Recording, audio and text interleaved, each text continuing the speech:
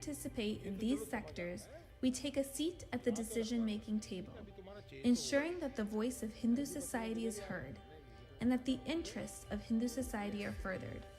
In addition to becoming leaders of our community, we take leadership for the wider society and country. And you are not alone in this. Across the world, there are thriving examples of Hindu youth and student organizations where young people just like you are leading the way. From Hindu Youth New Zealand, Hindu Youth Australia, the National Hindu Students Forum in the UK, Hindu Students Council in the USA, KMHDI and Parada in Indonesia, Hindu Yuva, and many more. Youth from all denominations and all walks of Hindu life coming together to work for the betterment of society. These organizations remind us that when we unite and work for the collective, we strengthen the Hindu society as a whole. We can create a movement that is resilient, capable, and prepared for the future. Now is your time. Step into leadership in your community and beyond. Contribute to the sectors that shape our world: economy, education, media, administration, diplomacy, politics, and human rights. Together, we will not only protect and strengthen our dharma, but build a future where young Hindu voices lead in every space. We look forward to seeing Hindu student and youth organizations evolving into vibrant, impactful movements that inspire and unite communities. Let's build a future worthy of our heritage. A future led by us.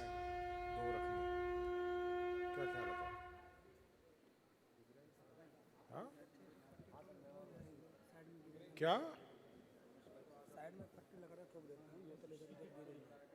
नहीं ऐसे दो bottles रखनी है तो ये पर किसी के नोट्स रखने के लिए अगर यहाँ कुछ लग सकता है नहीं यहाँ पे अगर पत्ती लग जाती है तो उसके बाद खड़ा कर देते बोतल ऐसे करते हैं बट क्या ना पूरी ब्रांडिंग ख़राब होती है फिर बोतल नज़र आती है तो ऐसे तो ठीक ही है अभी क्या ख्याल है तुम्हारा दो बोतलें रख देते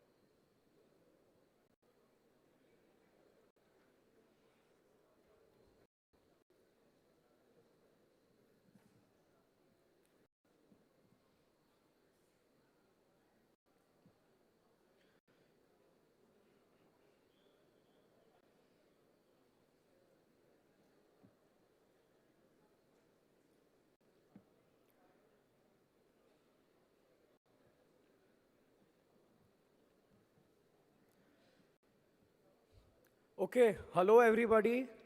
Namaste and Shalom. Jai Shri Ram. Today, I would like to invite on stage our esteemed guests, our brothers from the Jewish community. Mr. Aaron Solomon, who will be the chairperson of the event.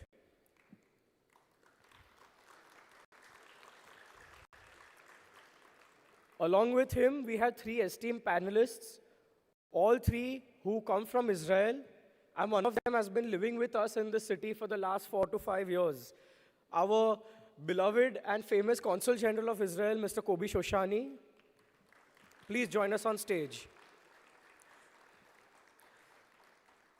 Mr. Ilan Hartman and Ms. Michal Neiman.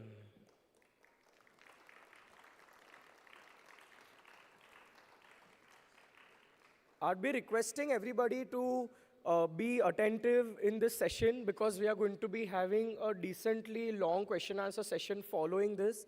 And I'm sure all of you would be excited to know the business opportunities that exist between Israel and Bharat. And I know for a fact that a lot of people out here have always been inspired by what this great nation does. I'd like to start by introducing the chairman of the session, Mr. Aaron Solomon, who is the managing partner of Solomon and Company, which is a 115-year-old law firm and among the leading and oldest law firms in Bharat. Mr. Aaron is a legal practitioner with nearly 3 decades of experience, and he's also in the top ranking of the All India Solicitor General examination in 1996. He's an alumnus of the GLC, or the Government Law College of Mumbai. Mr. Aaron was recognized among India's top mergers and acquisitions lawyers at the mere age of 30 and has continued a successful legal practice in transactional legal work. He is the president of the Indian Lawyers Association, a renowned community of over 7,000 lawyers across India. He is a member of the small yet extremely significant Jewish community of India. A lot of you may not even be knowing that we have over 4,000 Jewish families and members living in this country along with us. He is passionate about assisting business investments between India and Israeli companies, and he's advised over 70 ventures between the two nations. And he is also the chairperson of the Friends of Tel Aviv University of India. Mr. Solomon, we are grateful and honored to have you here as our chairperson. I would like to hand over the session to you. Thank you so much.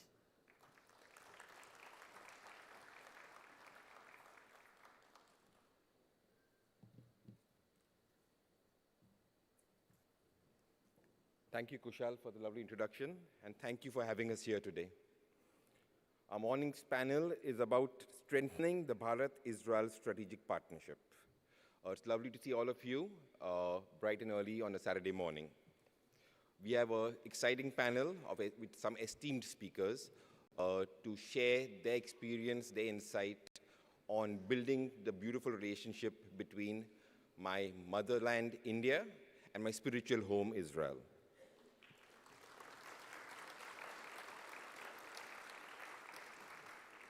The relationship between Bharat and Israel is unique in many ways. It is based upon a mutual realization of the benefits that each country can bring to the other. Bharat needs Israel's innovation and technology to leapfrog its development journey and spread growth not only in the metros, but across its massive geography and population. Israel needs Bharat too, as its steadfast partner and supporter in times of global uncertainty, and to provide the huge markets and massive workforce to commercialize Israeli innovation and technology. In many ways, the relationship between the states of Bharat and Israel grew not only because of government-to-government connect, but due to person-to-person connections. It grew because of mutual need and respect that its people share with each other. We Indians see and appreciate Israeli solutions to many of the challenges that we face, be it in agriculture and food, in medicine, combating climate change, or in defense. with Israel hopefully emerging out of the Middle East conflicts and looking forward to an era of rebuilding and peace, now is the time for increased and heightened business collaboration between our respective countries. I am part of a very small but significant Indian Jewish community. My ancestors are said to have landed on the Konkan coast of Maharashtra just around 2,000 years ago in 75 BC.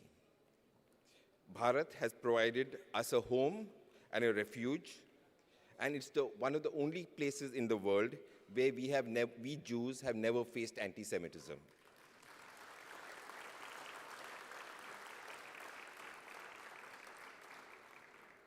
While there were over 50,000 Indian Jews when I was a teenager, today there are just around 4,000 Jews left. The Indian Jews have moved, many of the Indian Jews have settled happily in Israel and have integrated themselves as successful parts of the Israeli community and succeeding in business, government, and civil and social life. And similar to the Jewish diaspora all over the world, we Indian Jews have contributed strongly to Bharat's journey to a developed country. We Indian Jews have been freedom fighters, we have been part of the Indian Army, we have been leading businessmen, we have also been film artists, and have also succeeded in the medical and legal professions and many other areas of Indian business and social life. Also, what is interesting, that the Indian Jews had lost contact with the spiritual home in Israel for over hundreds of years in the Middle Ages. And possibly because of that, we integrated ourselves closely into Indian culture and heritage. We speak the local language, our traditions are local, our rituals are local, even though the words are Hebrew in many of our prayers, the melodies are Indian.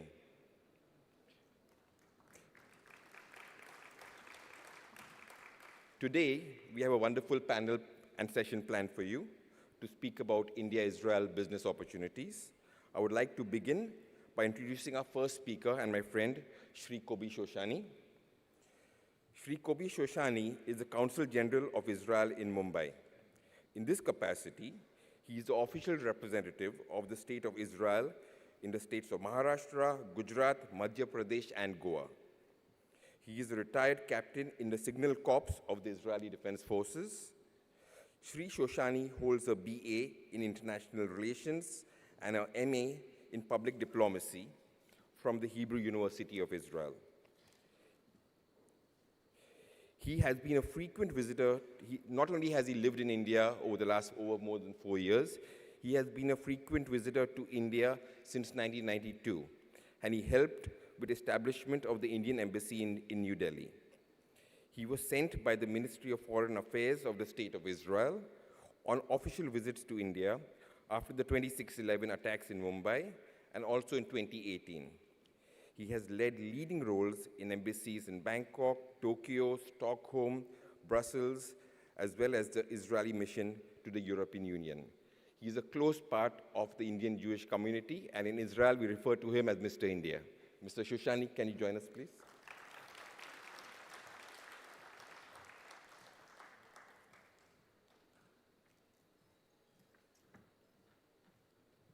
Good morning. Thank you very much. Thank you, my friend Aaron G. I would like to start right away. I know that it's an economic summit, but I would like to express our solidarity and love to the Hindus minority in Bangladesh.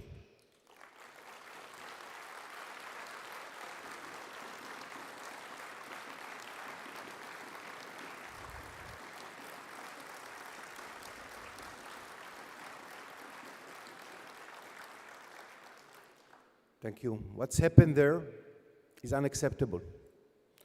And Aaron spoke about that because we know what is to be a minority. And the Jews of India lived here, as Aaron said, more than 2,000 years, unlike in Europe, without any fear or any persecution, with the love and respect of the Indian people. And we can see the heritage of this Jewish heritage. and I think that it's extremely important for me personally and to the State of Israel, on behalf of the government of Israel, on behalf of the people of Israel, to the people of Ba'arat, we would like to be sure that it won't have any damage to this minority in Bangladesh. Again, we have passed a very difficult year, I have to say. We entered to an era that brings us back to our darkness day of our history in Europe. What we saw in October 7th, it was something that even you can understand what is the meaning that your parents, your kids, your daughters, murdered, butchered by these criminals, terrorists. And what's happened in October 7th was something that we will not forget forever. But in this case, I would like to say thank you very much to the Indian government, to your Prime Minister Modi ji, Narendra Modi ji, to your cabinet, to the people of Bharat for their support, for their understanding, for their patience, and for their help. We will not forget it forever. But I'm very optimistic. I'm very optimistic because what we saw in the recent months, it was a decisive victory. And when I say decisive victory, I will describe it within a minute. It's military, but not only military, also technologically and strategically. Israeli fighting in 7 different arenas. In Gaza, against the terror of the Hamas, in Lebanon against Hezbollah, Iran, Yemen, not Yemen as a state, Yemen as a Houthis, and I'll speak to that afterwards, Iraq, and even in the West Bank. 7 different arenas. 160 refugees from the north and south part of Israel, and I saw them. I was in Israel a month ago. I was in a hotel in Tel Aviv. I saw them in the hotels, 160 from the northern part of Israel and the southern part of Israel. To fight in a very condensed area is a big challenge against well-prepared terror organization. And I think that I don't have to explain to you because you have an experience in your northern border as well. In the tunnels, with our hostages, our women, our kids, our parents, some of them Holocaust survivors, that become a human shield. It's not an easy task. But even in the war, we saw a fantastic technology. Let's talk about telecommunication with the occurrences and cooperation and collaboration. When you took a bomb of 1 ton, sometimes in an accurate point, which 100 meters from you, you have your soldiers. Then there is a communication from the air, the ground, and sometimes from the sea with the satellites and everything.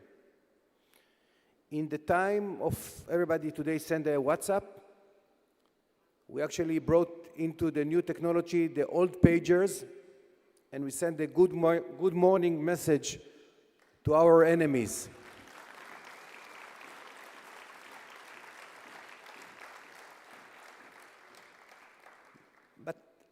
Also the medical field.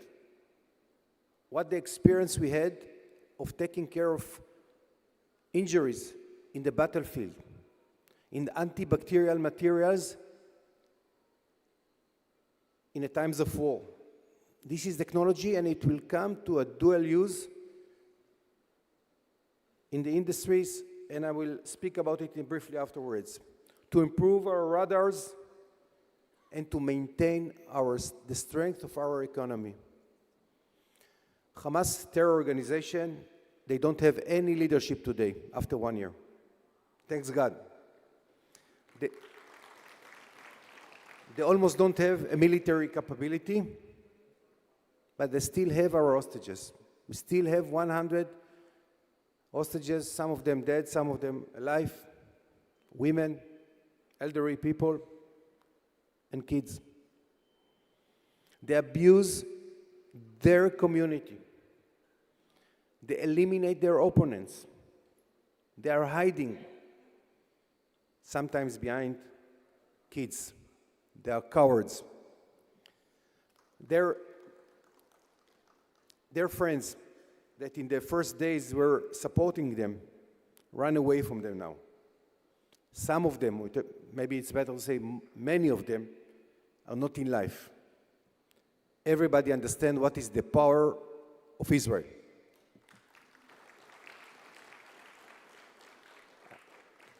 I assume that you will ask me when it's going to be over, when the war is going to be over. There is a lot of challenges in the trade, in the shipping time, in the insurance. Everybody see what's happened in the Red Sea. But I have to tell you something, that who can believe that the axis of evil get such a fatal blow? The butcher from Syria, Assad, ran away, left his minority behind and saved his life. I would like to surprise you. This war going to bring a peace. These terrorists understand that to start a war is not worthwhile. Like India, Israel is a very young country. Young, yes, 70-something years old. We are younger than you in 9 months. But with a very old history. With a fantastic young generation. Kushal, where are you? You are representing the young generation here, and I have to tell you, thank you very much for that. I fell in love with the young generation of India, and I see them every day.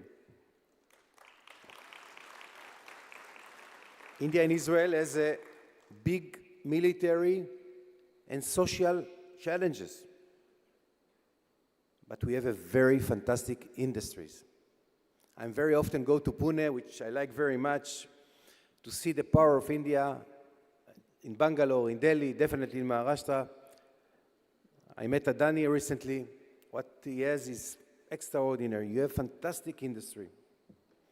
Those who think that it's possible to maintain strong economy with a weak army, wrong.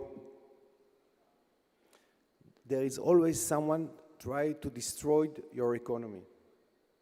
Someone to take what you built in your hand and make it damage. If you think that without innovation and creativities you can continue and develop your economy, you are wrong. It's impossible. As I said, India and Israel has a very strong army, both of these countries, and very strong economies. But even those who love us less, call it like that, understand the capability and the potential of our two beloved nations. Countries come to Israel these days to learn from our experience, to take our technology, to learn from our experience in the battlefield, to learn from our agriculture, our security, food security, and water management. They understand that Israel is not only bringing stability to the area, we are creating stability. And India, our biggest friend in Asia, with a fantastic industry, with the capability of production, with the big markets, you are the best partner for us. We need you.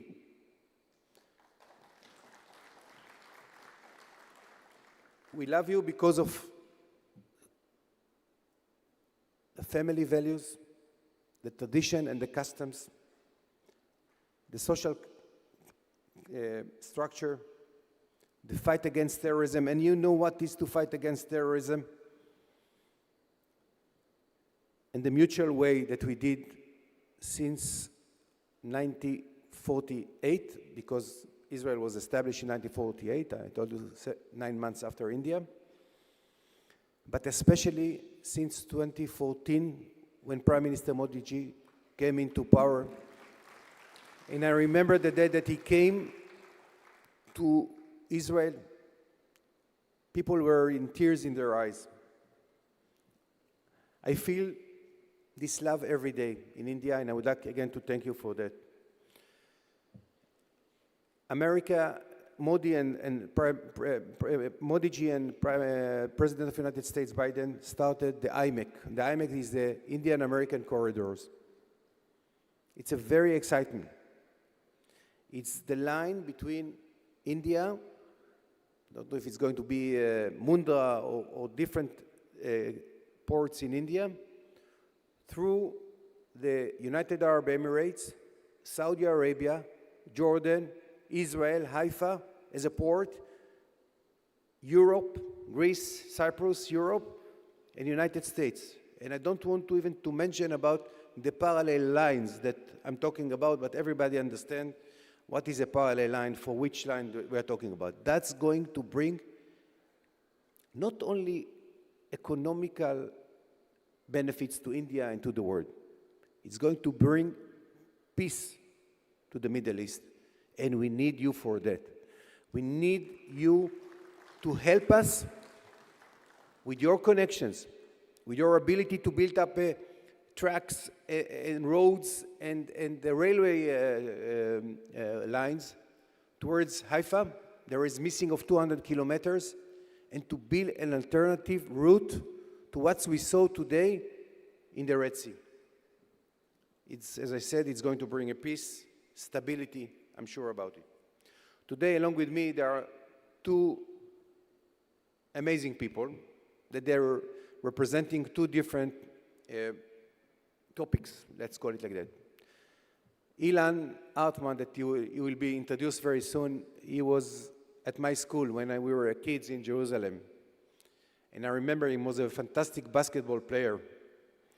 And he was the former chief aviation security of all state of Israel. He's a really senior bureaucrat that in charge from the special forces, the intelligence forces in Israel, Shabak, and was a very senior officer, and he will speak about military capabilities and technology. And my friend Michal Niemann, that she's going to bring completely different topics from food security. She's going to speak, she built up a community of food tech, and I think that Israel is going to lead the world, but we need you for that. We need cooperation because we need to scale it up in order to reduce the price. It's much less water, more healthier, and it's definitely going to bring a food security to the world. We would like to build up a better world. In a personal note, and I'm going to end with that, I'm already more than 3.5 years in Mumbai, in India. As you mentioned before, I was in India before. I love you.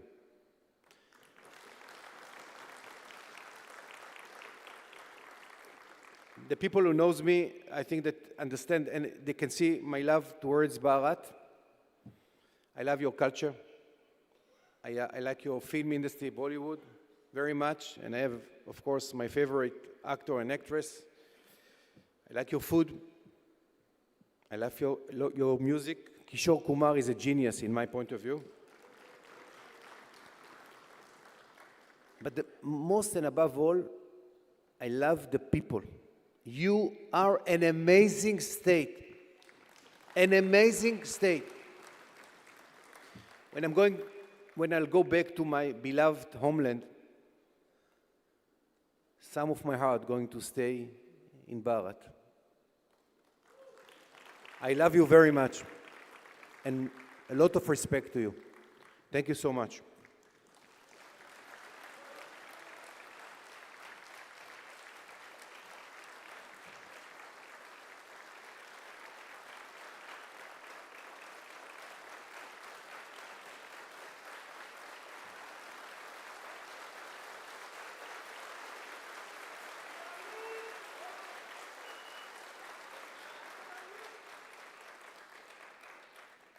Thank you.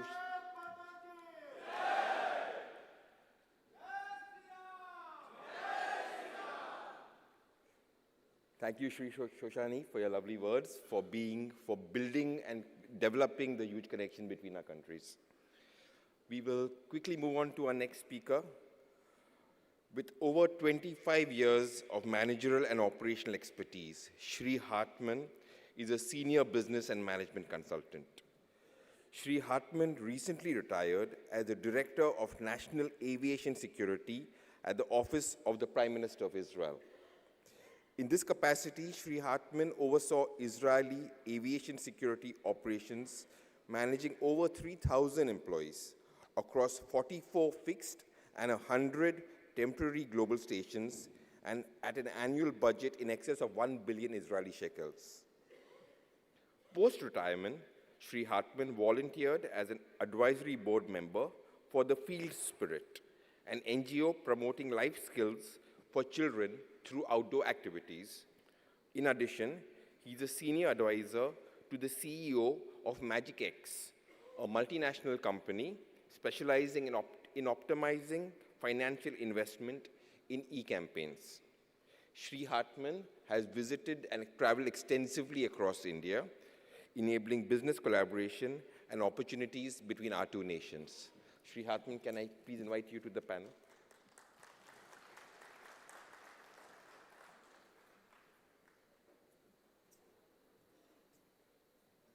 Good morning. Thank you very much for Aaron and Kobi Shoshani to his warm words, especially for India, and secondly for us, for the members. I don't want to talk about my background. They talk a lot about it, but I'll try to show you what is the Bharat advantage to the Israeli market, the industrial. You are a vast and rapidly growing market. You're developing infrastructure in large scale by a government project. Large and skilled workforce. We are just 8 million, you are 1 billion, 0.4. You have an access to a regional and international market. And you can see by the movie, the Prime Minister Modi, Prime Minister Netanyahu, 2017, when he came to Israel, they went to the sea, not to get a sun, but to see amazing desalination car, and that show you our ability to use for water, seawater, and desalination water. In Israel today, 80% of the water is from the sea. We are a desert. We're surrounded by other countries. They don't have water. We supply desalination water to those countries. It's a good sample what we can do for the future. Another advantage, Israel is known as a globally startup, the startup nation. You see few Israeli companies, thanks to the innovation and technological capability, every day we have a new company in many kinds of fields. Cybersecurity, agri-tech and water technology, artificial, the AI and data analysis, and our market offers personalized solution tailored to client needs. Israeli company, our agility enables to make everything they can do, not just by instruction, rules, direction, the agility. They know how to make something easier and effective. After I gave the background, what's the reason to make a collaboration between the two countries, I'll show you a few companies that I represent them here in India, and I didn't tell When I retired from the Israel Security Agency as Director of Security Aviation, I had many opportunities to work all around the world. Behalf of Mr. Shoshani and what he said, I choose India as the target market for the Israeli company. During the last year, I came a few times here to India to try to make connection and relation between Israeli company, technology, and Indian company. We succeed, and I'm looking forward to make more and more. And I'm sure that this market, it's not the next one. It's the current situation that everybody is moving from China to India.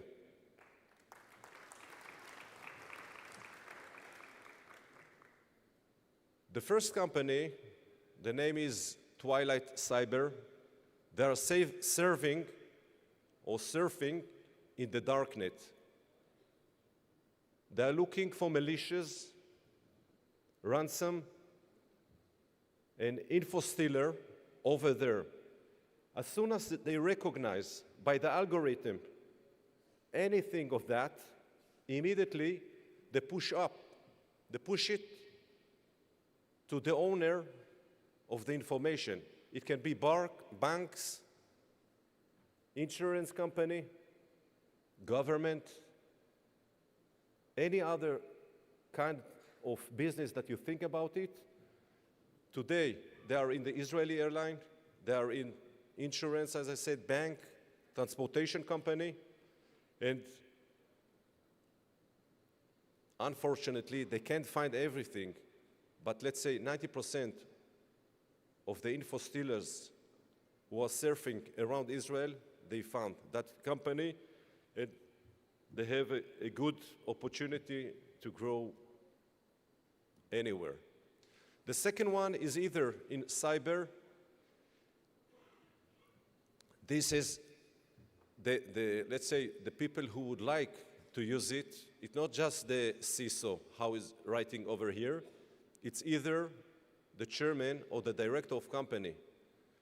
Because this is a SaaS platform for cybersecurity awareness training. Imagine the process of planning, executing, and measuring your awareness training program, and it's done on one single desk. It's based, all of that, on AI. So they don't have to come over here to India to implement it in your system. They're doing all of that by remote, send the link, and then the company can use it. It's like a sport, as an athlete. When you practice your company, your body, 365 days a year, at the moment that you need it, you will execute it. So that is the cyber ready. They are spread all around the world. And I think in India, and I know in India they don't have anything, the one who will get them can spread it all around the nation.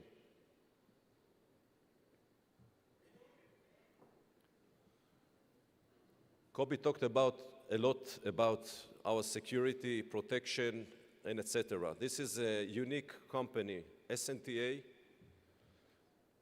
The director is a former director of the Israeli Security Protection, the dignitary unit of the Prime Minister, and all the others matters of protection of the country. He would like to supply over here to VIP, to company, a full solution of security and protection. And by the way, after 2 years that they established the company, they have two cyber company, Link Shield and Trustin. Link Shield protect anybody to tamper in your system by AI. On the other side, Trustin. It's algorithm on your system that recognize employee that are not satisfied in the organization, they can profile this employee and immediately raise it up to the C-level, to the director, to stop it before they will make any damage to your company. So that is SNTA, and they have two child company, LinkShield and TrustIn. OTEC, it's a safeguard. They are going to safeguarding people, land, and desert. They make safe room. They can protect data center and banks, chillers, and they know to protect from drones. After the 7th of October, we understood that never what you are doing before. You can get it in 1 second attack. You didn't expect it. And their materials, this company raised up more than 100% after the 7th of October. Everybody would like to protect his house, his room, his office, his chillers. They burn chillers during the 7th of October. So that company would like over here, not just to sell, they would like to make the production over here, the product, and to spread it all around the world.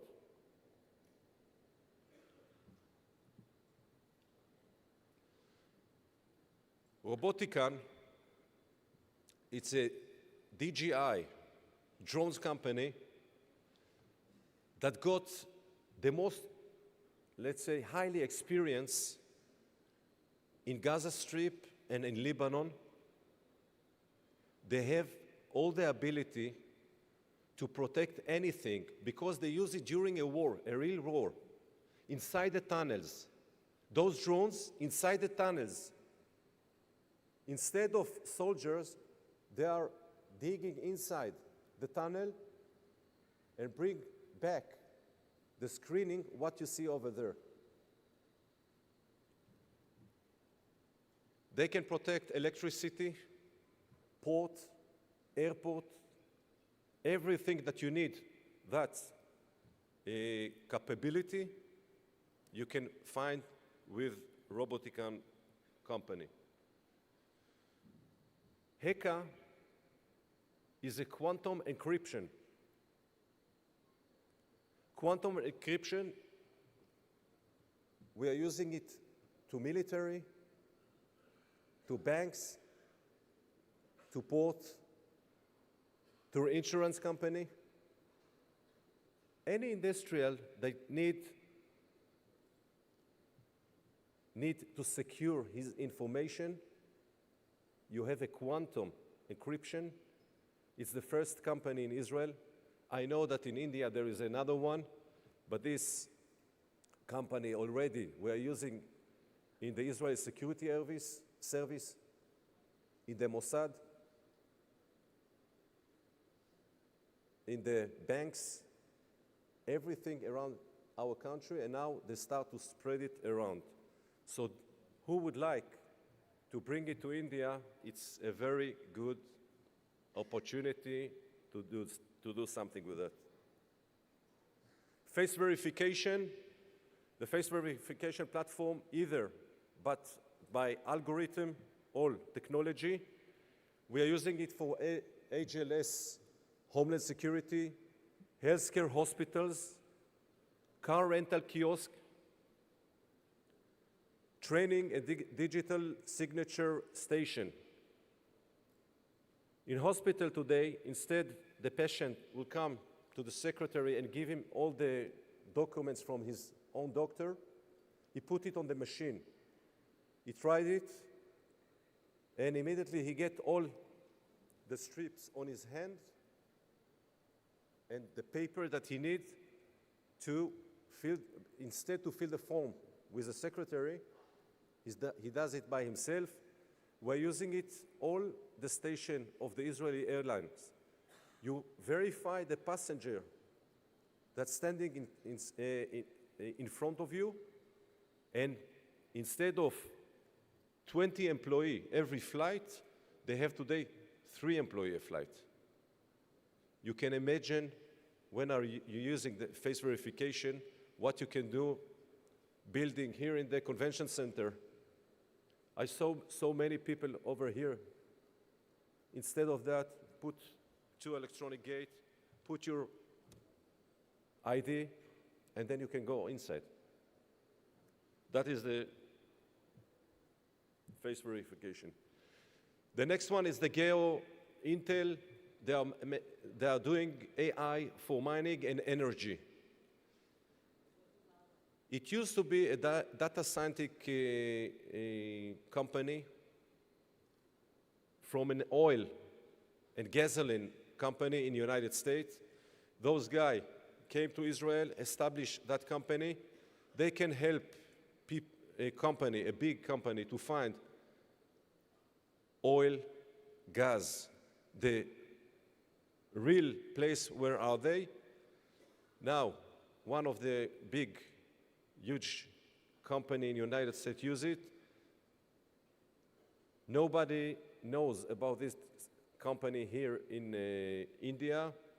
It's a good opportunity to get them. The last company that I'll talk about it's Leaders. It's an online leadership profile and related to managerial behavior by remote. You can get the link and make it by remote. To summarize it, establishing trade relation between Bharat and Israel is key to unlocking both nation economic potential, driving mutual growth, and expanding access to the global markets. Thank you very much.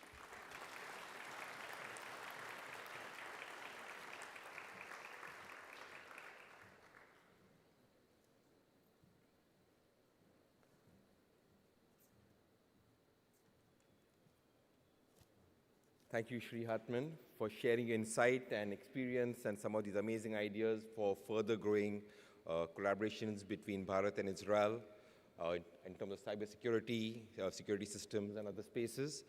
And I think we have business leaders and businessmen here and businesswomen here from multiple different sectors. And in my experience, I think what Shri Hartman presented to us is possibly the tip of an iceberg.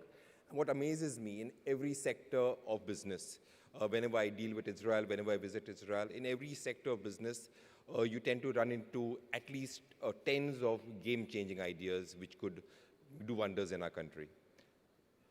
Our next speaker, Srimati Michal Neiman, she has flown across all the way to India for this conference, and she's a renowned voice in the Israeli food technology sector and an expert in business development and live marketing. Srimati Neiman holds an MSc degree in business and marketing from the University of Surrey. She is the founder and head of the Food Tech IL Group, a community of over 1,000 members, including students, government officials, investors, academia, startups, and food companies. The Food Tech IL Group shares knowledge and information, news and updates, job seekers, and most of all, support and assistance to its community members, fostering innovation and growth.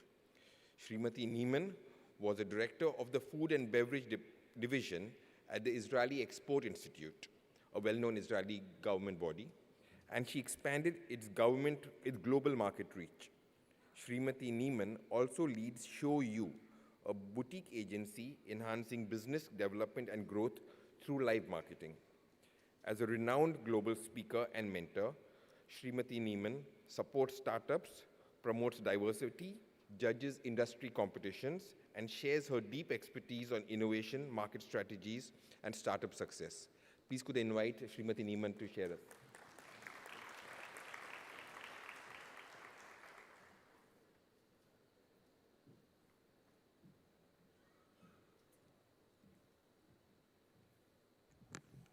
Thank you, Aaron. That sounds really impressive. So, Thank you for inviting me here today. And I want to, first of all, inspire you today on what I think is the most exciting revolution, maybe next only to the AI, and this is the food tech revolution. So before I start, if somebody would ask me, Michal, what defines you? What defines your career? I would say that I'm a connector. I love connecting people. I think that 1 + 1 is always 3, and it's always the best way for people to grow. Oops, I'll put that aside. Yes. So one of the main things that I've done in my career is establishing the food tech community. And okay, let's see that it works. Can you see me behind the, yeah? Go, that's it. Ah, okay, so that's my passion, connecting people. Okay. So the beginning was really humble. When we talk about the food tech industry, thank you. That's much better. Yeah. So the beginning was really humble. We're talking about 2 years into the food tech revolution, where everything started around 2015. I was fed up of connecting to people on WhatsApp, you know, sending messages from one to another, and I decided to start a group. We were just 45 of us, and now we're over 1,000 people. Now it might sound not a lot, but we're a small nation, so that's kind of impressive for us. And this is how my community looks like. I just remind you, everything is done on WhatsApp. I'm too lazy to work with Facebook and also LinkedIn and start putting on posts. This is a very straightforward group. So everybody's there. Of course, the startups, we've got the government, VCs, academic institute, incubators. And what is amazing about this group is that it's the basis for communication. We ask questions, we show off our success, we debate about things, and answers are coming very quickly because everybody is on the group. And finally, what I think is very unique about it is that everybody's equal.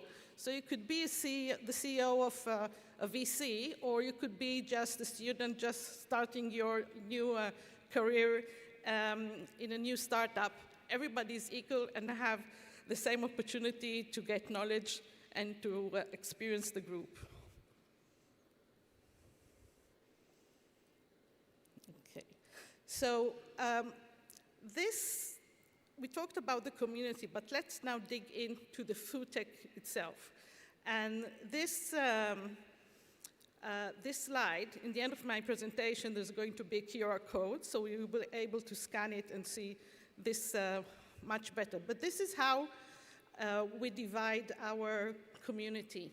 Now, there are other areas of food tech, and maybe just to make sure that everybody is on the same page. When we talk about food tech revolution, we talk about the insert of technologies, of novel ingredients into the food industry, correcting what is wrong, the damage that we have done to the planet, trying to kill less animals for food, giving people better choices, healthier foods. This is all what the food tech industry is about. So in Israel, these are the numbers that I wanted to show you, first of all. So first of all, that's the amount of investment that we have done in Israel between 21 and 23. Now, it is going to go down now, obviously because of the situation of this year, but it's still quite impressive to the size of the industry, okay? It's a baby industry, food tech industry. We are one of the top 5 countries next to the US, the Netherlands, and Singapore. We're number 3 in the amount of investment, and number 1 in the patents. Right now, the group is around 200, the community is around 200 startups, so give and take. Just a second. Yes, so this is where it came from. So we're talking about very strong agrotech roots that Israel is known for, the food tech, the food industry background, so a lot of people coming from the industry that they're saying, we know what's wrong, we want to fix it. This whole thing is about doing better to the world, so that's why I love this, this industry so much. So we are looking at how to impact for better our world and how to make food better for all of us.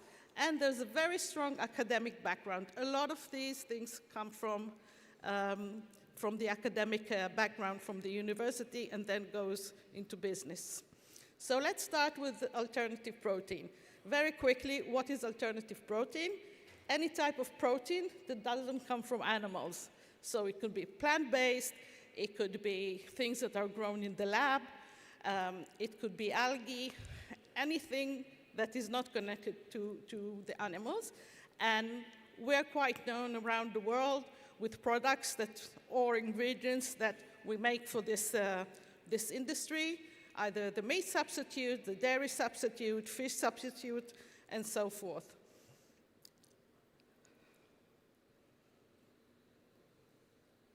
Number two is novel ingredients, self-explanatory, yes? So we're talking about ingredients that are new to the food industry and that we were able to create them because of use of technology.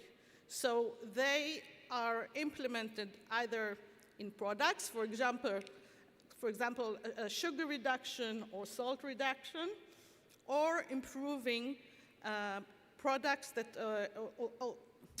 already exist. Maybe I didn't have enough coffee this morning. Already exist, and and I will show you some examples of it in a few minutes. Health and wellness, that's the third area. So obviously we have healthy products by now, you know, all the sports bars, etc. But what is unique about it, that technology and the way we create them has allowed it to be even better and to do things that were not available to do until now. So for example, just for the sake, better juice, you know, they're changing some of the sugar inside the fruit for the juice and making a protein out of it. Reducing the sugar and making it as protein. And that's amazing to think about how we address today, you know, sugared drinks. Last and not least is packaging solutions. Packaging is a very important part of the product, and also, as we know, it needs to hold longer shelf life to keep the product fresh, and there's loads of technologies around that area. So I'm going to very briefly touch on a few examples. The first two, Vanilla Vida and Kokomodo that you see here, are coming from the novel ingredients. So both of them are products which are very expensive, difficult to grow, and there are sometimes challenging ways in them to get to the markets. So Vanilla Vida is using greenhouse and AI technology, and Kokomodo is using AI and solar energy, and they're growing these products. So you could literally grow them in the outskirts of Mumbai or New York or wherever, and have a very easy source of these products in a very good quality. So these are really two very promising startups that I'm sure they're going to do extremely well around the world. The second one is Maolek. Now, they're taking cow milk and imitating it to colostrum.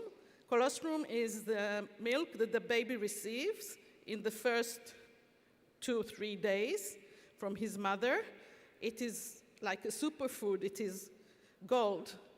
So they managed to imitate it from cow's milk, and this is used mostly for health products like muscles rescue or for the elderly. Something very important about this company, it's all women. Okay, the founders, every single person there is a woman. And if I can say about the food tech industry in Israel, we have the highest potentials of women in all the tech industries in Israel. So 30 to 40% more women, CEOs, etc. in this industry, which makes me proud as a woman. Last two, Amai. Amai is really interesting because it's actually already growing their protein source here in Bangalore. And this protein is reducing the amount of sugar that could be used in food by 40%. So there are other products that are doing reduction of sugar, but they're actually doing this through protein, adding protein to the product. And Imagine Dairy doing, again, something a little bit similar. They're the first company to introduce protein into the non-dairy drinks, okay? So there are a lot of, I don't know, rice and almond milk and all these things, but they're actually imitating the cow milk with all the nutrition and what is good in the milk itself. So this is just very quickly to show. Okay, so what's in it for you guys? Okay, ladies and gentlemen, this is, if you've been, talking on the phone, now it's the time to be with me. So what are the companies looking for? They're looking for investments. Obviously, money makes the world go round. You can't do anything without that. They're looking to produce outside of Israel. Israel is a very small country. If you want to go to mass markets, if you want to be close to the markets, you need to produce outside of Israel. They want to collaborate in terms of pilots and trials, so not only check the products in Israel, but to check them in other parts of the world. Some of the products can already be sold, so they're looking to open new markets. Now it can be here, but it can be other markets that you're connected to in other parts of the world. And they're looking for strategic partners. Again, we're very good at the technology part. We're very good at inventing. We're less amazing in the part of bringing it to the market and the marketing part of that. So this is a great opportunity as well. That's it from me. So I hope I inspired you a little bit. And I want to see all the phones, everybody's scanning the product. And hopefully I'll be around here during the breaks and the lunch if you want to chat with me. Or contact me over the phone, in the emails, and I'll be very happy to assist you. Thank you all. Shalom.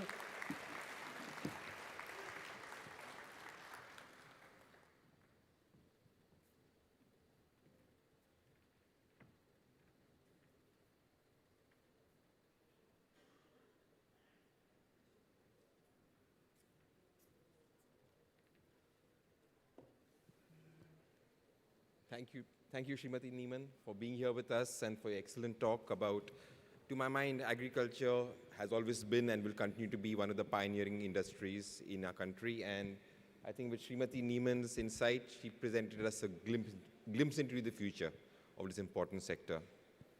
And I think on an overall basis, I must thank all our panelists. We have touched upon military technologies, cyber tech, security systems, food technologies. And in my experience, I think sometimes times of conflict are the times for the maximum growth in technology. some of the Israeli defense technologies which Mr. Shoshani spoke about, many of them who could have civilian uses for us in the future, including in medical, in security, and many other areas. And I think we got to realize that possibly in the times of conflict, a lot of the Israeli workforce in the age of 20s or 30s have been away on the front lines. And I think Israeli business has continued through technology and innovation. And I think some of these technologies, as we see them more in India, I think it can be of great use to our nation. I think we can now switch to some of the question answers. I think we have a limited amount of time, so the first to put the hand up get a stronger chance of getting the questions answered. So I think right in front. I've got the right mic. Yeah. Sorry.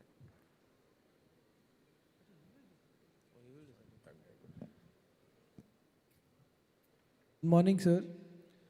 So given the Israel's leadership in agri-tech and food innovation, as we all know, the Israel project Make the Desert Bloom.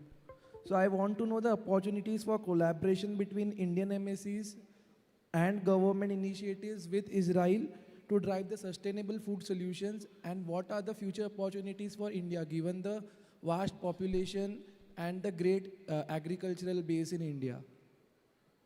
So, Srimati Neiman, I think the question is in terms of what are the areas for potential collaboration between Indian companies and Israeli companies when it comes to food and agricultural technologies?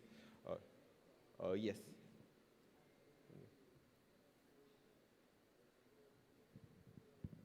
I'm sorry, it's very difficult to hear from here the question. So can you repeat the first part?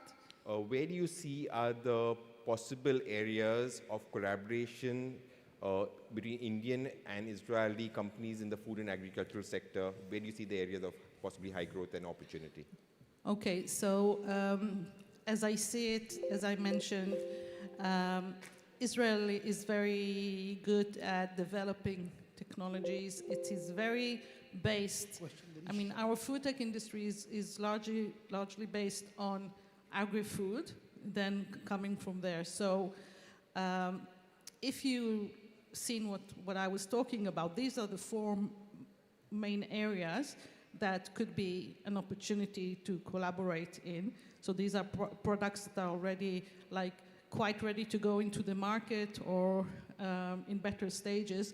But having said that, you could also take a different approach. You could come and say, and I actually met a gentleman yesterday saying to me, I want you to develop this product for us.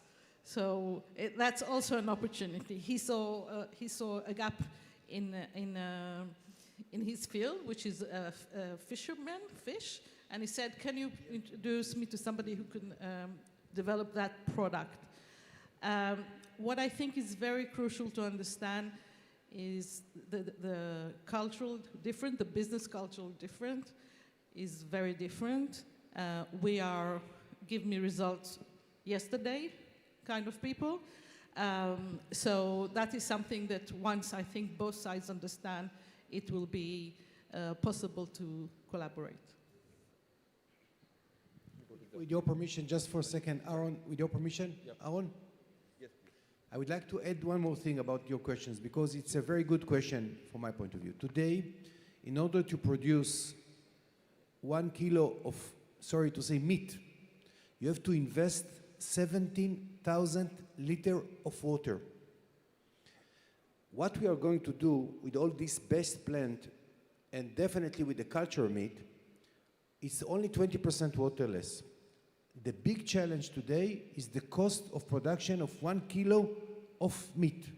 Today is around $80.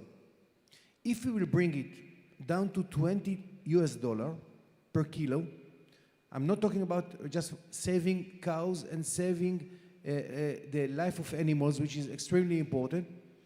I'm talking, and not only saving water, we can actually reduce and to bring food security to the world. And who can do it? India. Because India has the possibility to produce and to bring the level of cost of 1 kilo into $20. We don't know how to produce it. We don't know how to scale it up. If you ask me what is the fields of cooperation, this is exactly the field of cooperation that I'm looking for. That Israeli and Indian company will build together a scale up best plan and send it all over to Asia and Europe. Because the young generation, they don't like to eat meat. They like to eat meat substitutes. Extremely important. 67 or 69% of the young generation, they don't eat meat. Fantastic golden opportunity to India. By the way, number one in the world in vegetarian people, it's India, 30%. Who is number two? Israel, 10%.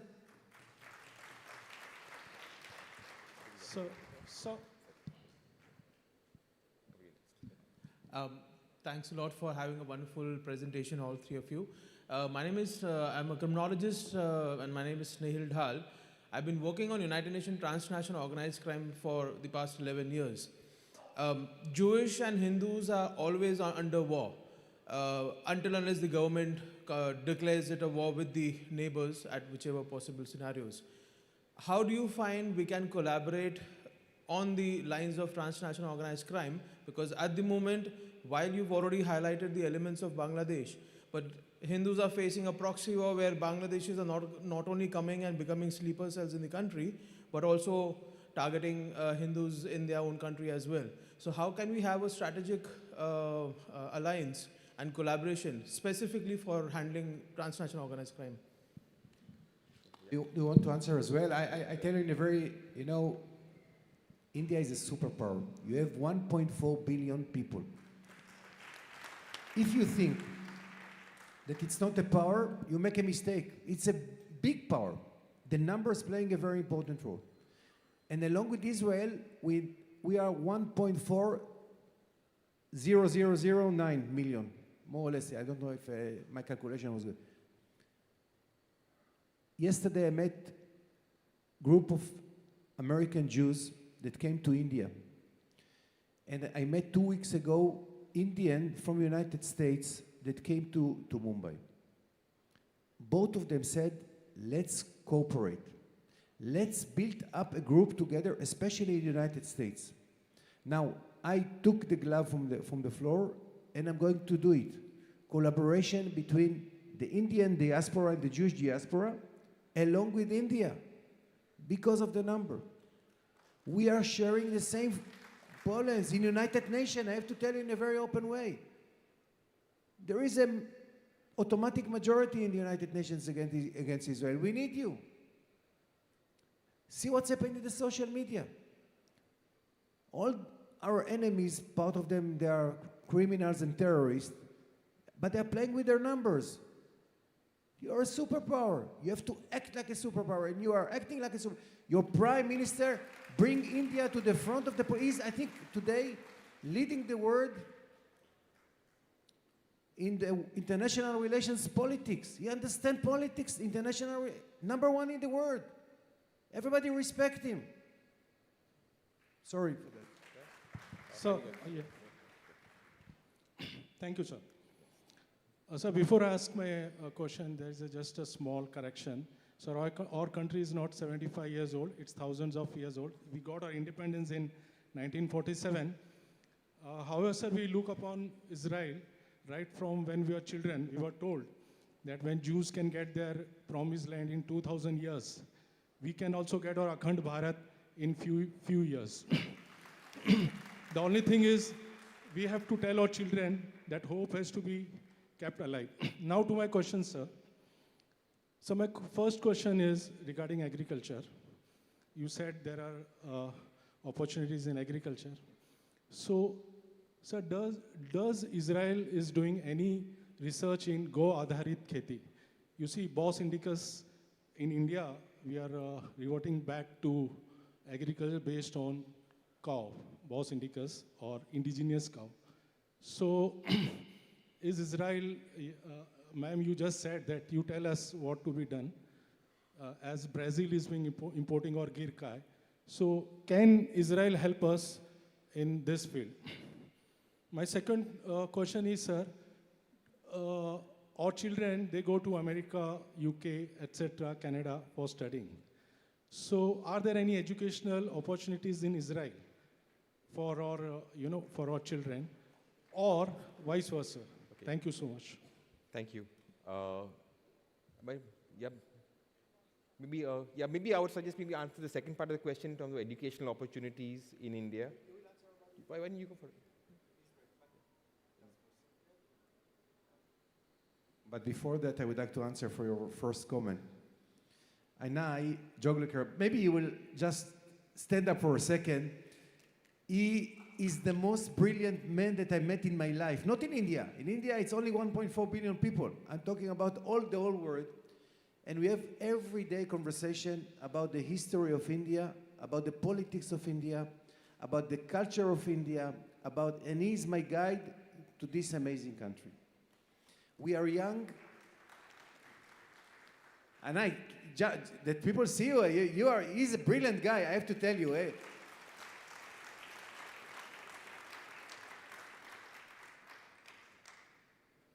When I say young countries, it's a colonial way to speak about it. They gave us independence. But our roots, they are more than 5,000 years, and I think that even in India it's a little bit more than that.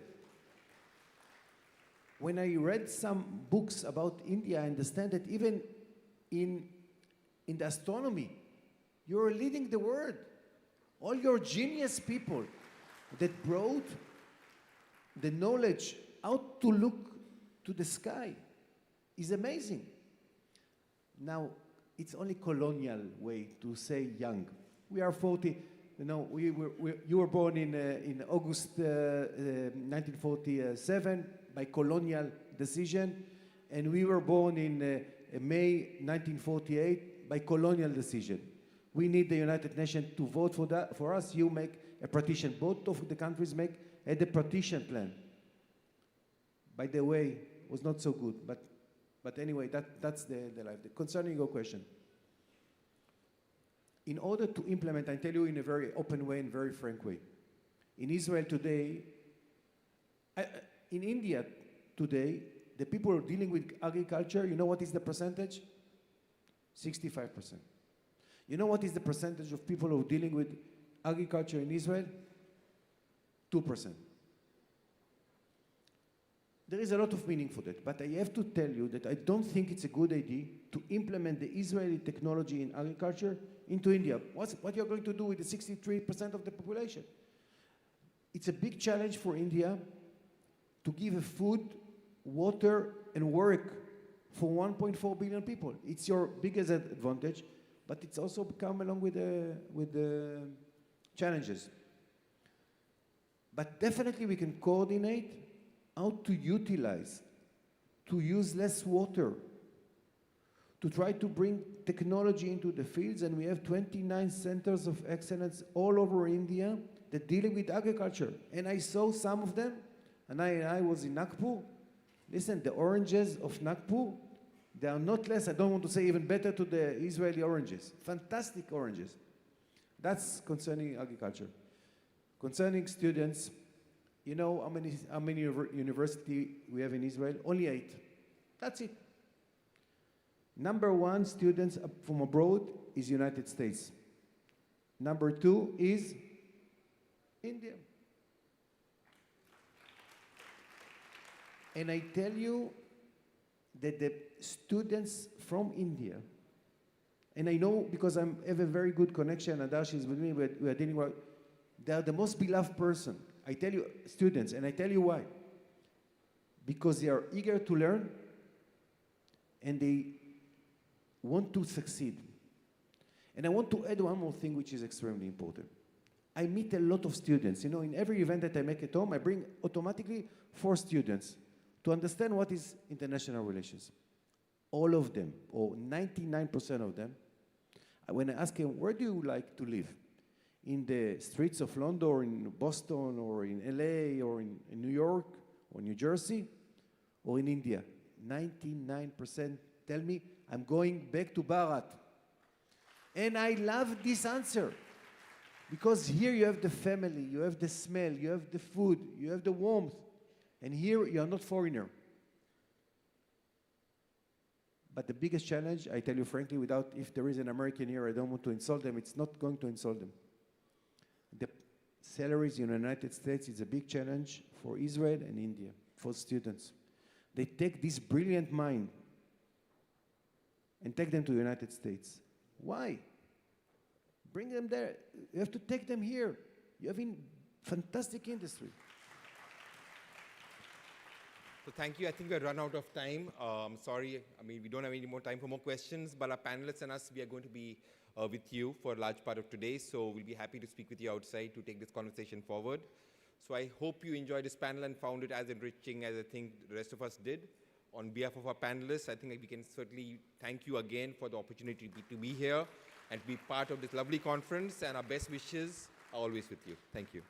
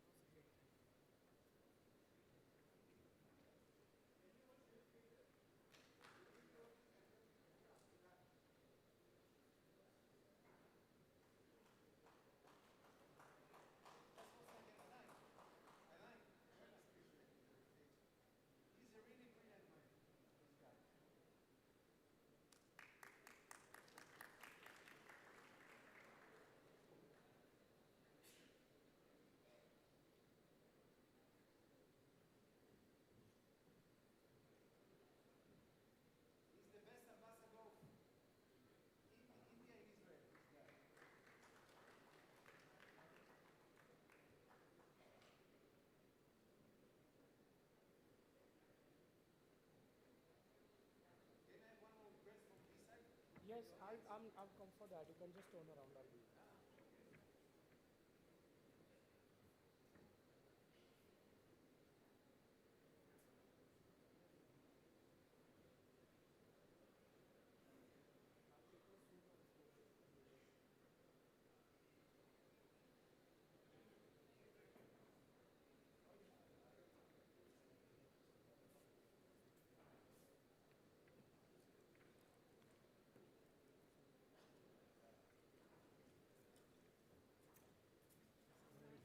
So much. This is just your time has come a little late. Sorry about that. That was a great session.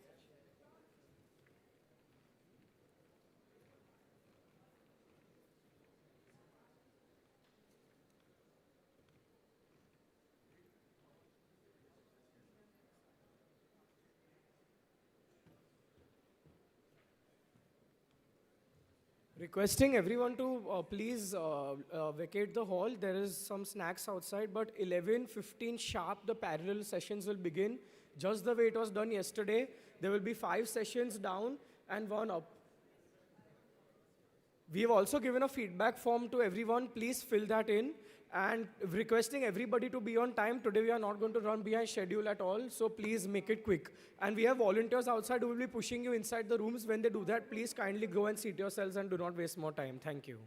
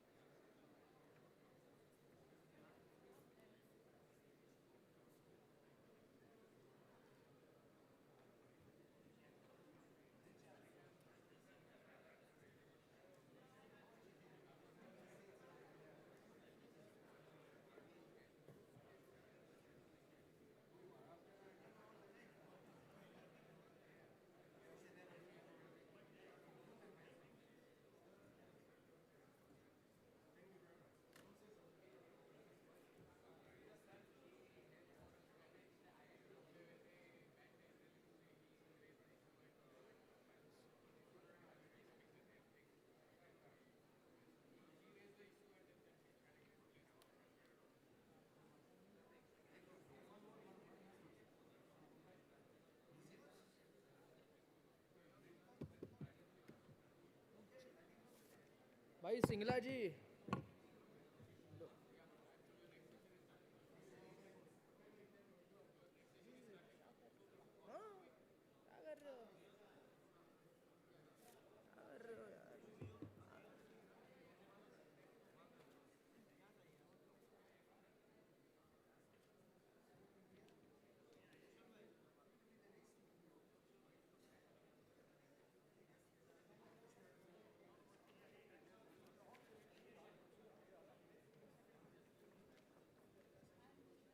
वो लगा दिया मैंने जी, कोई आ रहा ही नहीं है तो मेरे को ही करना पड़ेगा भाई। सॉरी आवाज से क्या पता है आपको कैसे होना है? इधर देखो नहीं 15 मिनट के बाद Namaste, attention please. We have a break now, and post break we have session starting from 11:05. We have 6 hall. One is Jasmine Hall where we are sitting right now. Then we have another 5 parallel sessions on the second floor. So we have displayed this on screen here, and there are screens outside also. So please refer to those screens, and whichever parallel session you find interesting, please go to the second floor. There are the various screens. You can look at the screens and choose your session, and please attend those sessions. Thank you.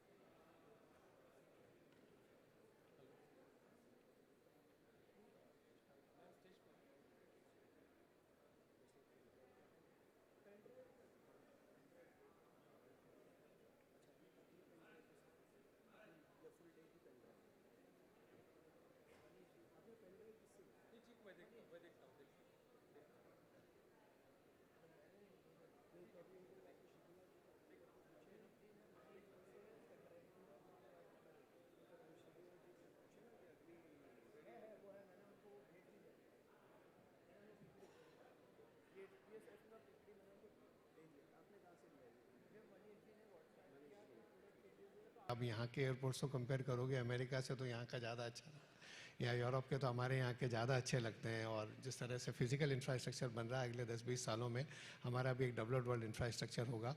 तीसरा हम जब बहुत पीछे रह गए वह social infrastructure, education हो, health care हो, स्किल डेवलपमेंट हो, वहाँ पर हम पीछे रह गए। लेकिन डिजिटलाइजेशन की वजह से हमारे पास एक अपॉर्चुनिटी कि हम लीप फ्रॉग कर सकते हैं। हमने इंडिया में कभी कंप्यूटर यूज़ नहीं करा, हम सीधे स्मार्टफोन पे आ गए। हमारे पास फिक्स लाइन टेलीफोन नहीं था, हम सीधे मोबाइल पे आ गए। हमारे पास बैंक ब्रांचेस नहीं थी, हम सीधा bank branch in the pocket पे आ गए। तो कई चीज़ें हम लीप फ्रॉग कर जाएंगे, एजुकेशन में भी, शिक्षा में भी, स्वास्थ्य में भी, बहुत सारी चीज़ों में हम लीप फ्रॉग कर जाएंगे क्योंकि टेक्नोलॉजी हमारे को हेल्प कर देगी।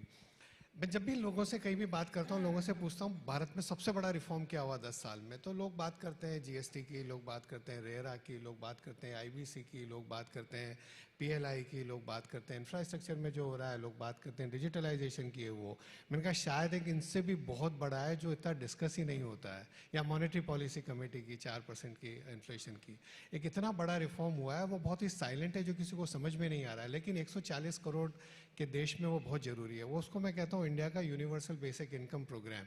वो यूनिवर्सल बेसिक ऐसा नहीं कि हर एक के अकाउंट में पैसा क्रेडिट कर दिया, ये है basic toilet, tap water, LPG gas cylinder, solar panel ऊपर, बेसिक इलेक्ट्रिसिटी, एक एलईडी बल्ब, आयुष्मान भारत, अटल पेंशन, सुकन्या समृद्धि, लाड़की बहना, एक बेसिक एक स्टैंडर्ड ऑफ लिविंग, एक बेसिक क्वालिटी ऑफ लिविंग अगर आपने दे दिया। सचिन प्रतिया मेरे मित्र बैठे हैं, कंजम्पशन में इनसे ज़्यादा इंडिया में कोई समझता नहीं है। कोई भी आप मार्केट का आप टोटल एड्रेसेबल मार्केट करोगे सचिन भाई, तो लोग 10 करोड़ 20 करोड़ कोई भी प्रोडक्ट आप जो कंपनी से मिलते हो 25 उसके ऊपर ही मार्केट नहीं जाता है। अब 70-80 करोड़ लोग अगर नहीं आपके कंज्यूमर है तो क्या डेमोग्राफिक डिविडेंड होएगा? वो तब होगा जब आप उसको कर देंगे। मैं राजस्थान ब्यावर से आता हूँ, मैंने देखा है कि आप खाने की छोड़ दीजिए, पहले तो लकड़ी आएगी तो खाना बनेगा अगर खाना है तो अगर आपको चिंता, पानी का मजाक करते थे कि अगर फेरे में बैठे हैं लड़के लड़कियों बोल रहे हैं कि उड़ के चले जाते हैं, बोले पानी आ गया, बोले फेरे तो कल भी कर लेंगे, पानी वापस कब आएगा पता नहीं है। तो अगर आप वो सोसाइटी में थे, ये जो ट्रांसफॉर्मेशन करेंगे 70-80 करोड़ लोगों को आप एक नया कंज्यूमर बनाएंगे। ये आज दिख नहीं रहा है इतना, लेकिन आपको अगले कुछ सालों में दिखेगा। ये मेरे को एक ट्रांसफॉर्मेशन लगता है। Similarly I talked about Ayodhya in when I started in, अपने बात करना चालू करा जनवरी का।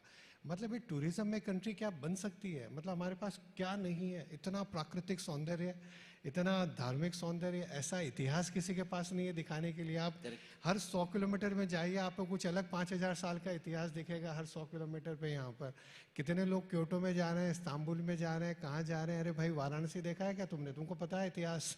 तुम एक एक कोना तो देखो यहाँ का। अयोध्या तो जाओ तब तुमको पता चलेगा मानवता कहाँ से निकली है, सभ्यता और संस्कृति का उद्गम कहाँ से हुआ है। तो ये कितना बड़ा बन सकता है, मेडिकल टूरिज्म कितना बड़ा बन सकता है, मतलब कितने बड़े बन सकते हैं ये। अगले 20 सालों में चाइना में 20 करोड़ लेबर फोर्स कम हो जाएगी एज की वजह से। अगले 20 सालों में 20 करोड़ लेबर फोर्स इंडिया में ऐड हो जाएगी। ये सबसे बड़ा ट्रांसफॉर्मेशन। तो मैन्युफैक्चरिंग में कितनी अपॉर्चुनिटी है।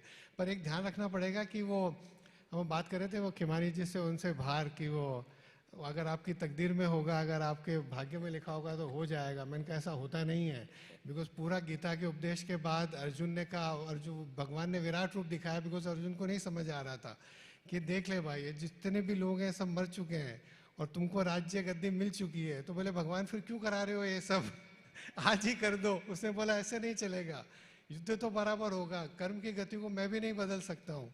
तो वो सब अगर हम करेंगे तो ये सब अपॉर्चुनिटीज बहुत ज़बरदस्त हैं। सबका प्रयास जरूरी होगा, बिल्कुल इसमें। दवानी साहब, आपको कहाँ मौके दिखते हैं इंडियन इकोनॉमी में? आपको क्या लगता है कौन से बिजनेसेस बड़े हो सकते हैं? Anil ji, I'll answer this question this way. As you know, I also am a part-time interviewer. I talk to a lot of people in the markets. और मैंने सब great investors से बात की from India, and I asked them the following questions: what has been the greatest decade of investing in India? Was it 1990 when Manmohan Singh liberalized India? Was it 2014 or 2000 when India started the tech boom? Or was it 2014 when Narendra Modi became Prime Minister of India? What was the greatest decade to invest in India? And they've been in the market for 40 years, seen great bull markets, बहुत कुछ देखा उन्होंने। उन्होंने सब मुझे unanimously कहा है, the best decade to invest in India will be the next 10 years. Because the opportunity in the next 10 years is far greater than the last 10 years. So one thing is very certain, Anilji, that I do believe, as I've said to you, the world is changing. जो world 89 से हम लोग used है, when the Berlin Wall fell, now with Trump coming in 2.0, 2024, the world will change. The world rode on America's backs first, but now we're not going left or right in America, we're making a U-turn in America. So maybe India will have to provide the leadership in the world. I don't know how the world will look, but it will require a new set of eyes, a new set of vision to look at what's happening over the next 20, 25 years. But I am very sure about that, and I would probably repeat to my grandchildren the same thing my father told me, that lock the keys or lock your demat statement and go travel for 10 years, because the opportunities in the next 10 years are far superior than what we saw in the 10 years. And we saw great opportunities. So I do believe that, sir. Absolutely. अगले 10 साल बहुत बड़े और बहुत बेहतरीन होंगे। विकास, आपको क्या लगता है कहाँ इंडियन इकोनॉमी सबसे ज़्यादा मजबूत रहने वाली, कौन से सेक्टर्स बढ़िया करने वाले हैं? देखिए, जब इतना बड़ा ग्रोथ है, सब कुछ ही ग्रो करने वाला है, ऐसा कुछ है नहीं कि नहीं, सब कुछ अच्छा करेगा। मेरे को लगता है जो एक sector in terms of absolute amount of wealth size के पर्सपेक्टिव से होगा, वो होगा फाइनेंशियल्स। बिकॉज वो कोई भी देश की इकोनॉमी की जो बैकबोन होता है वो बैंकिंग एंड फाइनेंशियल सर्विसेज होता है। तो और BFSI सेक्टर का रोल क्या होता है, सेविंग्स को चैनलाइज करके from users of capital, savers of capital to users of capital को आपको उसको चैनलाइज करते हैं। तो ये जैसे जैसे इकोनॉमी बढ़ेगी, सेविंग्स बढ़ेगी, और उसको ये पूरा सेगमेंट आप देखो 10 साल पहले कोई वेल्थ मैनेजमेंट फर्म नहीं थी, ब्रोकिंग फर्म छोटी थी, इंश्योरेंस कंपनीज कुछ नहीं थी, अभी भी सब पेनिट्रेशन इतना स्मॉल है हमारा। तो ये एक बहुत बड़ा अपॉर्चुनिटी है। कंजम्पशन का जैसे नवनीत ने बनाया उसमें बहुत सारे आया, मैं लग्जरी कंजम्पशन तो अभी हमने शुरुआत ही नहीं है, मतलब खाली पिछले साल गुच्ची ने 3 स्टोर से 100 करोड़ का प्रॉफिट बनाया इंडिया में। इंडिया में Oh my God. So this just, जबकि हमने शुरुआत ही नहीं करी है। तो लग्जरी बहुत बड़ी अगले 10-15 सालों की, 20 सालों की जर्नी है। मैन्युफैक्चरिंग जैसे मैंने बताया कि अभी तो शुरुआत ही नहीं हुई, मैन्युफैक्चरिंग में भी CDMO, फार्मा बहुत बड़ी अपॉर्चुनिटी है। जो मुझे लगता है CDMO वो है जो शायद IT हमारे लिए मिड-90s में था। तो अपॉर्चुनिटीज की तो आप बात करते रह सकते हैं। अल्टीमेटली आपको टेलविंड वाला सेक्टर देखना है और उसके अंदर आपको अपनी एक अच्छा मैनेजमेंट कंपनी बिजनेस देखना, उससे पैसा बनेगा। आप बड़ी बड़ी ज्ञान भले ले लो, बट सेक्टर को देखने से पैसा नहीं बनेगा। पैसा इवेंचुअली सही कंपनी, सही आदमी को पहचानने में लगेगा, और उसी में आपकी महारत हासिल है। समय मुझे 12:30 बजे तक खत्म करने का निर्देश मिला है, तो मैं 1 मिनट चाहता हूँ, एक माइक जल्दी से फर्स्ट रो में आप लेके जाएं। हमारे एक मित्र सचिन भरतिया जी बैठे हैं, जो यहाँ पर CA Sachin Bharatiya Lighthouse Funds वो चलाते हैं। उनकी भी इंडिया की इकोनॉमी पर, कंजम्पशन पर, मार्केट पर बहुत गहरी पकड़ है। तो मैं जस्ट 2 मिनट सचिन जी से भी एक व्यू लेना चाहता हूँ कि क्यों आपको लगता है कि अगले 15-20 साल भारतीय बाजारों के लिए बहुत तगड़े, बहुत मजबूत, बहुत जबरदस्त होंगे। एक बार जल्दी से माइक, नहीं तो मेरा माइक ही ले दीजिए।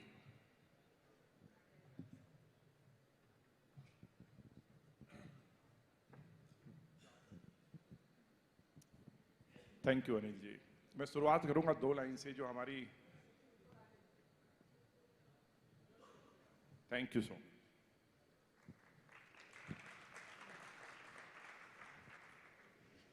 मैं भारत की कहानी 2 लाइन से शुरू करूंगा, दैट विल समराइज कि हम कहां जा रहे हैं। लोग कुछ कहते हैं तो इसको एक शायरी से शुरू करूंगा कि लोग कहते हैं कि बड़ी खामोशी के बाद, लंबी खामोशी के बाद एक शोर आया है। लोग कहते हैं भारत का वक्त आया है, मैं कहता हूं भारत का दौर आया है। That summarises everything. जब भी हम इंडिया को देखते हैं, 30 ट्रिलियन 1950, 30 ट्रिलियन, 30 बिलियन से 30 ट्रिलियन की इकोनॉमी हम 100 साल में हो रहे हैं। मुझे लगता है पिछले 75 सालों में आज़ादी के बाद इतना कुछ हुआ। ढंग से बिजनेस करें तो हर बिजनेस में हर वक्त पैसा बनेगा। ये जो सेक्टर ऑफ द फ्यूचर है, yes, there will be drivers of economy, they will take us to the next level. But मुझे लगता है कि अगले 25 साल में कोई भी व्यापार अगर आप ढंग से करें, बहुत बड़ी वेल्थ क्रिएट हो जाएगी। ऐसा मेरा अपना मानना है। Thank you so much. धन्यवाद आपका सचिन जी। और बड़ी बात यही है, वेल्थ बनाने के 2 ही तरीके हैं, या तो आप अच्छा बिजनेस करें, और अगर अच्छा बिजनेस नहीं कर सकते हैं, जॉब कर रहे हैं, प्रोफेशन में है, तो अच्छे बिजनेसेस में इन्वेस्ट करें। ये दूसरा आसान तरीका है, जिसके लिए आपके पास सारे एक्सपर्ट्स बैठे हैं। एक सवाल और, यहाँ पर सचिन जी के पास में राजेश जी बैठे हैं कैप्री ग्लोबल से, और आपने पूरे देश भर में अपनी ब्रांचेस खोली है, और स्पेशली आजकल जो हिंदी भाषी क्षेत्र, एक हमारा यूपी बड़ा बन सकता है इंग्लैंड से, एक देश भर में अपनी ब्रांचेस खोली है, और स्पेशली आजकल जो हिंदी भाषी क्षेत्र, एक हमारा यूपी बड़ा बन सकता है इंग्लैंड से, एक बिहार बड़ा बन सकता है यूरोप के किसी भी बड़े देश से। तो क्या परिवर्तन आप देख रहे हैं हिंदुस्तान में, हिंदुस्तान के बिजनेसेस में? जरा एक आपका भी व्यू में लेना चाहता हूँ। Anil ji thank you. तो परिवर्तन हम ये देख रहे हैं कि हम तो उन लोगों को लोन देते हैं जिनको बैंक नहीं दे पाते हैं, चाहे वो रोड साइड का एक रेस्टोरेंट हो, चाहे वो एक आपका ड्राइवर हो जिसको एक घर लेना हो, एक कैश इकोनॉमी में एक ऐसा हो जिसको 15,000 रुपये कैश में सैलरी मिलती हो, लेकिन कोई बैंक उसको लोन नहीं देना चाहता है। तो हमने सबसे बड़ा परिवर्तन देखा है कि जो सोशल मीडिया आया है, उसने एक छोटे आदमी के एक दिल में, दिमाग में एक एस्पायरेशन जगा दी कि अच्छी लाइफ उसको क्या जीनी चाहिए। आज के 50 साल पहले ये पता नहीं होता था कि आज के आपके 200 किलोमीटर दूर भी बॉम्बे वालों को ये पता नहीं होता था कि दिल्ली में क्या हो रहा है, लेकिन आज एक गांव में बैठे आदमी को ये पता होता है कि लेटेस्ट फैशन का ट्रेंड क्या है, कंजम्पशन का ट्रेंड क्या है, हेल्थ केयर का ट्रेंड क्या है, तो वो अच्छी लाइफ जीना चाहता है। तो आज के यंग एंटरप्रेन्योर या यंग स्टूडेंट के बाद जो अपनी लाइफ की ड्रीम देखता है, उसको एक अपॉर्चुनिटी चाहिए। और ये जो कंजम्पशन जो ड्राइव हो रहा है, जो एक अच्छा लाइफ जीने का जो एक एस्पायरेशन है, ये ग्राउंड पे एक बहुत बड़ा चेंज लेके आ रहा है। हमारे करीबन 10,000 एम्प्लॉई हैं और रूरल में बहुत एम्प्लॉई हैं। जब उनको मिलता हूँ तो वो कहते हैं कि इस बार हम इतना बिजनेस करेंगे तो इतना हमें इंसेंटिव मिलेगा, ये इंसेंटिव मिलेगा तो मैं पहली बार फॉरेन की ट्रिप पे जाऊँगा, पहली बार ये ब्रांड का सनग्लासेस लूँगा। तो हमने देखा है कि लोगों में एस्पायरेशन बहुत फायर्ड अप है, और यही चीज़ है जो अक्रॉस, जो अब वो फ़र्क ख़त्म हो गया है, छोटे गांव या एक बड़े शहर का जो फ़र्क है वो एक ख़त्म हो गया आदमी के दिमाग के अंदर।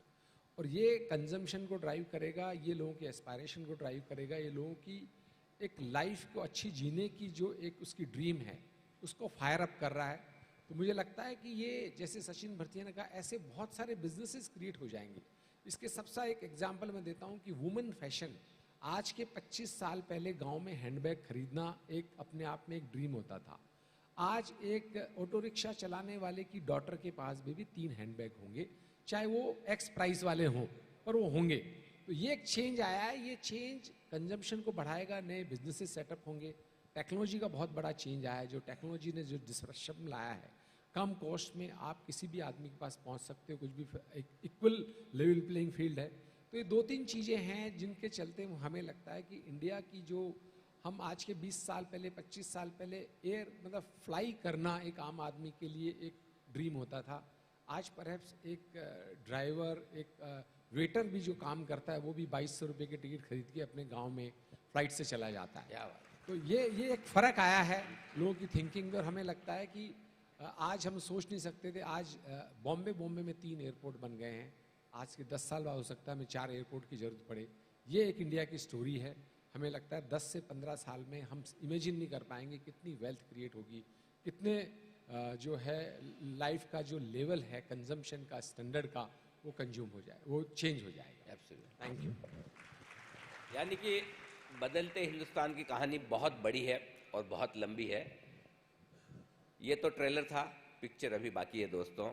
और अगले 10 से 25 साल आप और हम और हमारे आने वाली जनरेशन जो वेल्थ बनाएगी, वो आप और हम इस वक्त कल्पना भी नहीं कर सकते हैं। शायद हम 10 साल, 15 साल, 20 साल बाद कभी मिले तो हम ये ज़रूर कहेंगे एक दूसरे को, ये दौर हमारे सामने ही आया था।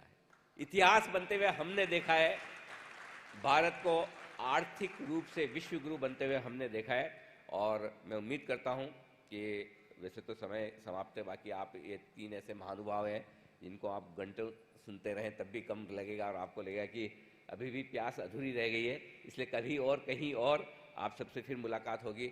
आज के लिए बहुत बहुत धन्यवाद, दिल से आभार। और आप में से जो लोग मेरा शो देखते हैं वो सब जानते हैं, जो नहीं देखते हैं वो नहीं जानते होंगे। लेकिन मैं हमेशा सुबह जब 11 बजे मैं अपने शो का समापन करता हूँ, सुबह किसी को याद है तो बताएं। देखिए, जो जानते हैं वो खड़े हो गए, सब अपनी अपनी जगह पर खड़े हो जाए। देश के प्रति और देश के जवानों के प्रति सम्मान के साथ हम हमेशा शो का समापन करते हैं, और इसका भी आप सब लोग एक साथ मेरे साथ कहेंगे, जय हिंद, धन्यवाद, भारत माता की।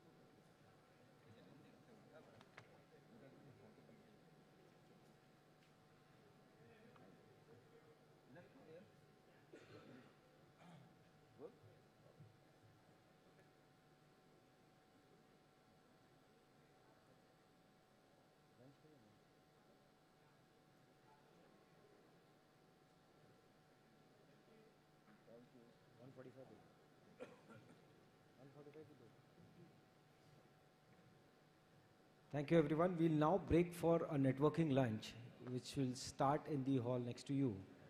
from 12:30 to 1:45, and we'll meet again at sharp 1:45 for Bharat's Banking Revolution, Inclusive Finance and Digital Innovation. That will also be a panel discussion. Request everyone to be here by 1:45 and take your seats, please. Thank you so much. आप सभी की सूचना के लिए आज शाम को 6:30 बजे उत्तर प्रदेश के लिए डेडिकेटेड एक स्पेशल सेशन है, जिसमें उत्तर प्रदेश के माननीय मुख्यमंत्री योगी श्री आदित्यनाथ जी हमारे साथ होंगे। आप सभी से निवेदन है कि शार्प 6:30 बजे तक आप यहाँ पे इस हॉल में स्थान ग्रहण कर लें। धन्यवाद।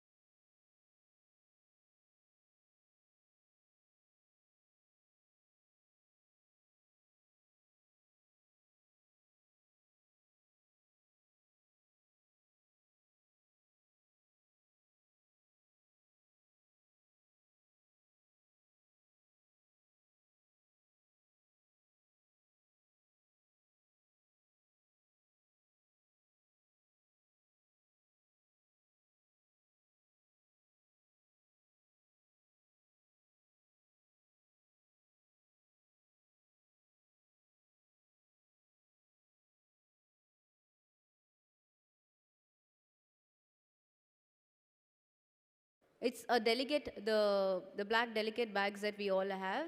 This contains a black diary, a power bank, a charger, and also a gai ki roti. If you can spot all of that in your bag, it is his. Please hand it over to him. Thank you very much. He's sitting here in the corner, 4th row.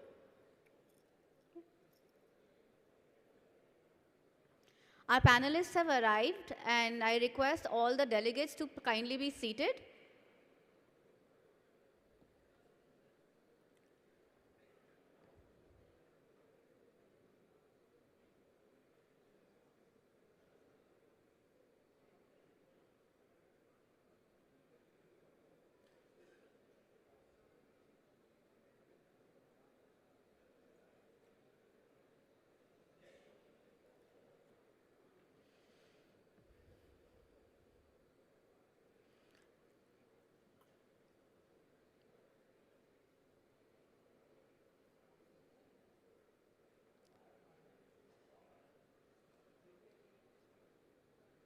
The volunteers are requested to please usher the delegates back in the room so we can be seated as the panelists arrive up here.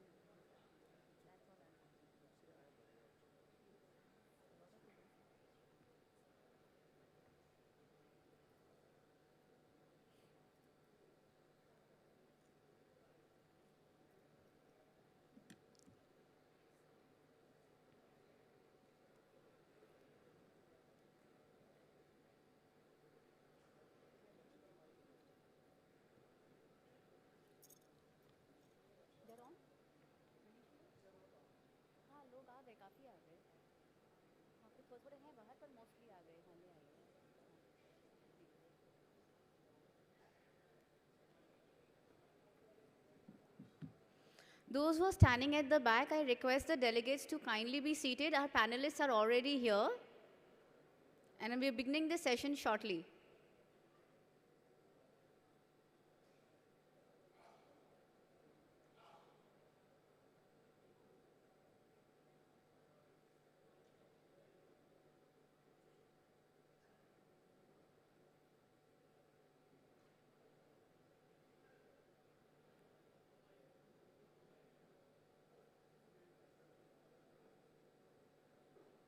In the meanwhile, I hope you have had a look inside your bags in case the bag doesn't have the contents that your bag was supposed to have.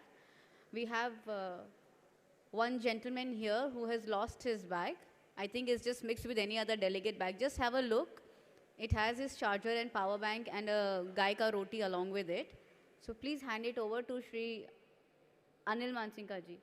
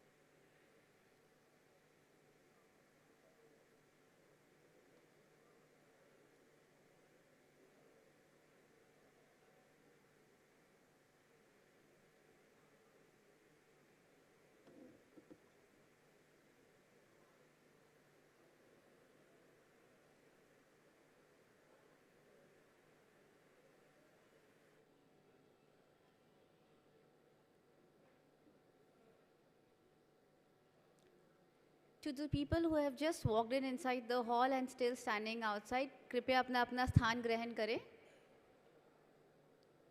हमारे esteemed panelists हमारे साथ यहाँ हैं मौजूद और हम अपना session शुरू करने वाले हैं. सत्र की शुरुआत से पहले kindly be seated.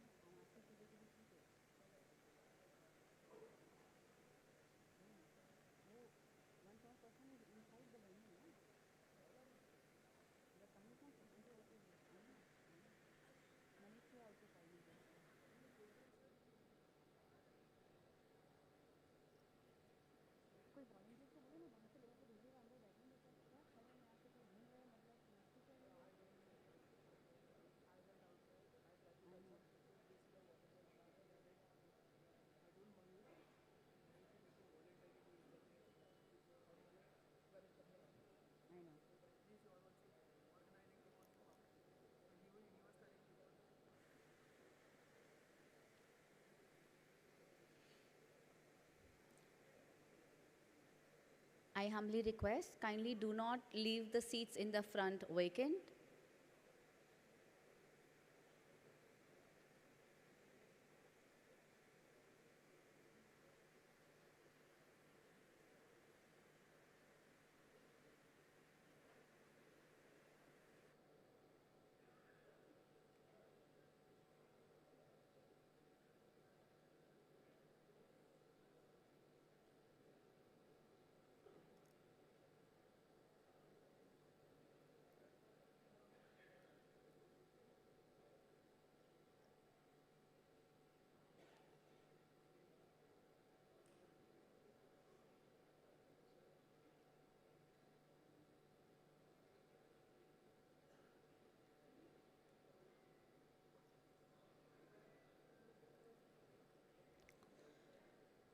A very good afternoon and welcome to the 5th plenary session, Bharat's Banking Revolution, Inclusive Finance and Digital Innovations.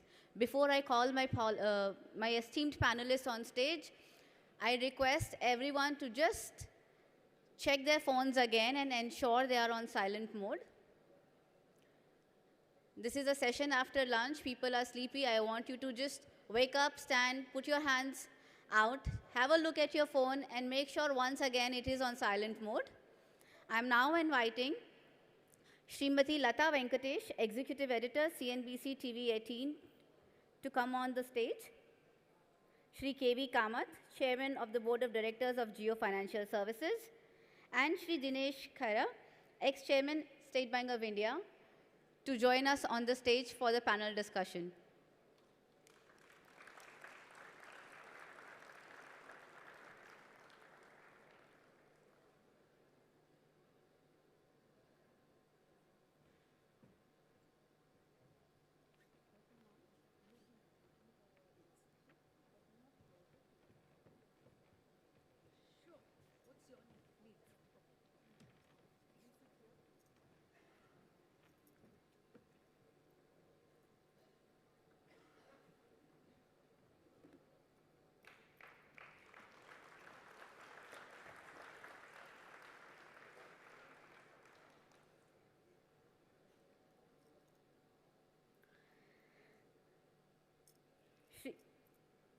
Srimati Lata Venkatesh began her career in CNBC TV 18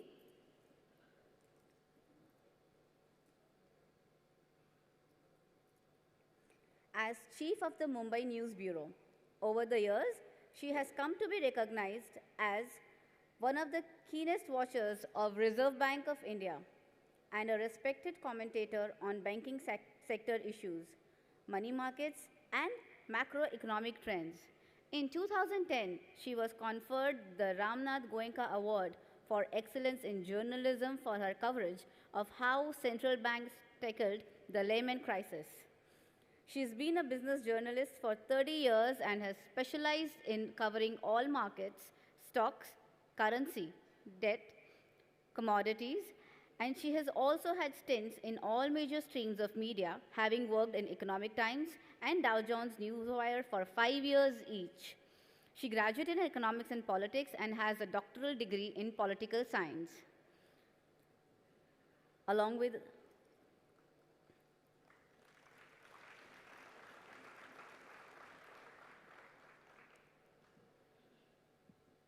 joined by her on the panel, we have Shri K.V. Kamath. He's a veteran banker.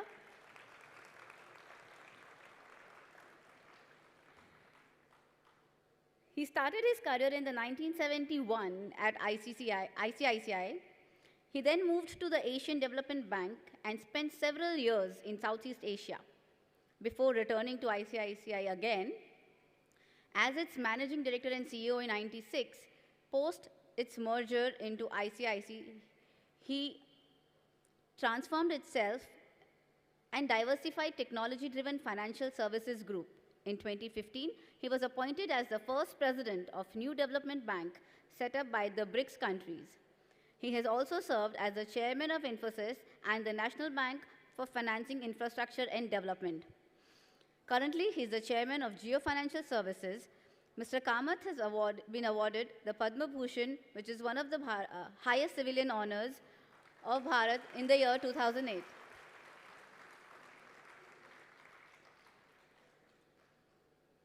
Our third panelist on this session, Shri Dinesh Khara, the ex-chairman, State Bank of India. Shri Khare ji has served as chairman of SBI, which is the country's largest bank, from the October of 2020 to August 24. Joining SBI as a probationary office in 1984, he accumulated extensive experience across all facets of banking. During his career, Mr. Khare has held several key leadership positions in various verticals such as banking, risk compliance, and subsidiaries as MD and CEO of SBI Mutual Funds. He managed a pivotal role in managing SBI's subsidiaries, including SBI Cards, SBI Mutual Fund, SBI Life, and SBI General Insurance, gaining comprehensive insight into the financial sector. Notably, he spearheaded the seamless merger of 5 associate banks and Bharatiya Mahila Bank with SBI.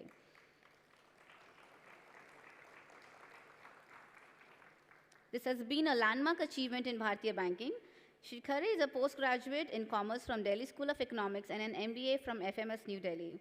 He is a fellow of Indian Institute of Banking and Finance and is passionate about reading and very keenly interested in using analytics and technology to make banking simpler and bank finance easily accessible to all citizens. A big round of applause to all our sessions, and now I hand it over to Srimati Lata Venkatesh to chair the session.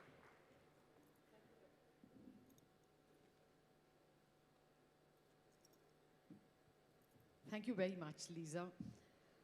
Well, the topic given to us, Bharat's Banking Revolution, Inclusive Finance and Digital Innovation.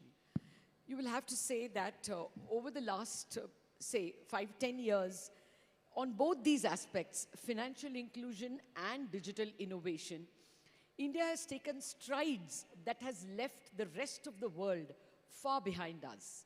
For instance, of course, on digital innovation, I need hardly say what comes to the mind of everyone, the UPI, or the Unified Public Interface. Now, that one innovation has made the entire credit card industry look like, you know, last century.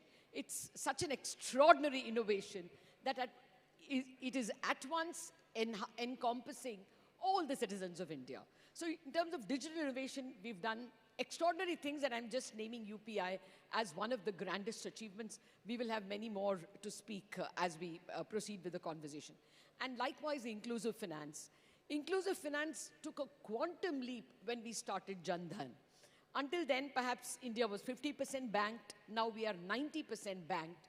And that credit, in a large measure, goes to State Bank of India and to people like Mr. Khara, because they shouldered a large part of the spread of banking. So just these two institutions, Jan Dhan and UPI, have completely scaled up both financial inclusion and digital innovation and finance in India, but these are only starters. Now, a pattern I thought I would follow is to first ask my two guests to say what they think in terms of prospects and what they think in terms of problems, and then we can have a Q&A. And I would start with Mr. Kamath, not the least because I think Mr. Kamath is a new high in financial inclusion, or perhaps the first one who actually made India look like finance is not restricted to foreign banks. I remember I started my career in CNBC in April of 2002. And do you remember, sir, what was that day important for? I think it was the day when the ICICI board came down and ICICI Bank went up in BKC, and I was there as a reporter to cover that. At that time, I was coming from Dow Jones Newswires, a foreign company, and I had a foreign bank account. The salary was paid through HSBC, so we were given a credit card. I hardly ever used it because it was not that much of a culture. The credit card culture was restricted to probably 0.01% of Indians, and it was very, very elite. Mind you, one of the first big stories I did in CNBC or CNBC TV 18 was how ICICI had completely decimated the entire foreign bank credit card structure. In a matter of 3 years, the foreign banks were not as much in the credit card business. There was just a dominating presence of Indian banks and particularly of ICICI. So the retail expansion of every product, I'm only referring to credit card as one example. We did have HDFC in home loans, but ICICI had spread home loans as a culture just across the length and breadth of the country. So the person who first told us about inclusive finance in a retail sense was ICICI under Mr. Kamath. So Mr. Kamath, that was one phase where you took a whole lot of products, ATMs, credit cards, small things which was still a luxury in the late 90s to all India levels. What is the next quantum leap? Thank you, Alata, and I'm honored to be here with all of you to share my thoughts. I think to answer your question, I will just look back for exactly 1 minute. So what drove that drive to draw all the effort to include the retail customer in our embrace? I think it was opportunity. That was India just happening. 1996, per capita income in India was about $250 or $260 was in 96. And you could foresee that it was going to improve with all the opening up that was done. And what I had seen in Southeast Asia, my sojourn there, 8 years that I spent there, was around $500 to $700 per capita income. People's aspirations change. You want a home, you want things to put in your home, you want a motorcycle or a car, you need better roads, you go to a mall, you pay by card. None of those really existed in India. So, but we thought that this aspiration class is going to come up. And we took a bet on that and started building right from 97, 98 for this. And by 2004, actually our per capita income hit around $500. And that's when everything started, taking off at a faster rate. And of course, because we were constrained by not having branches, we put in technology. So the technology induction and this opportunity that came up set the momentum. So that was the past. I said 1 minute that I spent on the past. Looking at the future, now you take a cut today. If I talk of overall GDP, let's say we talk of the country's GDP at 4 trillion. I'll round it off slightly less, slightly more. Now, my expectation is that the rate that we are talking of growing, we should be able to double this GDP in the next about 6 years, maximum 7 years. So we're looking at an 8 trillion GDP, estimates of a 10 trillion GDP a couple of years later, but let's stay with 8. But to me, when you move from 4 trillion to 8 trillion, you just don't double the GDP, or you don't just double the aspirations. The aspirations increase, I would say, fourfold, and the infrastructure need goes fourfold. To meet that aspiration, you will need to produce fourfold. So everything becomes at a different scale and order than what we are used to today. The mistake we are making is we still think that, oh, but GDP will double, so if we double things, no, we will again fall short. So I flip it, fall short. Why should it fall short? So you create for that tomorrow, whether it is the bank, whether it is the product that the bank will provide, or if you are in the manufacturing business, your product that this new aspirant will buy, or the infrastructure that you will need. Just take a look at the increased infrastructure that we have had in the last, say, 5 to 6 years. If you physically can't travel and see the road network, go on YouTube and look at the bloggers who have covered north, south, east, west of India. And the best bloggers to see what has happened on the road side of the infrastructure is not a travel blog, but it's a lorry blog.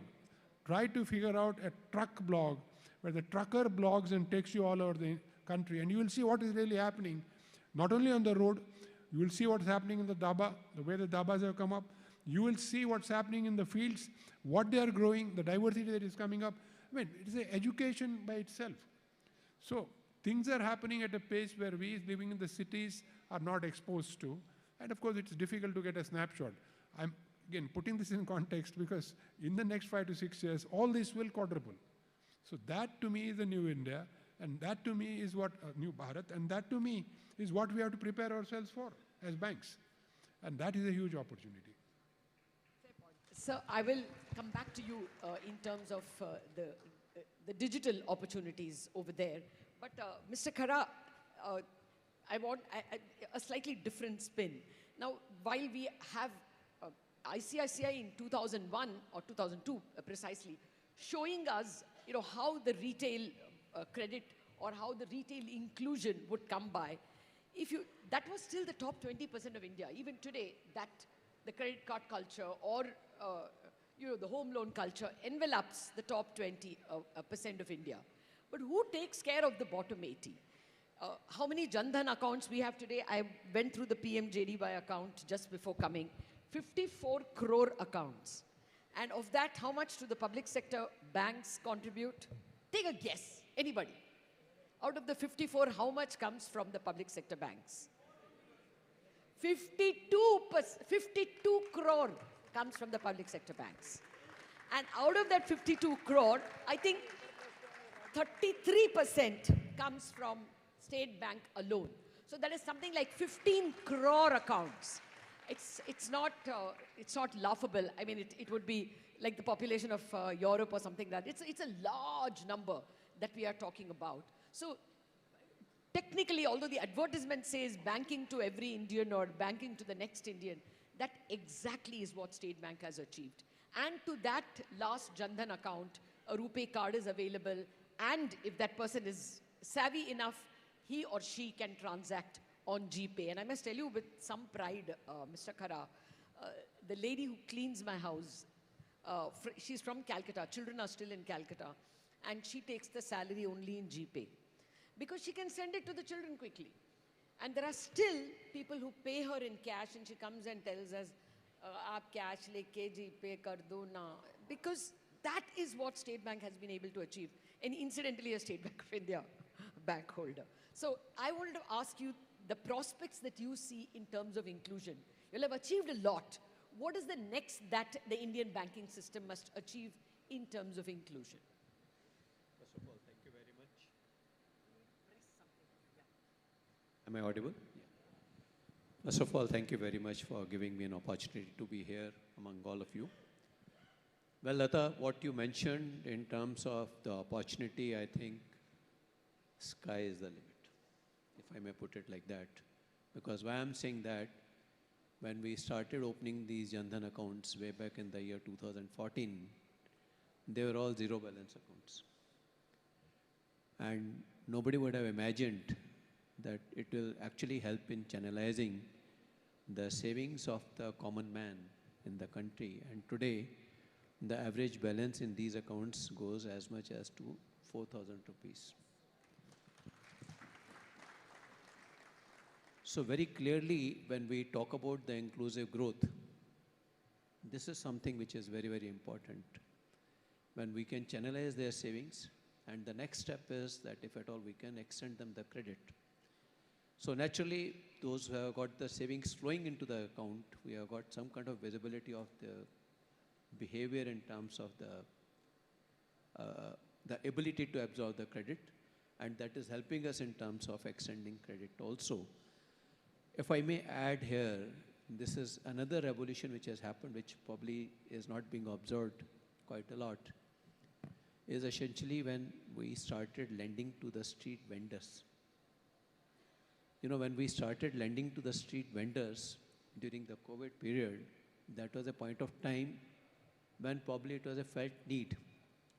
You would have observed when you go to the street that they are all having a QR code and also a box which actually speaks that Voice how much box. money, voice box, which actually speaks how much money they have received.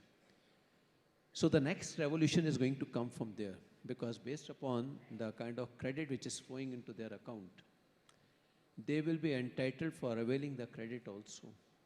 And also, if at all they are in a position to maintain that credit discipline, you can very well imagine they are actually recipient of credit, which will help them in growing their awareness. So this is what when it comes to the bottom of the pyramid. Well, when we talk about India, we talk about ambition, we talk about aspiration. I think we are all privileged to have taken birth in this country, and it's at this point of time. For the simple reason, I would say, the kind of growth which you have seen in this country cannot be matched anywhere. We were about $1 trillion economy. Today we are about $4 trillion economy from 2014 to 2024. And we are adding every 3 years, we are adding $1 trillion. Earlier we added $1 trillion in 57 years. The second trillion came after 7 years. Now the pace of adding to the GDP it has got accelerated, and we are quite hopeful that we'll be $7 trillion economy by the year 2030. So that is one aspect of it. The other aspect is that what Mr. Kamath was mentioning in terms of the per capita GDP of about $500 in the year 2000. Today we are at 2,800. And our ambition is to become at least $13,000 per capita GDP by the year 2047. And to my mind, it's a reality. Why? Again, I'm giving another statistics. See, when it comes to the deposit base, for the banking system as a whole, it was about 75 or 70 trillion in the year 2014. Today it is about 200 trillion, 230 trillion. So, and I did some calculation. If at all we have to be into the league of the developed nation by the year 2047, then this deposit base has to go 10 times more. 2,400 trillion is something which is required. And we have actually seen this happening in one of the sub-segment of the country, which is in the mutual fund industry. I give you one example. In 2014, it was 12 trillion industry. Today, it is 68 trillion industry. So just in 10 years' time, this has happened. So the only thing is that we have to see that we have to provide the rails through which we are, as I mentioned, that one of the most important lever which has taken place is the bottom of the pyramid, where we have started channelizing their savings.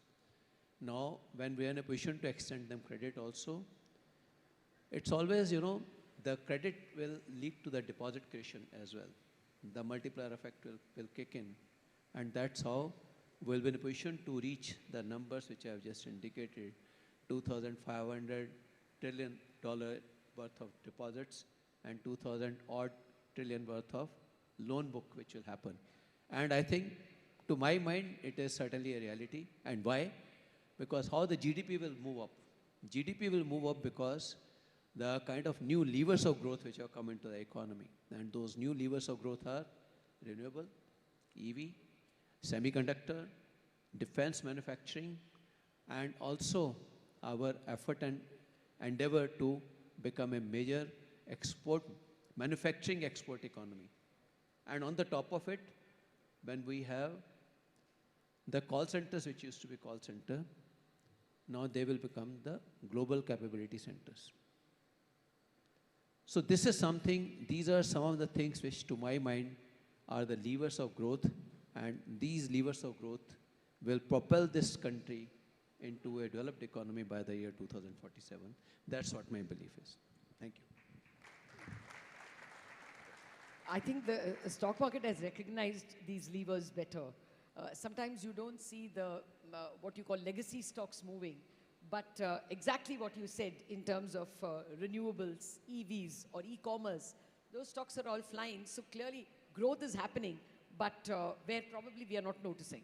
And it's, paradigm shifting growth. Speaking of paradigm shifting, Mr. Kamath, you've always been a visionary when you're able to see how innovation comes. So can you just let your imagination run as it normally does? I was thinking of something very small. One of the big things that convenience does is GPay and UPI. The other big thing that has suddenly made us sit up and make life so much smarter or so much easier is DigiYatra. I mean, we always stood at queues and, there were people trying to check your Aadhaar and you're looking at your face and your spelling. And now you just walk in. Mr. Kamath, one of those examples. I mean, is KYC about to become as simple as GPay? And any other innovation that you see, which is so inclusive and so different in terms of ease of doing things? I think, Lata, what you say is on us. It is happening daily. And even if you look at a bank's app at one end, and you look at a food delivery app, quick commerce you said, take a Swiggy app, the evolution over the last 3 years, you as a customer are finding it much easier to deal with. And you quoted DigiYatra. So it's in the nature of this revolution that, that we will leverage that to the fullest in India. Because for 2-3 things, I think we have proven ourselves in the last 3 years that we can A, innovate, and B, the user is willing to adapt, and adapt at a great pace. Now, I'll go back again for 30 seconds, something you said. You pay your household bill through GPay. But the Jandan impact and State Bank's impact, I'll give you a absolute clear first-hand example. COVID hit. That month end, I had to pay my household team. They were somewhere in Jharkhand, and there was no way they could go out and make that remittance. And I couldn't draw the money. So I asked the gentleman, do you have an account back home? He said, yes. Which bank? State Bank. Do you have the number? He said, yes. I said, I'll make an online remittance. And I did an online transfer, and he was astounded. So I asked him, what are you doing so far? I would withdraw money, then I would go to a dukan. The dukan, I would give him money. He charged me some commission, then the money went there. Then my family called me and told me that money came. But all along, they had a State Bank account opened probably during 2014, and not using it or dormant because the process was not set. So what I'm saying is, once you set a process, then mass when India the need comes, is able to very quickly adapt. So you should try to ask your household help, do you have a State Bank account back home? And then try to remit directly from your transfer app to that account. But coming back to this, so what next? To me, there will be 2 or 3 things, I think, preconditions. Precondition for whatever would happen next, one of the key preconditions was the banks should have been clean in terms of NPAs and their problems, and have the ability to grow. Now, you look at the banks today, I have never seen in my 54 years banking career, banks as clean as today. 2.3% GNPA for the sector. No, you look at net non-performing assets. Now, finally, because it's been provided for, large banks less than 0.5%. We are in a dream world. But yes, the banks have cleaned up. Now, customers are paying. How does the bank get clean? Because the customers are paying. So you have a situation where you have a banking sector, and which means that they have the ability to grow. Again, let me stay with the top 3 banks in the country today. Their ROE is between 15 and 20%, 15 maybe 18, 19%. I always round off to the more convenient number. But again, never seen before. And I call banks today a perpetual cycle engine, because they don't need any fuel, they don't need any addition of capital. They will be able to grow at a pace to meet the aspirations of India through their ability to take in deposits, lend and so on the basis of their ability to generate profits and scale it up. Now, That is a given, because otherwise that could have been a constraint. Then you have the huge advantage of technology. So you said, what next? I would think there will be benefits from intelligently applying technology. I don't want to use the word artificial intelligence, because it could go here and there. And if you hear some stories, you could be worried, because today I think artificial intelligence is getting intelligent. And my definition of intelligence is that, is it now able to tell a lie? And I believe that it is now telling lies and getting things done by lying. So that's a dangerous path. So I don't want to say, but sheer use of technology and applications of technology will mean that all existing players, I'm not talking about banks alone, in the financial system will need to be more efficient, and younger, newer startups will drive that efficiency up the thing. So you will find a banking system or a financial system trying to keep pace with the quick commerce business, because we will also be, we are already paperless in most respects. We are almost branchless. We can aim to be ATM-less and get everything done on a straight-through basis on technology platform. So that's what I see happening today. One important trend that I'll see, maybe you'll cover it separately, is from savers. I think we will see that household help of yours getting to be an investor. I'll tell you a small experiment I did when I heard that there is something called MF Central out there, which is an app done by the two registrars, KFIN and CAMS, which you can download. And if you've got 4 different mutual funds, you just download this app and then put in your PAN number, and all the mutual funds are consolidated, and you get one number, what is your holding value as of today, and of course, you can drill down and do more things. Then I said, this is something that my household help can use. So far, money is lying in the bank, but now they could actually invest for the future and maybe get a higher return, maybe dream. So, and a SIP is again a way where that is possible. So I sat down my 2 people, and one is a 25-year-old person, another maybe late 40s or 45, 46. So, and I explained to them what is a SIP and how much if they saved 5,000 a month, what that amount would be after 25 years. It was well over 1 crore rupees. And I gave them the lay of the land, as it were, and how easy. Do you use WhatsApp? Yes. Do you use YouTube? Yes. Then you can use this app. That sort of a dialogue. And then I asked them, do you want to do this? So the young guy jumps up and says, I want to. Because he calculates, I'm 25 now, 25 years later I'm 50, and I got a large corpus. The older guy, who's around 47, 48, says, mujhko sochna padega. That also, he's thinking, I'm 70, the fruits of this, will I be able to enjoy, and so on. So technology is taking us in a variety of ways, not only ease of doing business, the way we save, the type of savings we want, savings to investments, and all this will provide the momentum to this new Bharat that we have, which is looking at Bharat at 2047. You want to put it as a 50 trillion economy, whatever number, but I think it is well within our grasp. Point taken, sir. In fact, I can tell you, I'm moving with a set of people who have already gone through the SIP and saver to investor mode, our makeup team. And a couple of them are so bright that on a daily basis they have to keep, on a daily, minutely, hourly, secondly basis, they have to keep watching television. If someone's hair is out of place or, someone needs a puff, they have to be clear. That gentleman has been able to, he looks at all the mutual fund guys who comes, and then he says, why should I give the mutual fund guy that 2% or 1% entry? He has taken down everything that they are investing in. And he says, मैं direct invest करता हूँ, मैं इनको क्यों पैसा दूँ? So people are, learning from the ecosystem. But, we have got another 15 minutes, sir, and now I want to ask both of you gentlemen, what are the travails, the troubles from here to there, from that brave world that all of us are aspiring towards? Mr. Khara, let me start with you.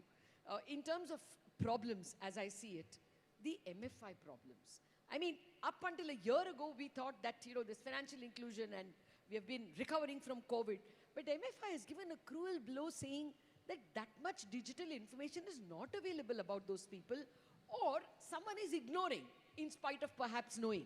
Maybe, 4 loans, 5 loans have been given recklessly. Either it is not financial inclusion, but reckless financial expansion.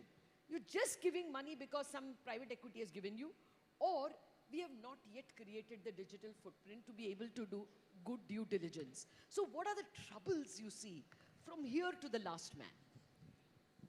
Yeah, what you alluded to in terms of the MFI related problem, herein also I would like to highlight MFI is one segment addressing the customer group where the NPAs are pretty high.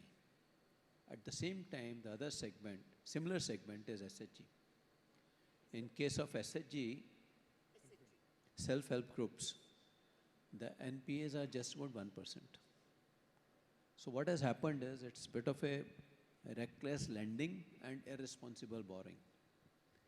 Because anybody who is in financial distress, they are willing to borrow from wherever they can. And what you mentioned about 4, 5, actually in some of the cases it is as high as 8. That is one. And secondly, these MFIs are charging exorbitant interest, because when I analyzed this and could figure out that in case of MFIs, their interest actually goes to as high as 30%. Whereas in case of SHG lending, it does not go beyond 12%. So the ability of paying the interest is very, very critical component. And also, what you mentioned about the imperfect information relating to their borrowing behavior. Is data available to... Actually, there are entities like Equifax, etc. They have mapped the ground level customer base, and this information is available. You know what happened actually when there was some relaxation of rules which took place, and they started reckoning the household income. And in the household income, everybody's income got clubbed with the others. Double counting. Double counting, multiple counting. So that is one of the reasons. So I would say that it is actually attributed to the irresponsible behavior of borrowing and also the reckless lending done by MFIs.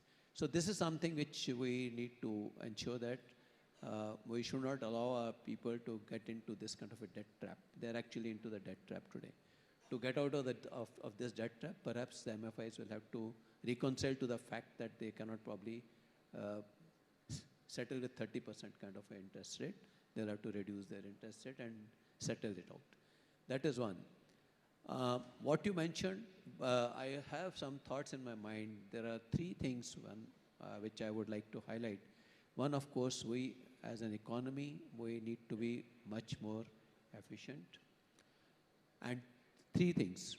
One is the capital we have to deploy, because we are a capital deficient economy. We must deploy the capital very efficiently. That is one. The second is the talent. We are doing something in terms of internships, but at the same time, the women workforce, which is almost 50% of the country's population, we must see to it that they are gainfully employed. And we have already seen that in the states, wherever there is a gainful employment of the women workforce, the states are actually much more progressive than the others. And the defaults are less. Yes. So that is also there. Third is very important, because when we are talking about the efficiency levers, one of the most important efficiency lever is consuming the AI, which also means that we'll have the supercomputers, and there the power consumption is going to go up multiple times. So there is a need for having an energy efficiency. So unless and until, and more so when we are going for manufacturing in a big way, these are the 3 things to my mind we'll have to actually work on and see to it that we bring in the efficiency lever into making use of capital, making use of talent, making use of energy. That's a very all-encompassing answer, which actually gives, each one is a debate in itself. Thank you very much for that, Mr. Khara. More specific problems I want to tell you, Mr. Kamath, which I didn't expect, because I thought that banks, NBFCs and fintechs are already up there in terms of the digital footprint. It isn't just MFI, where I can assume that, the Reserve Bank in March 22 allowed the rules. They said that, okay, banks don't have an interest rate cap. We won't give you an interest rate cap, because that was the demand. And then the whole logic changed. They started thinking that let us charge 30%. Even if they pay me 4 installments, I'm in. And those who pay me 5, 6, 7, 8 installments, I'm in the money. The whole logic of lending changed, which perhaps is now chastised and some things will be written off and some things will be recovered. But I was not prepared for the unsecured loan defaults, because there I thought the data was available. They're usually urban loans, two-wheeler loans. Mr. Kamath, are we not employing digitalization properly? How is it that due diligence was not done? Or what went wrong? I mean, that's my first question. I have a couple more. Yeah, I think there's something more than that. It is not that due diligence was not done, or probably due diligence certainly was weak. But nobody bothered to see, what is the end use of this money, even in a broad way. And you hear Reserve Bank very clearly saying, even when the loan appears to be secured, we would like the banks to figure out what is the end use. And let me put the context, because I have understood the context of why they are saying this and what is probably the reason for this failure. The first sign that something was not right was when I heard a statement from SEBI a year back that about 90-95% of people who have dealt in the F&O market have lost money. Yes, you put your fingers. So I asked a colleague of mine, now I want some back working on this, figure out the number of people and figure out, more importantly, the amount that has been lost. What is 90% loss equal to in rupees crores? The number he gave me was 1.35 lakh crores. I then, in a way, talked it over with the SEBI. And they said that has to be grossed up, and the amount actually will be around 1.75 lakh crores. Now, then you have your hypothesis is that who are the borrowers? This is not the older people who are to F&O. This is a cohort of people in their early 20s, maybe right up to 30. So this mass has seen the bug of so-called bug of quick money, and there are enough, I would say, places where they could see this, whether it was on YouTube, whether it's other social media, and then there were fraudsters driving this. So it is a combination of, I would say, greed, which always drives things, driven by fraudsters, which amounted to this money. So enabled by technology. To me, this was the key place where there has been losses. Add to that the MFI challenge that you said, then you have got a larger number. Now, where has this been, where is this and when will it be accounted for? I have no answers. But the fact that the regulator has gotten on top of that in a way by increasing risk weightage and understanding, now it is not usurious lending. So you are lending at rates which are supposedly... This is not usurious. This is end user. No. This is, I am in a way sarcastically saying it. But it is a usurious ROE. But it is not usurious because you're not going to earn that ROE. The ROE appears 30% or rate of interest, but end of the day you allow for credit losses, it is probably 1 or 2%. But somewhere, if you are a banker, you would ask a question, if my client is going to borrow at 35-36%, how is he going to repay? What does he earn and how does he repay? And moment you find that that answer is not there, then you have a challenge. And let me put that into context. Mr. Kara explained that a big market was, lending to the street people. Street vendors, I learned my first, that's a viable, it's a viable business at what would appear ultra-high usurious rates. This I first saw in Philippines. And the lenders were from our country. They had actually got a lending market. And what was the lending model? It used to be called in the Philippines 5-6. Now 5-6 can be 5-6, can be 50-60, it can be 500-600. So what is 5-6? Or let's say 50-60, you borrow 50 in the morning and you collect 60 in the evening. Collect. This is not rolled over. Collect 60 in the evening. So it's a street vendor who goes and buys whatever he has to sell for 50. He sells and makes maybe 90 or 100 and repays 60. Next morning the cycle starts. So there is a viable model here, and we will say intermediation cost is high, but it is sustainable because for him, he makes money on this. But if you borrow on a 5-6 basis or a 50-60 basis and gamble, you're not going to make money. So answer to your question is that exuberance has to be curtailed by the lender, and that exuberance also your client has to understand is not sustainable. Then we will succeed, otherwise we will fail. Yeah, digitalization can take you that far. After that, you have to have due diligence and ethics in lending. Mr. Kara, now beyond that, we are into the last 4 minutes. there were some genuine problems, which I don't know, it's not exactly this forum's problem, but one of the reasons why the MFI problem, one of the reasons, is the extreme heat. I mean, there was mass resignations among the MFIs, and I spoke to both the SROs, MFIN and Sadhan, and both of them said the same thing, mass resignations of people doing the weekly collection, because you couldn't go out in that heat. And then again in August, in the July, August, September quarter, the problem was extreme rains. So I wanted to ask both of you if climate is something we have to, think about a little more seriously, as, whether you put it as likely provisioning or whether potential growth has to be adjusted. I don't know, but it seems to be becoming a factor across the board. We talk a lot about digitalization, but perhaps we have to give a little bit of thought in how it has to be accounted for, provided for. Is it capital, risk weight? I don't know, but a word on that. And another word on rising incomes. I mean, the kind of urban incomes, and we had an excellent paper which Indian Express reported on, that the rate of growth of formal sector jobs, the salary growth was a maximum of 5% over 5 years. I mean, the CEA started appealing to the conscience of corporate India to say that it is in your interest to pay better so that there will be a demand for your own goods. But maybe on a larger scale, are incomes and jobs rising enough? And will not that be as important for financial inclusion? Both those to both of you, but Mr. Khara, you start. Well, of Climate course, and incomes. I fully agree with you. The climate risk is something which cannot be lost sight of.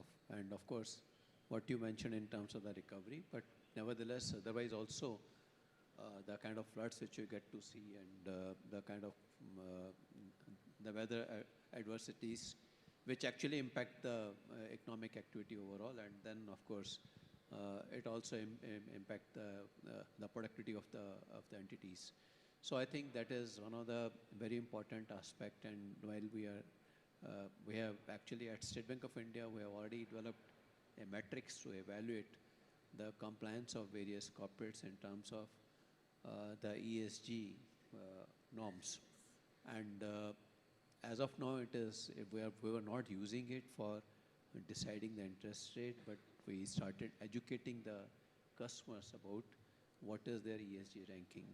So, but yes, of course, we have raised various green loans, and we need to extend it to only for the green purposes also. This is a felt need. I think this cannot be ignored. The amount required is phenomenal, beyond imagination, and as of now, the sources are very limited.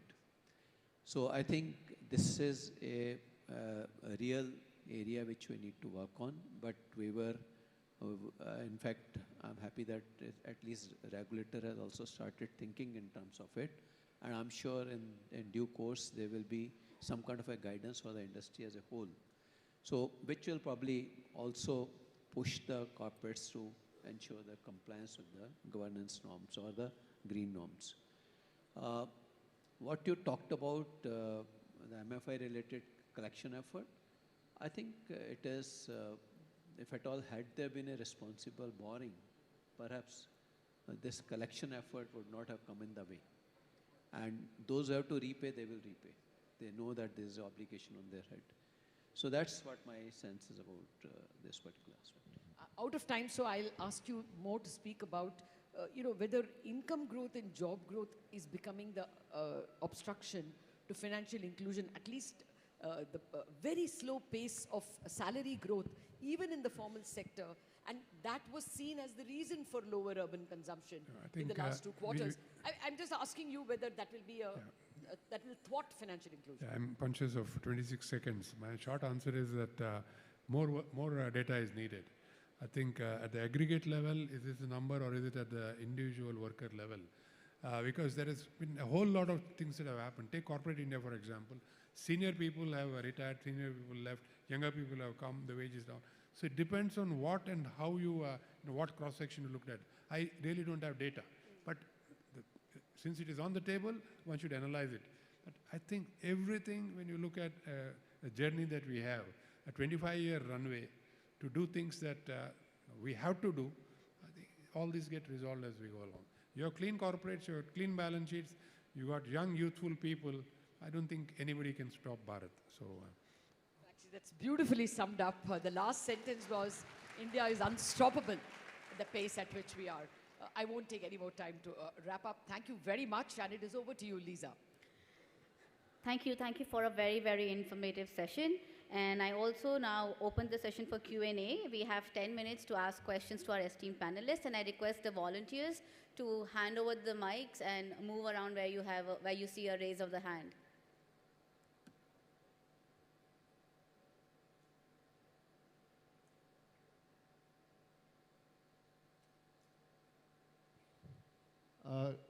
Good afternoon, sir.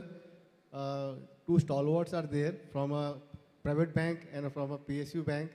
So I just want to know basically how we can reduce the experience of a customer from a private bank to a PSU bank. If you go to a PSU branch, if you go to a private bank branch, how you all two are stalwarts in those two different bankings. So how can we reduce the experience? We go in the private bank, we get a very good experience. A PSU bank branch, I'm talking about branch level. So how we can get this reduced? Thank you. Well, when it comes to the customer experience, I think various initiatives are being taken, and the message is always reinforced in terms of improving the customer experience. So this is something which is being done, and of late we had started doing some kind of a net promoter score survey also, and we have seen a definite improvement. But it is always a journey, it's not a destination. But at the same time, some of the experiences which I learned about the private sector banks also, if at all there is a routine transaction, it's fine. But if at all you have got some complex questions, then everything is referred to the call centers. So I think there are pluses and the minuses, both sides. But yes, of course, as a commercial organization, it is always our endeavor to ensure that the customer experience remains one of the major focus area for not only for those who are in branches, but everybody in the organization. Well, I have to intervene, sir, both in terms of a customer and in terms of a reporter. There are private banks and private banks. There are public sector banks and public sector banks. I think this categorization is not working. And there are people and people. There are sensitive people across the board. I know one private sector banker, when one of my cousins had to open an account, he stays abroad, but for some reason he had to open an account here for transfer of some money. He was told, I won't open your account till you open an insurance with me. That is the law. What bloody law is that? And now you know how the insurance and the bank insurance guys are after them. So, I mean, I think there are all sorts of good and, ambitious and aggressive people in all categories. We have a raise of hands amongst the young people at the back. So.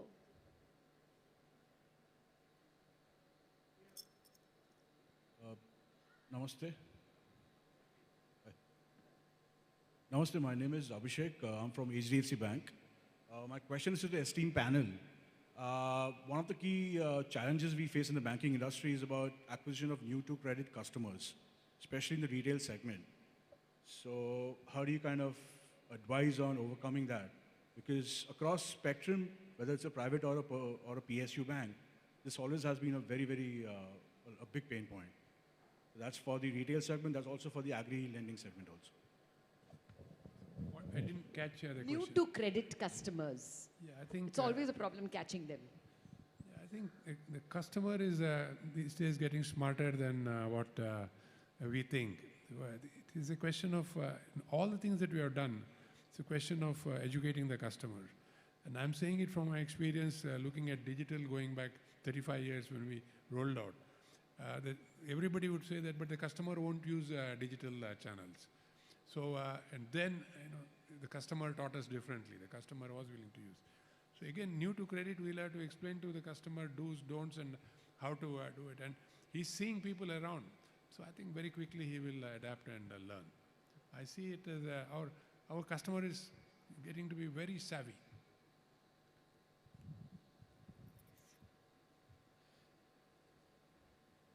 Please frame quick questions. Yeah. My father was a banker who retired from a regional rural bank. My wife is also a banker who works for an old generation private sector bank. Now, I have a couple of questions. One is, we believe that bank employees are overworked and underpaid. When is the 5-day working policy going to be implemented for the banking sector? A. And then B, you mentioned about collecting money from the customers at lower rate of interest. But when I am a asset customer, I go to one set of banks. When I am a liability customer, I go to other set of banks. So how are you going to remove this asymmetry of the consumer behavior? I'll attempt your question quickly. The first thing is, the balance of working hours, pay, and 5-day working week. I think today we are already there, if you ask me. Technology has made it possible to get it right. But if it is not, then it is a particular bank, their approach. And if it's by policy, then policy needs to be, and probably will be considered, because technology today is, everything is available 24/7. So what is the need for a physical branch to be open long hours and things like that? And I'm coming from a point of view where, we used to keep our branches open 8 to 8 because we didn't have the number of branches and we had to serve customers. We ran the branch in 2 shifts. But from there, I am saying, you come to a situation where you probably don't need too many branches. So, the second point is, again, inefficiency of whichever bank that you are talking of. It should not be that you talk to a different set of people to talk about, credit, deposits, and different products that a bank has got. And that, I think, is a challenge banks have to overcome. That is, have a single view of you as the customer and have a single set of people deal with you, rather than you having to deal with multiple things. I think that's happening in some banks, but it will have to happen, otherwise competition will, decide where the customer will go. Customer will decide through competition where he will go. This was a very interesting session and we have a lot of questions, but there is a crunch of time. And the panelists are here and we can put questions to them as you see them around in the hall. Before I bring the session to a closure, I'd like to announce this session was sponsored by DreamWorks Solutions Private Limited, and I would request a little bit of information of DreamWorks to be played for all of us. While the video is being played, I request Srinivas Chidumalaji to announce the planned networking session. Srinivasji, please come onto the stage.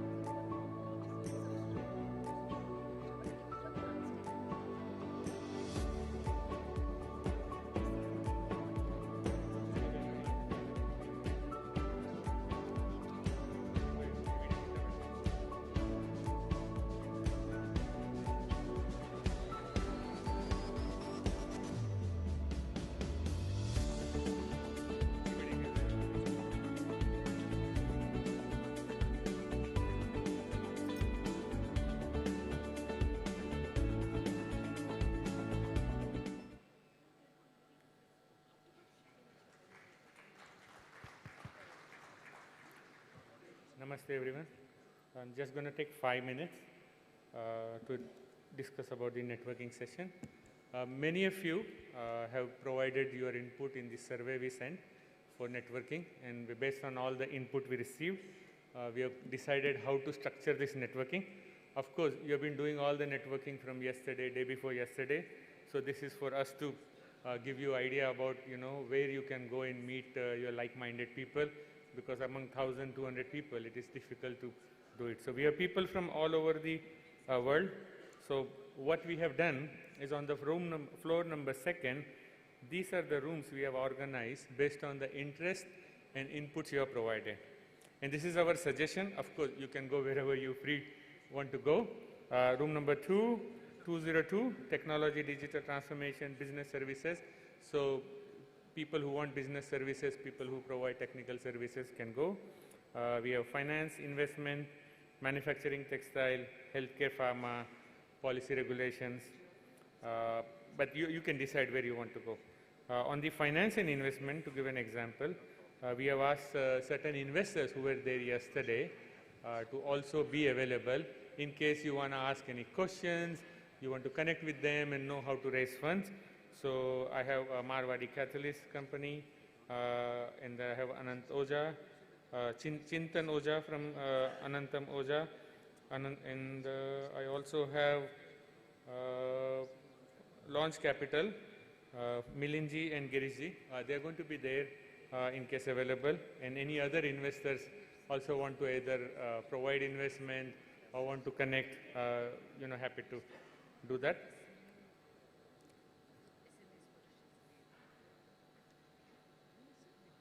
Just a few seconds on how to do it. Of course, primary focus why networking does not work is because people want to talk about themselves. What I suggest is you try to understand other people. That is the best way to network and connect with people. If you're always going to sell it, people don't want to buy it, right? But if you want to buy it, others will explain you much better. You will make a lot better connect, and they will also be ready to connect with you. So that's my first request and advice, that when you connect with people, ask them what they do rather than starting telling what you do. There will be some facilitator, but generally we have seen it is self-organized. You are all very matured people, so it should not be any problem. But connect and try to make best out of it. Now, of course, this is what our advice is. In the first 15 minutes, we have 1 hour, and the timing is 5:30 to 6:30. So when you do first 15 minutes, we suggest you meet as many people as possible, okay? And exchange your cards, get to know them, and do, get these details, contact details. In the next 15 minutes, depending on whom you connected, you can spend a little bit more time to understand. And then later, if you think some of them are going to work out a deal, go outside the room or go on a coffee or go on a tea and connect with them. So this would help you, most probably a very good way to connect with each other. I'll be there. I have my colleague here, Shrestha. There will be Lokeshji, I don't know, he's here. But few other people, we will have it in each of those rooms to help you in case you have any challenges. Okay? I just wanted to make it short and sweet for you to do it. Everything is going to be on the 2nd floor. One last thing is 6:30. We must close. Come back here because 7 o'clock we have another important session. Security protocol will be tight, so we may be taking some more time to enter. So please close by 6:30, come back to 3rd floor, and then enjoy the next session. Okay? Thank you. That's all from my side. Thank you, Lisa. May I please request the panelists to come in front of their tables to have a group photo? Thank you for your patience.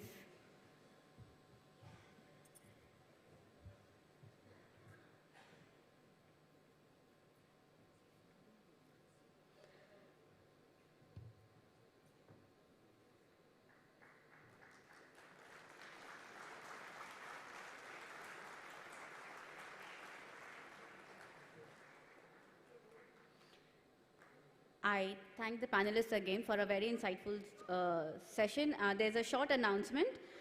Please, you have all a booklet like this with you. You have 5 parallel sessions. One of the main One of the sessions would be in the main hall beginning at 4 o'clock. Kindly be here for this session after the tea break. And other 4 sessions are on the second floor. Kindly be on the second floor of a room of your choice, which is conducting the session where the session of your choosing is being hosted. So kindly choose a room and be seated there 15 or 10 minutes prior to the time so we can continue it on the floor. The information of the conference conducted is mentioned outside the hall. You have these boards and you can have a look at the information of which session is being conducted in which hall. And I hope it would be a quick decision to choose where you'd want to be. Just be there 5 minutes in advance and be seated so we can continue on time. Thank you so much. I'm looking forward to seeing you again on the 7th session in here in the main hall. Thank you very much.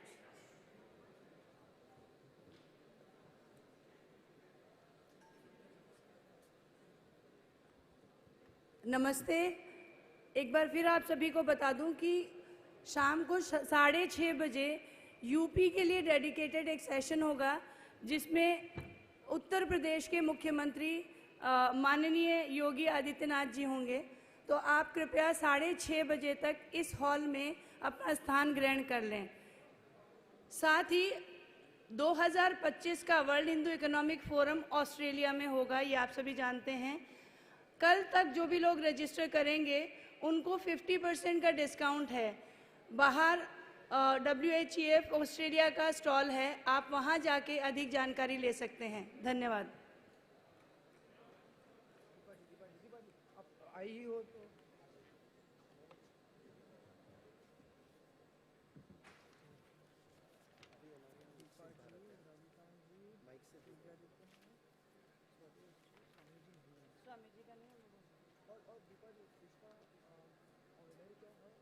Order में दे देती हूँ। ये देखिए, यही होगा ना जो अपना विकसित भारत यहाँ पे, तो यहाँ पे 6% इसका वो मेरे को मालूम है। योगी जी वाला मैं देती हूँ। ले लो अभी आके।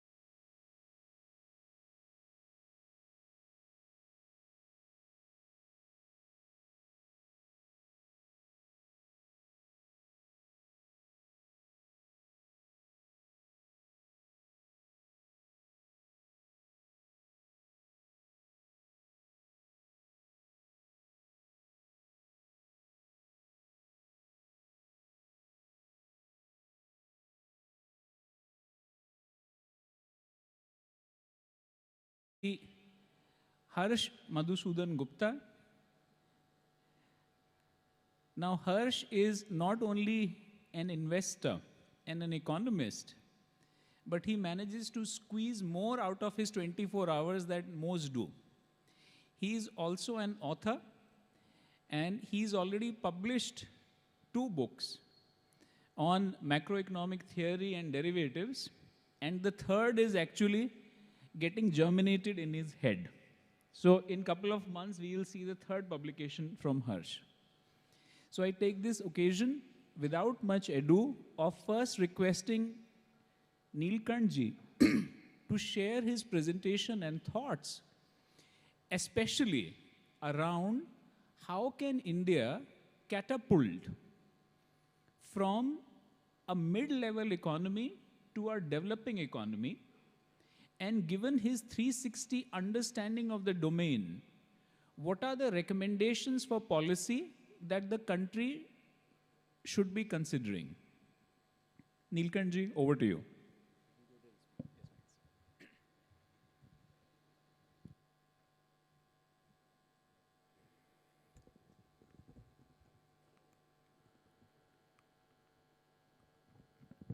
Thank you, Rahulji and Sanjayji for inviting me here.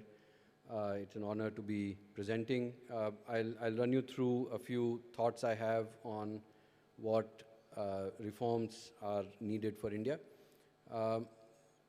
The challenge in front of us is immense.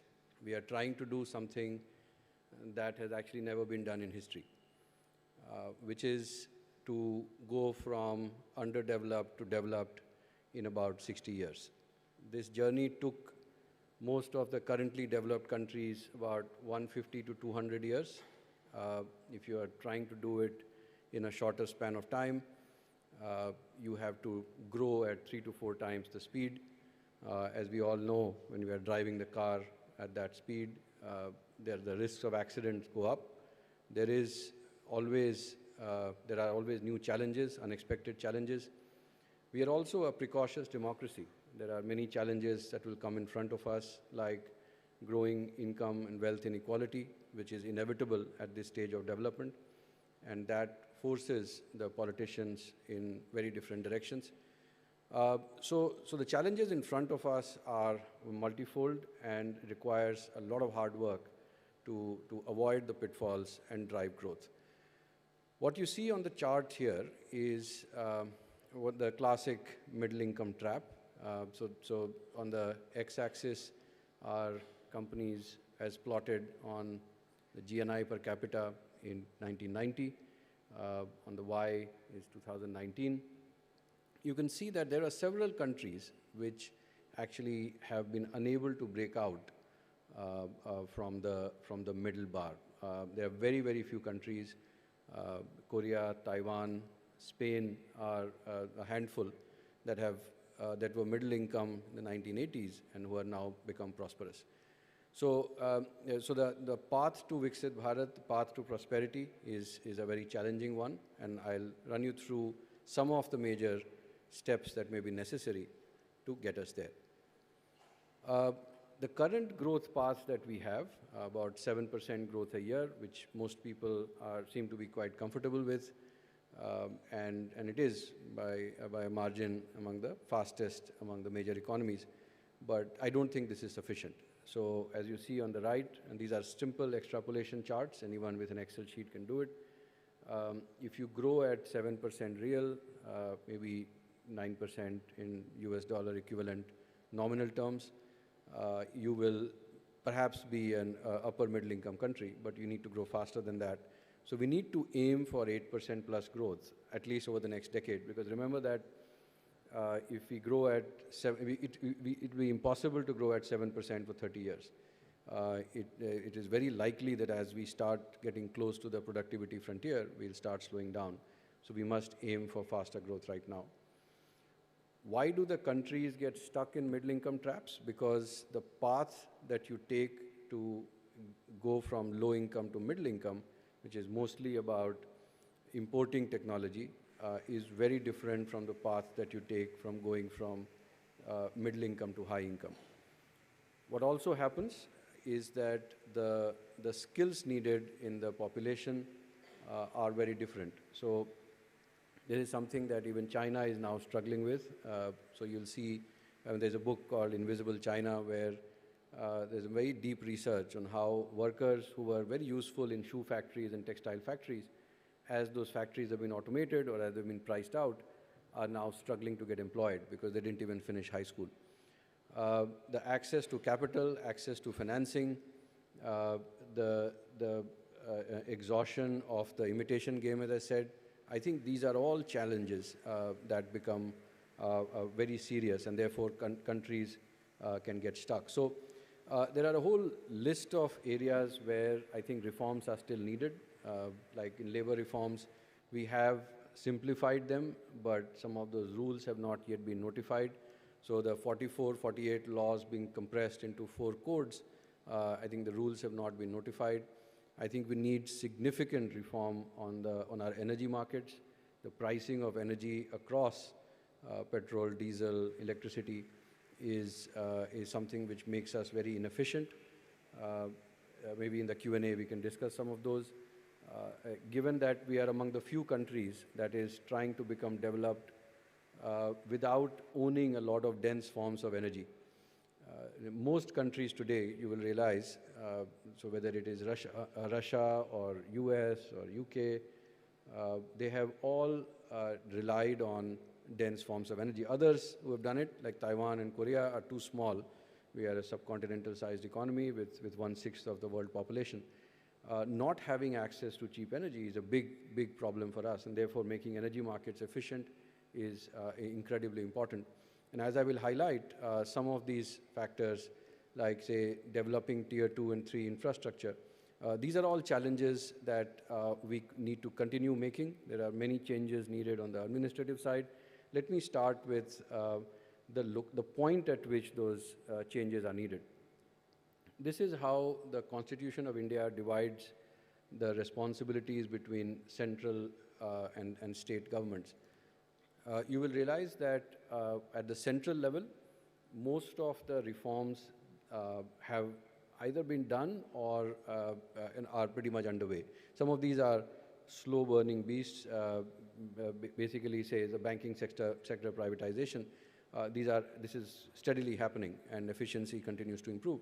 But you will realize that most of the reforms that are needed now are actually at the tier 2 and mostly at the tier 3 level. I will start with some very big picture changes that can happen at the central level. So you see, this is the executive branch structure, 16 departments, and we all know that even here they are very worried that they become too bureaucratic and too slow. So this is an economy which is 7 times our size, $29 trillion. We are close to $4 trillion. This is something that the US government runs with just 16 departments. This is what the Indian national government looks like. So as you can imagine, there is a significant amount of inefficiency that exists currently in the government structure itself. It has evolved over time, but it is still a relic of the controlled mindset of the pre-1990, or maybe I would say even the colonial era, where it's about top-down administration. For example, why should we have a Department of Atomic Energy? We have a Ministry of Power, Ministry of Oil and Gas, Ministry of Coal, Ministry of New and Renewable Energy, and instead have just one Ministry of Energy and have joint secretaries looking at each of these departments? Because the cohesion these days, even energy storage today happens through hydropower. So the point being that having Ministry of Chemicals and Fertilizers looking at the battery industry is, when it is actually used mostly for energy, is something that again creates distortions, slows down our decision making, slows down our ability to respond to how the Chinese are really running away with the game. You have one of the reasons why the OTT industry in India is not regulated is that it falls somewhere between the cracks of telecom, INB, and electronics and information technology. The inefficiency of having a system where you had big ports but the rail connectivity never existed, or having big railway hubs with no road connectivity, I think has been addressed by creating a superstructure, the Gati Shakti. But again, that it would be much better to have a Ministry of Transport and have all of these joint secretaries kind of reporting to the same leadership. Same with electric vehicles. We are already 15 years behind China. They have maybe 5-10 times the fiscal power that we have. And electric vehicles are split, the regulation of them are split between Ministry of Heavy Industries, Ministry of Electronics, and Ministry of Chemicals and Fertilizers. The second is on our prioritization of infrastructure. We have, I think, managed to connect habitations much better. So we are I think, on the national highway side, after Atalji started the Golden Quadrilateral project, our ability to build national highways in the last 20 years has improved materially. I think on the railways infrastructure, we are also starting to see significant improvements in the pace at which we can execute. But we are, I think, not very appreciative of how important housing stock is in the development of the economy. A very large part of housing stock in any economy, large economies like ours, is actually housing stock, and we don't focus as much on developing it. And more importantly, there is the issue that within the city, I think we are terrible at managing infrastructure. And one of the things that I think holds us back is the governance structure itself. So we have over time, helped by the Constitution, devolved powers to the states, and they have, and you can see that the more dynamic chief ministers, the more dynamic administrations are driving a much faster change. Tamil Nadu is coming up as really an alternative for Vietnam in terms of attracting large shoe manufacturers, large electronics manufacturers. And so at the state level, I think changes have started to happen. What we need to see is power devolved to tier 3 governments. Fiscal resources made available to cities are less than 5%. In China, it's the other extreme, more than 50%. The US is somewhere in the middle at 27, 28. I think it is very important to develop those. You can see that without these access to resources, these cities are not even able to tap the bond markets. We also need to leverage the government's own assets much better. So you can see on the left the value of government holdings in publicly listed firms and how dramatically these have risen.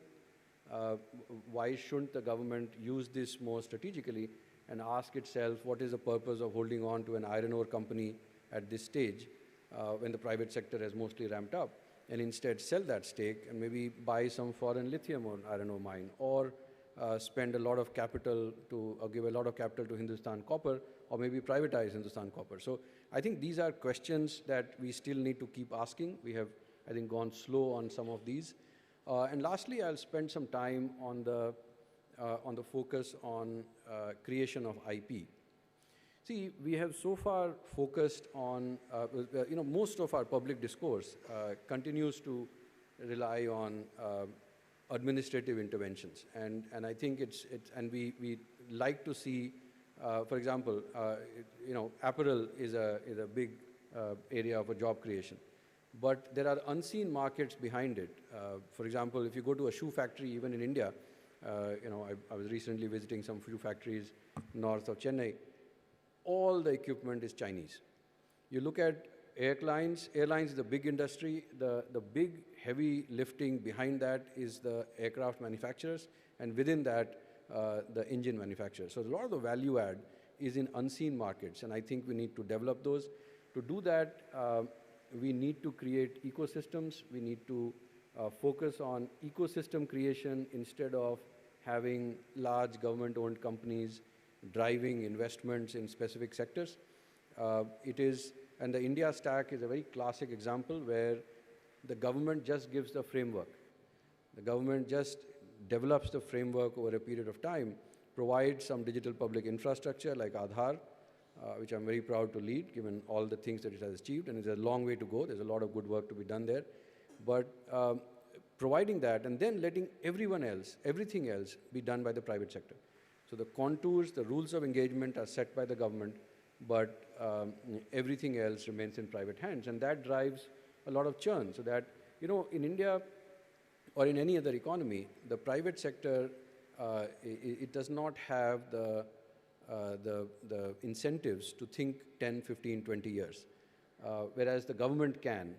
However, the government starts doing these things itself, it does not have the right frameworks to incentivize people to drive those changes. So what the India stack has done is it has one Sutradhar, the iSpirit folks have done a commendable job of holding that thread that you first build layer 1, then you build layer 2, you build layer 3, and each of these is actually executed by the private sector, and therefore there's a lot of competition and continuous innovation. You will see that in each of these, there are no Indian companies, so we are so far have been providing low-end services. We are even in the electronics ecosystem, which I think we have come a very, very long way in the last 2-3 years. There is a long way to go. We need to build our own products. We need to build our own brands. And we need to start working on this now. We will start reaching the threshold or the levels at which countries get stuck in the middle income trap sometime in the next 15 years. But the frameworks, the rules and regulations that need to evolve, we need to start working on them now. So with that, I will stop and hand it over back to Rahulji.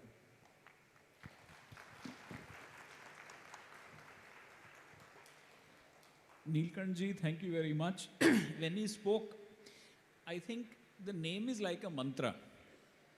You know, when your name itself represents Shiva, you know that intellectual prowess comes through. But beyond the name, listening to him, I was thinking that if Shri Elon Musk was listening to him, he would be very happy, saying, I have somebody who can critique my roadmap for the Department of Government Efficiency. So, you know, they may put in a request to Access to say, can you lend him for some time to the US so that he can critique what we are trying to do. So my big learning was, so he hit upon the right notes, saying that, hey, we have to break out of this trajectory of 7%. So if we have to aim for 8% plus, first is how do we deliver efficiency within the government? Second is, how do we actually take governance with the financing power down to the cities? As an example of China, which is at 50%. And third is two key imperatives. How do we look at our energy efficiency? And how do we build our urban infrastructure stock, especially housing? So thank you, Neelkanth-ji. Great inputs. You know, and listening to him for 15 minutes is like, you know, reading a book for 6 hours. So that's been my value add. Thank you very much. And next, I'm going to request somebody, as I said, you know, names have an impact on the personality. His name is Harsh, so you will see him smiling, you know, because he is always in Anand and Harsh. So now that Neelkanth-ji has said what should be our ecosystem expectations, I'm going to request Harsh-ji to say what should we be thinking at the level of the central bank at RBI, and also his thoughts that how do we really use the rupee to transform our economy. So let's welcome Harsh-ji.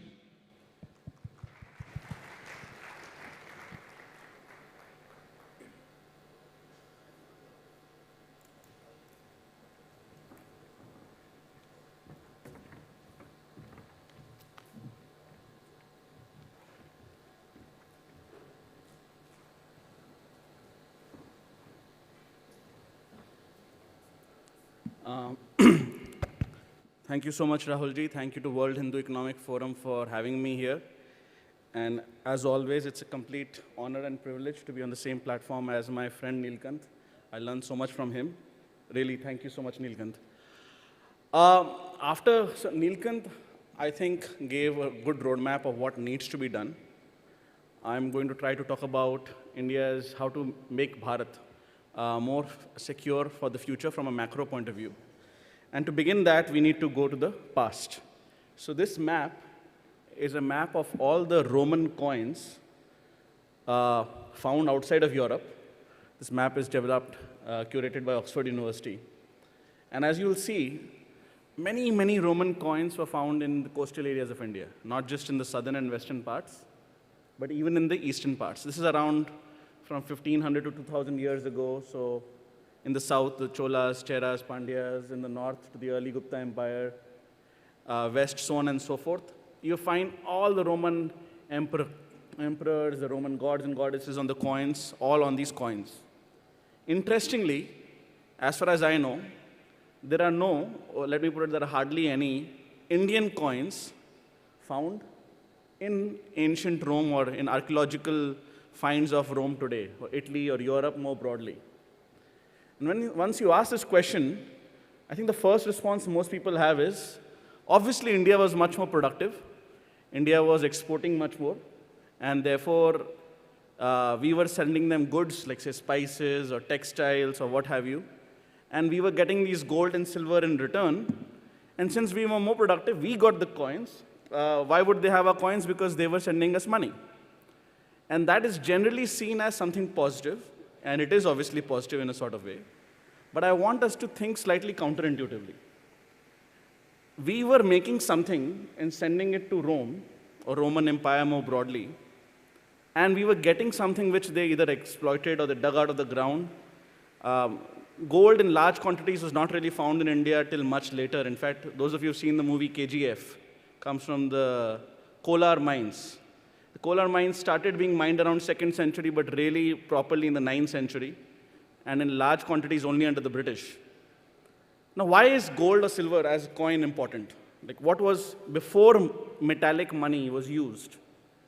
The problem was you had to either barter, or you had to use other forms of currency which were not very dependable or long-term stable, etc. So that, if you have to basically barter, we can understand, right? If I'm making t-shirts and you're making jeans, but what I really want a doctor, then I have to go and find a doctor. What money makes so efficient is I can sell something to somebody who does not have to sell his item to me. We all exchange it for a medium, a currency, which I can then use to go to a doctor. So do you understand why barter is less efficient and money is much more efficient? So till basically, I mean, in 1100s, the Chinese first developed the first paper money of the world, the Song dynasty. It lasted for 100, 200 years, but then hyperinflation happened. Basically, for most of ancient and medieval times, gold and silver was currency. And especially gold, India did not have much of. And therefore, we had to produce more to get what we actually wanted. So gold was a very real good. Whether we count it as a good or service or not, it was a very real good that we wanted. The reason that is important is, in today's world, within India, we all have the paper rupee backed by the sovereign, by the RBI, by the government of India. Right? If you open a note, it says the bearer has a promise that they will get so and so. So today, within the country, we create what is known as a fiat currency to be able to trade with each other. And therefore, we don't need to send any real goods to other people outside just to trade with each other. However, if we are to trade with outside of the world, we do need something which we can't create, most practically the US dollar. We need the US dollar if you want to buy oil, if you want to trade in other people's currency, even if it's a non-American economy, you want to trade with South Africa, we still are going to effectively trade in US dollars. So for international trade, the dollar is the new gold. And in some ways, it shows that Rome was perhaps equally important as India, despite being less productive in that age, because it had something of equal value, namely money. So money is something which is very counterintuitive, but it's important to understand. So this, of course, the reason why a lot of people are initially happy to know there are a lot of Roman coins is they think India was more productive. That is true. But gold and silver was key to monetized economies. Does anybody know why Argentina got the name it got? Argentina, obviously the word comes from silver, right? Argentum. Argentina was discovered or colonized, or all of Americas basically, but especially the South Americas, by the Europeans. And in the 16th century, we saw a price revolution in Europe.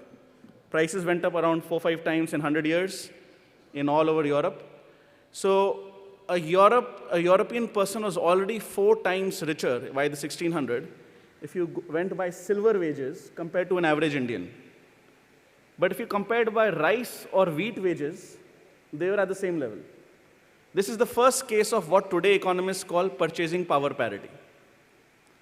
Their currency, so to speak, was much more valuable, even though actual consumption, the only thing about money is you don't consume money. Money is very important, but you don't eat silver or gold.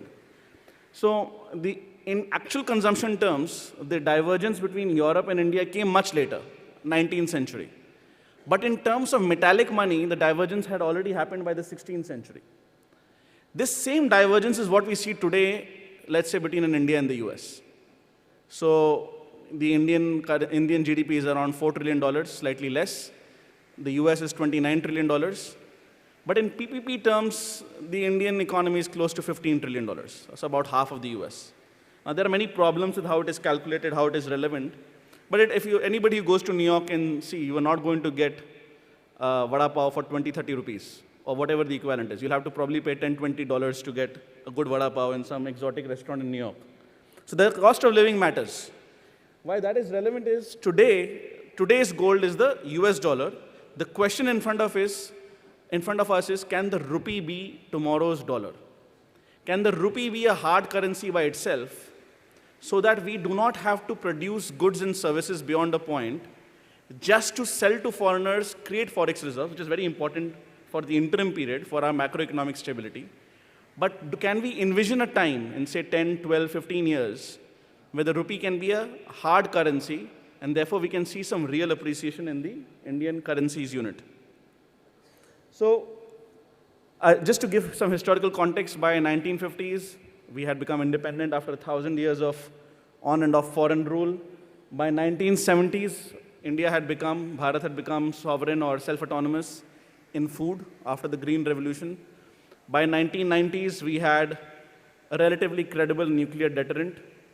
By 2010s, we had done some reforms for the first time, which was not under duress, unlike 1991.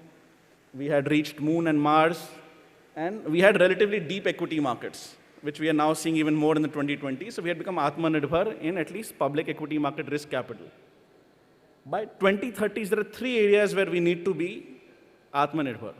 One is currency, which I'm spending some time on in this session. One is defense capex, defense indigenization. We need to make more of our own weapons. And finally, one point that Neelkanth touched upon is on energy. If we don't have very dense hydrocarbon kind of energy, that's not going to suddenly come below our ground. We would have discovered it by now. But at least in terms of renewable energy, solar, wind, nuclear storage, including pumped storage, we need to be so that, because that is, just to give you one point quickly on that note, all of India consumes as much oil as just the Permian Basin in Texas produces. So if we had the Permian Basin, hypothetically, you could imagine that we would not import any oil, which is like $100 billion plus, and imagine what that does to the current account, what that does to the currency, etc.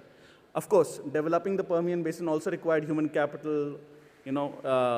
Basically all those techniques also had an element of innovation in it. But not having natural reserves is a real impediment. In the long run, it can be a real benefit because we will grow the hard way. So hard currency. See, there's a, I don't know how funny it is, but I find it funny. If you owe the bank $1 million, it is your problem. But if you owe the bank $1 billion, it is the bank's problem.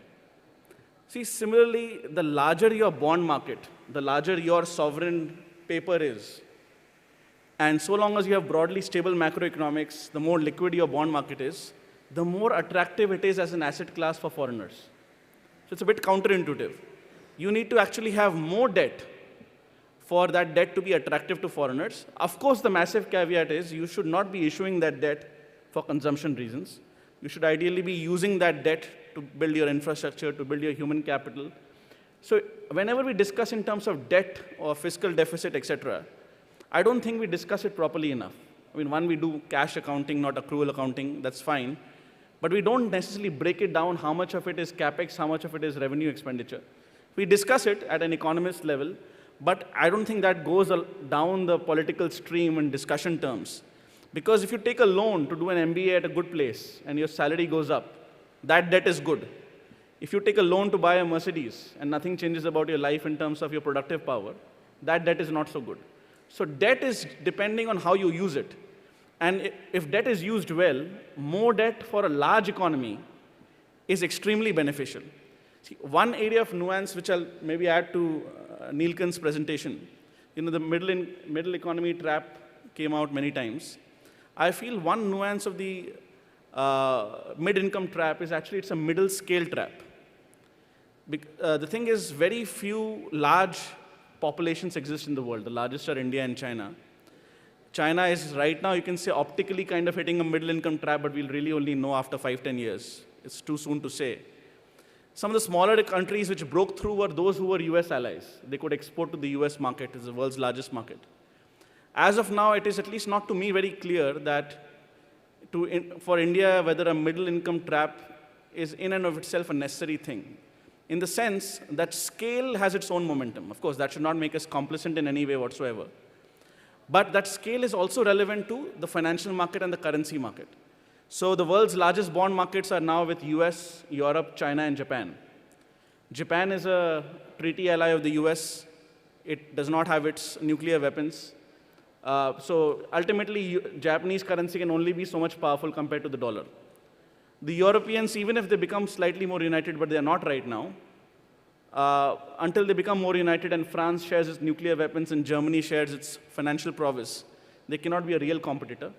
And China, for its own industrial policy reasons, etc., cannot open its capital account. It cannot make the renminbi fully convertible. It is completely directly in geopolitical competition with the US. And for those reasons, Japan, Europe, or China is unable to provide a realistic alternative to the US dollar. BRICS will not be a realistic alternative, although, people can talk from Trump to India to Xi Jinping.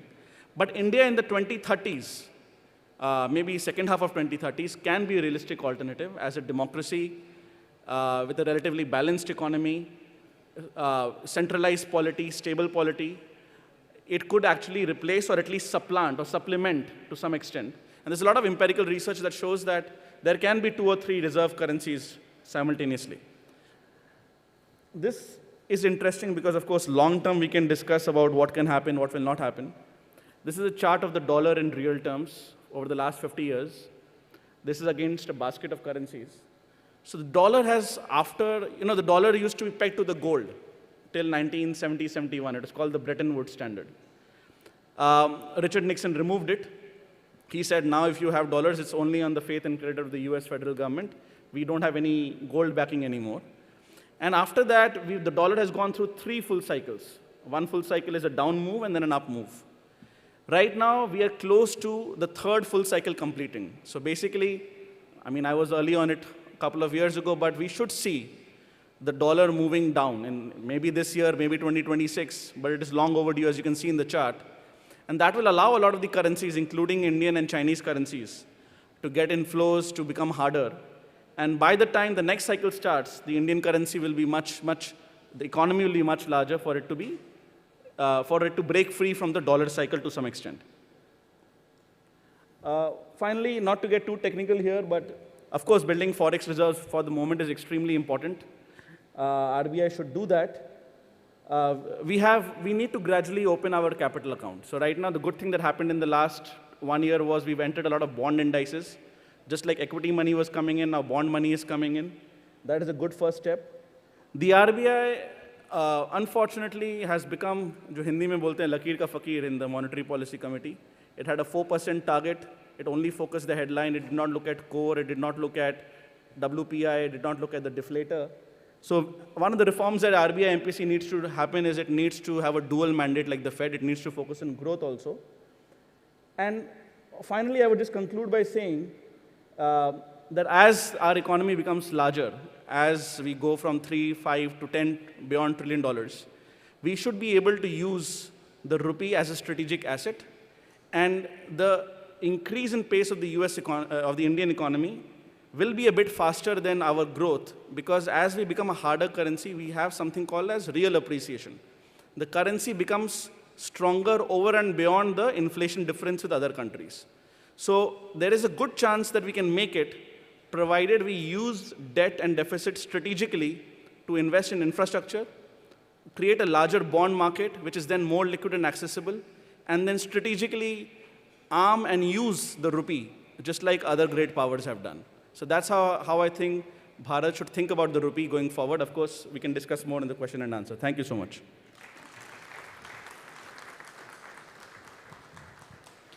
Harshji, thank you very much. He's given us a key thought to think about as we plan our economy. To say that if rupee is not really the fulcrum of the productivity in India, on an average, if the rupee depreciates 2.5–3% every year, effectively, then we are subsidizing the other currency, which is the fulcrum. So how do we strengthen the rupee? And an interesting thought to say that over the next 1 or 2 decades, instead of the world having one reserve currency, is there room for 2 or 3 reserve currencies to come in? And another interesting thought, and we didn't get to flesh that too much, but it's very interesting to say how to use debt to deliver infrastructure.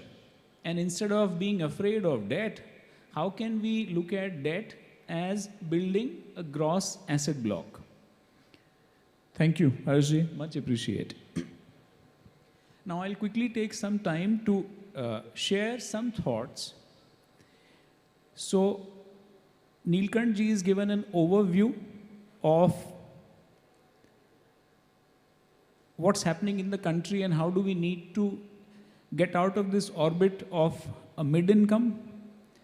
Harshji has said, how do we look at strengthening the rupee and positioning it as an alternate reserve currency? And I'm going to take some time to share a couple of thoughts.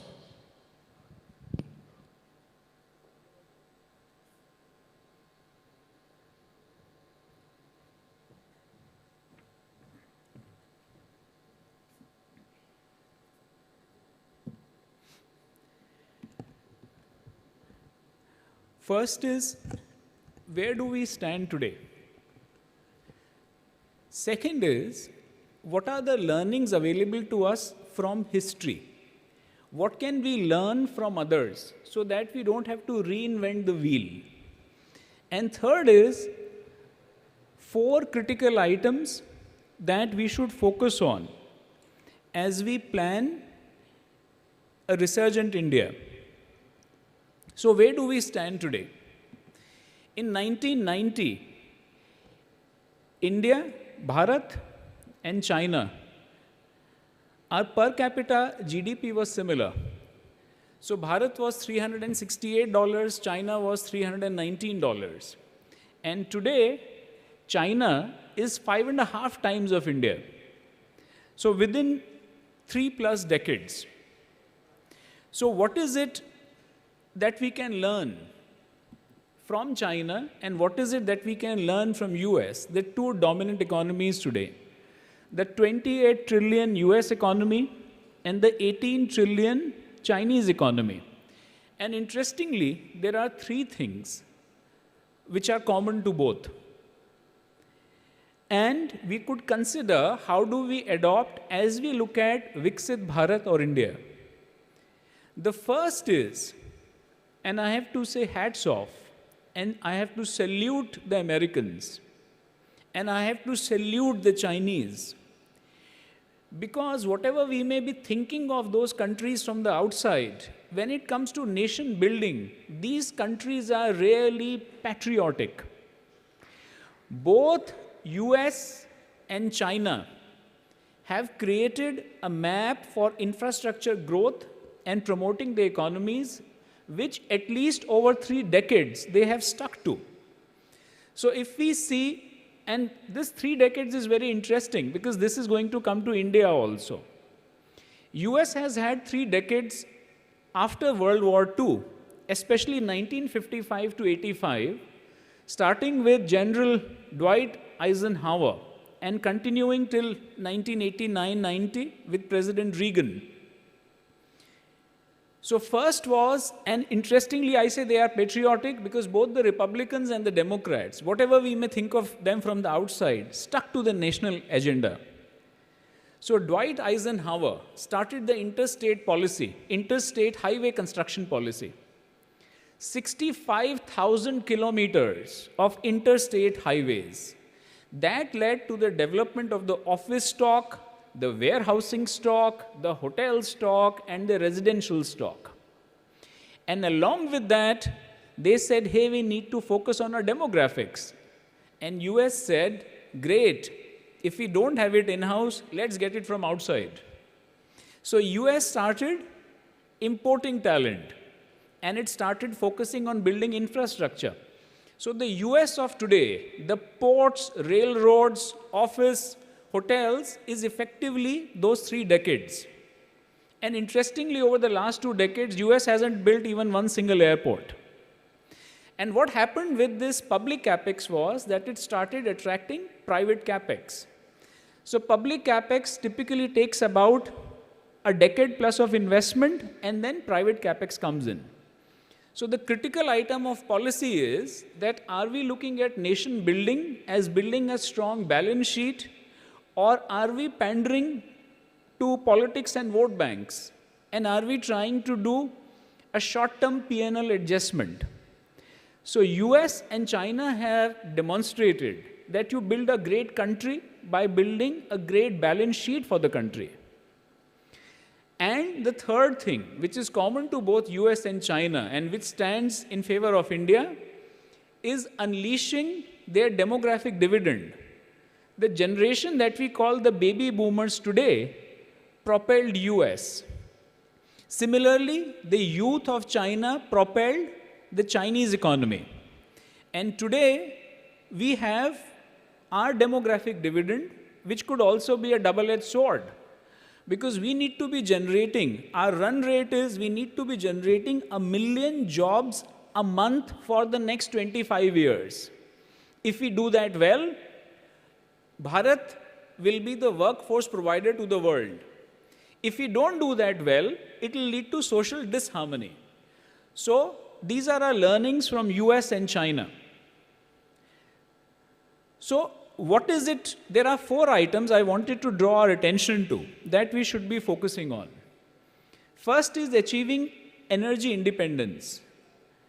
Our run rate of energy import, our energy import bill of coal and crude is $170 billion today, and it is set to rise.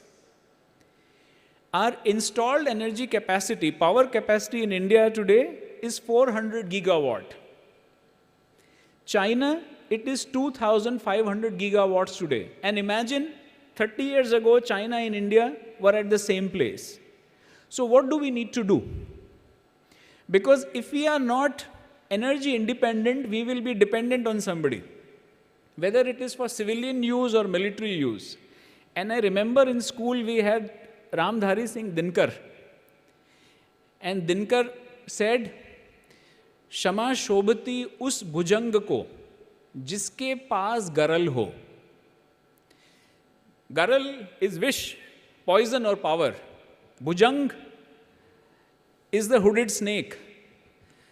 Shama shobhati us bhujang ko, jiske paas garal ho. Usko kya? Jo dantaheen, vineet, saral ho.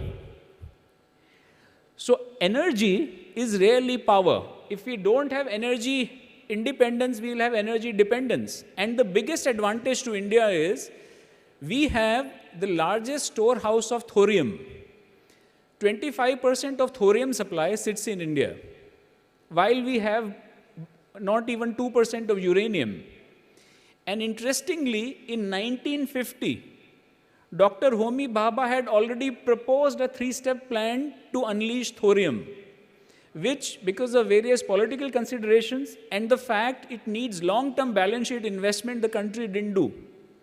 So it is high time that we focus on thorium, not only for our own economy, but India can then become also the thorium fuel and reactor export to the rest of the world to make ourselves free from fossil fuel.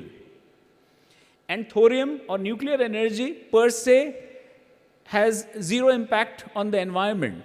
And technically, the other advantage of thorium is that, its footprint is much lesser than uranium.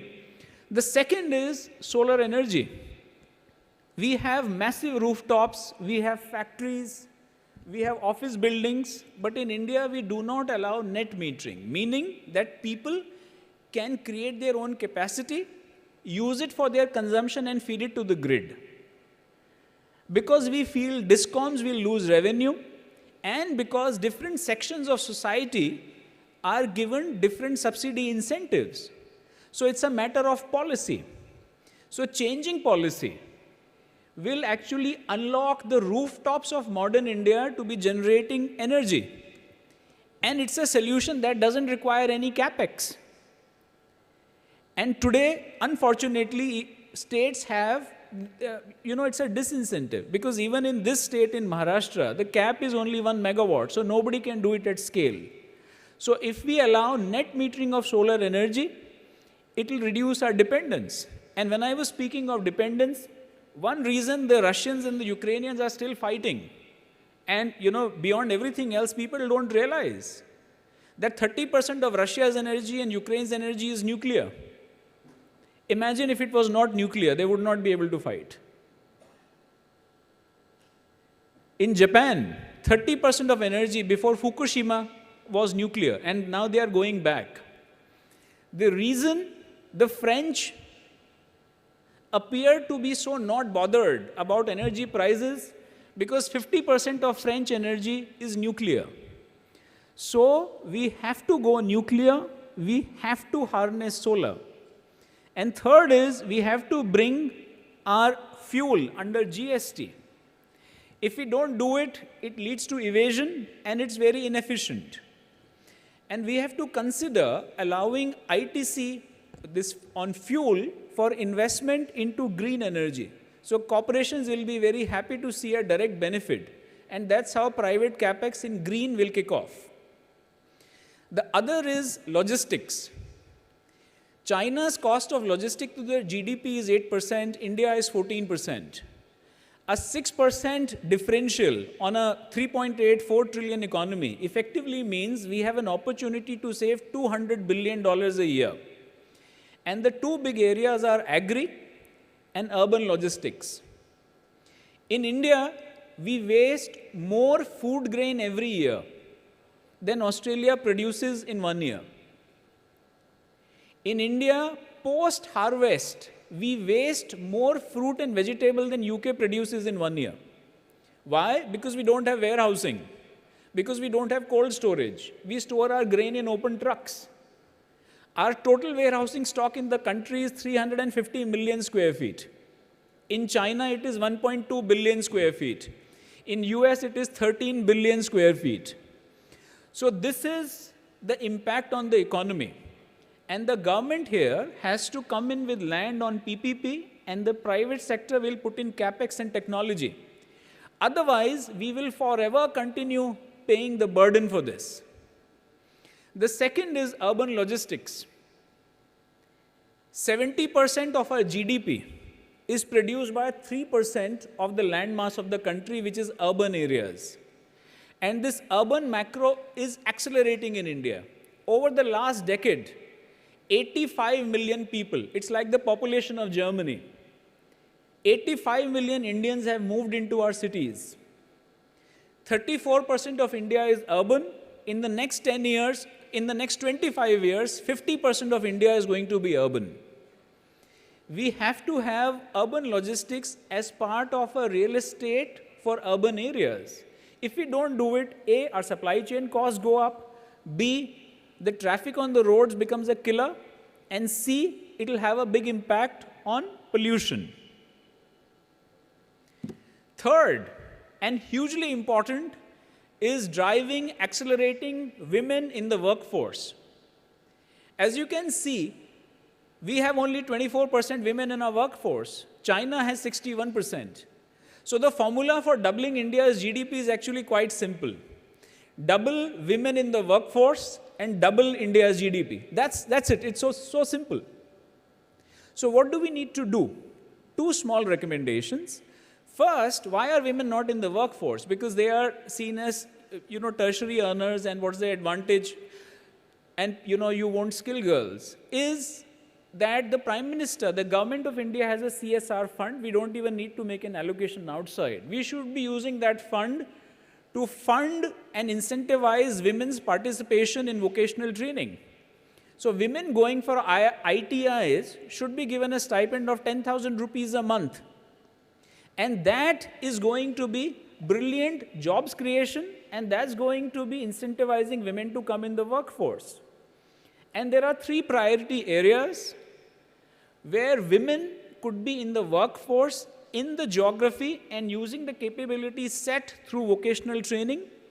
The first is semiconductors, second is biopharma, and third is tourism and hospitality. And all these areas have a huge advantage, that their contribution to jobs creation is a multiple of their contribution to GDP. Last but not the least, if we want to make a resurgent, economically strong Bharat, our GDP or capital formation will actually happen riding on the shoulders of an intellectually strong Bharat, an innovative Bharat. Today, our run rate is 75,000 patents a year. China's run rate is 1.6 million patents a year. So if China is today innovating 21 times faster than India, obviously it will be ahead of India. So what do we need to do? 3 small suggestions. First, research has to get embedded in our educational curriculum in schools and colleges, and we need to provide low-risk incubator grants, both in schools and colleges. So imagine 1 lakh a rupee a school a year. Imagine 10 lakhs a rupee a college a year to do research, because this, sometimes we take pride to say we are a jugaad economy. A jugaad economy should not be worn as a symbol of innovation. It's a symbol of scarcity. It's a symbol of poverty. We have to be an innovation economy, not a jugaad economy. And this item is so important that the government of India and the parliament has to actually institute a standing committee on innovation, which should be chaired by the Honorable Prime Minister, with a roadmap for driving innovation and monitoring progress. Those were our thoughts. Thank you very much. Thank you for your time.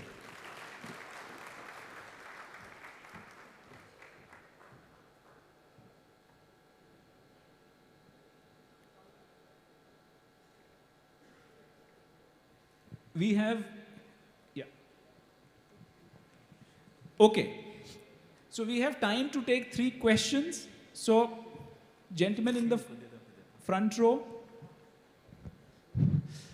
Sir, I studied also saw this 24% women in India's GDP contribution. So actually I disagree with that, because in India, if we consider as a proper part of work, I think 90 to 100% women are part of work, because we don't consider that work as part of GDP, we are excluding that. Because if my mom is cooking food, we are not paying her. She is taking care of father, children and everything. We are not considering that as a part of GDP. So we are saying that only 24% women are working for GDP. So we should consider also the housewife or homemakers also as work for GDP contribution. Because we are ignoring that fact. So we are saying that only 24% are there. And second thing, just the research curriculum, this research portion, which you mentioned that educational program should have research workforce. So just I want to raise one point. So there are premier institutions, there are colleges, but even in those premier institutions, there are no professional research. Means I'm not saying that 0% professional research, but the professionality of research, which we expect to level of US or Europe or UK, we are not up to that mark. So there should be some standardized of the procedure or professionality in research also. Their ethics is not being followed up to the mark which Westerns follow. So I want your comments on these 2 points. Thank you. I actually agree with you 100%. And I think women, going by your definition, it's not 100%, it's 200%. Because women are not only supporting households, they are supporting those who are adding value to the formal economy. So this metric is to say what's women's contribution in doing a value add to the formal economy. Beyond, just supporting people who are adding value there. And research, I agree. But we can take 2 stances. One is to say we lament what is not right. The other is to say we recognize this is not right and what do we need to do going forward. In 1990, China's per capita was behind. And I have to salute, whatever we may think of the other country. Xi Deng Xiaoping, Hu Jintao, Xi Jinping, look at what they have done.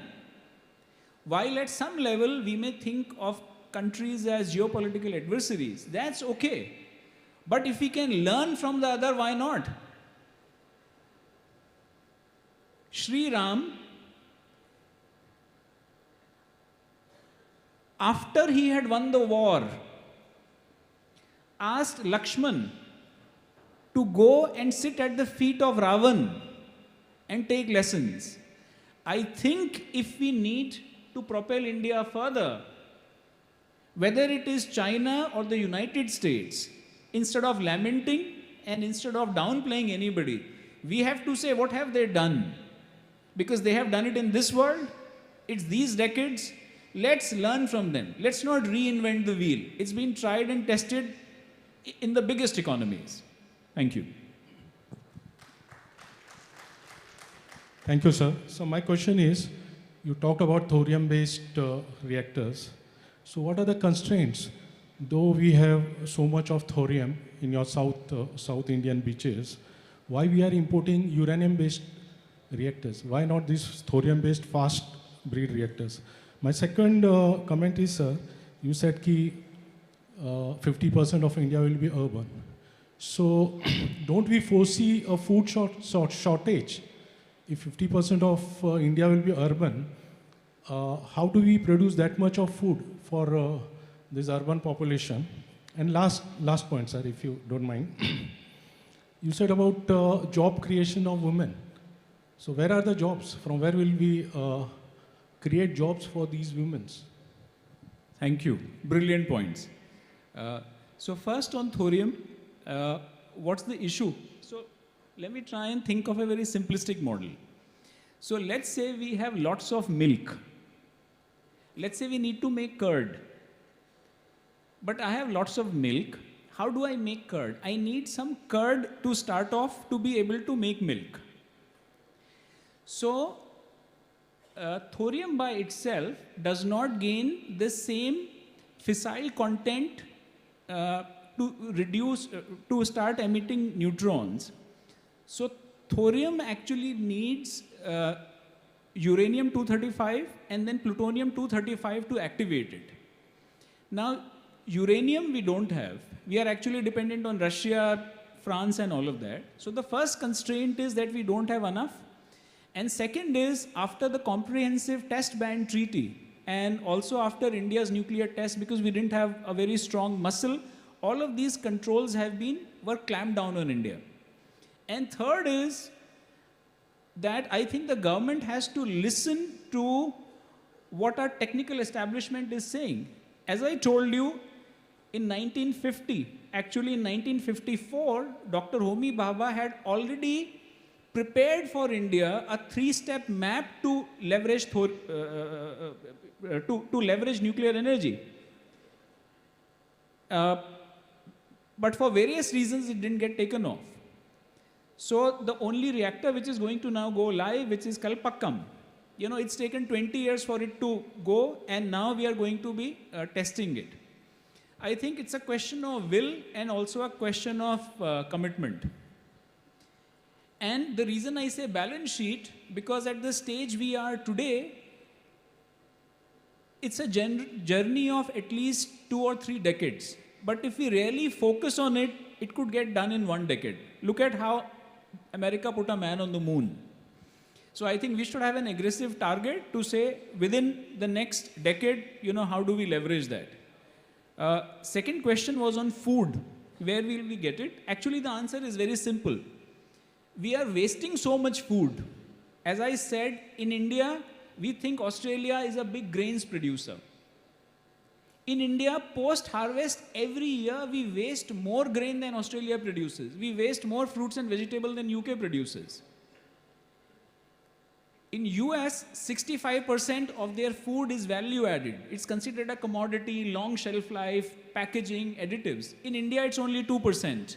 So while on one hand, we have farmer protests saying low pricing, and we have to artificially support it with minimum support price, imagine if we have the right infrastructure, the right partnerships, the right technology, the right warehousing, the right cold chain. The answer is there on that side. The second answer is what do we need to do to grow our productivity? So I'm not so bothered. If we just do that right, we have plenty of food not only for ourselves, for others also. Look at actually what's happened. Post the Ukraine war, because Ukraine was a major provider of grain to the world, India stepped into that role. And quickly on to women employment, where are the jobs?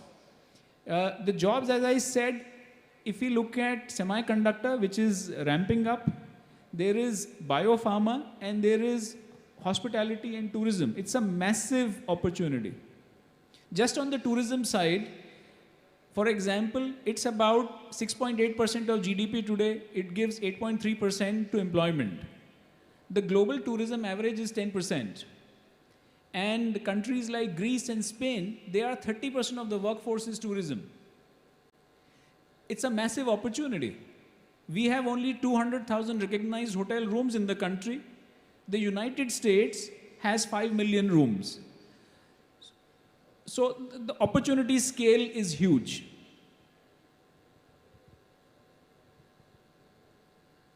We are through?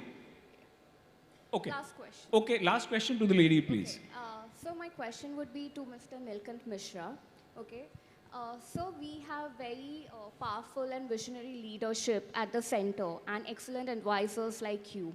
But still, why are we stuck at a very low growth rate in GDP? And recently, we had a very resounding, win in Maharashtra and in Haryana. So I need to understand what's the hindrances in this growth rate. And with this win, how can and when can we see that growth accelerate? So that would be my question. Yeah, no, that's a very important and an excellent question to maybe end the session. See, the trend growth of 1/6 of humanity, I think it is impossible for one person or a group of persons to change very quickly. These are things that take, it's like turning an aircraft carrier. Over the last 10 years, several structural shifts have happened. I would say the bureaucracy has been the hardest to navigate, but even within the bureaucracy now, you see some, through the process of filtration, most of the senior officials today believe in the power of markets. You are starting to see the government, the senior people in the government being comfortable with private sector people taking important positions. One process of change is, by definition, disruptive, meaning that you break something apart and then you build it afresh. And another is to, and especially in a large system, I think having a gradual pace of change is sometimes better. By no means, and remember that in the last 10 years, we've lost about, I would say, 2.5, 3 years in coping with the pandemic and then recovering from it. It has also left us at a government level with very high levels of debt. The debt to GDP is very elevated. That constrains the government's capabilities. But I think 7% trend growth can become 8% if some of the deeper changes start to happen at the state level. And therefore, I think the second part of your question is far more important. So if Maharashtra really starts to do what TN and Telangana and Karnataka and Andhra are already starting to do, I think then the overall Indian growth rate can actually accelerate. As UP's transformation in terms of the ease of doing business, the improvement in law and order, the improvement in hard infrastructure, now starts to attract investment. See, what you need to do in the first level is set the soil or make the soil fertile. Improving law and order is one of them. That by itself does not drive GDP, because just because you improved it doesn't mean that people are producing more. That's a necessary condition. And I think there are several such necessary conditions that have been set in place at the state level, also at the national level. See, India was seen as a part of the Fragile Five in 2013. When private investors, foreign investors, Indian corporates cannot have certainty of growth, inflation, currency levels, interest rates for more than 1 or 2 years, how are they going to invest? It is only when you are able to give some visibility that, look, our objective is stability, and for that you need fiscal discipline. We are going to have an inflation targeting regime. Once you start to provide those very hard to do but very important necessary conditions, that's when investment really starts to take off. So I see that a lot of good work has been done. Now I think a lot of more work needs to be done at the state level to convert these very important macroeconomic stability conditions into actually hard investments on the ground, because that's where many of the companies that come from outside actually fail. That they come in excited that there is so much change happening, and then they see the local bureaucracy, they see the state governments unresponsive, not having the capacity to absorb a lot of investment, and that's where things start to fail. So I see there is enough reason for us to think about a 7% growth. For 8% plus, the changes that we have seen in Delhi or in some of the state capitals need to percolate a lot deeper. Without that, I don't think we can really accelerate.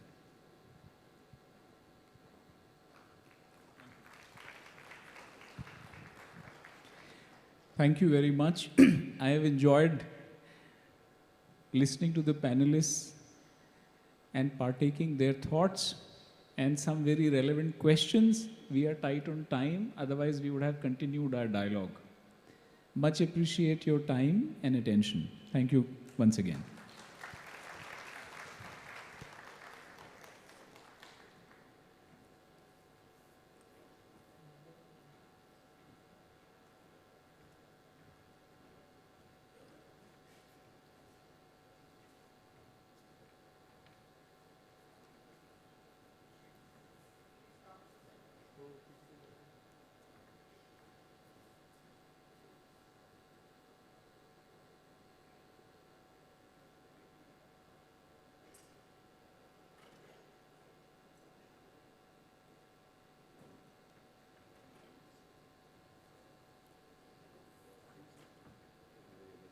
मैं बता इसको छोड़ दो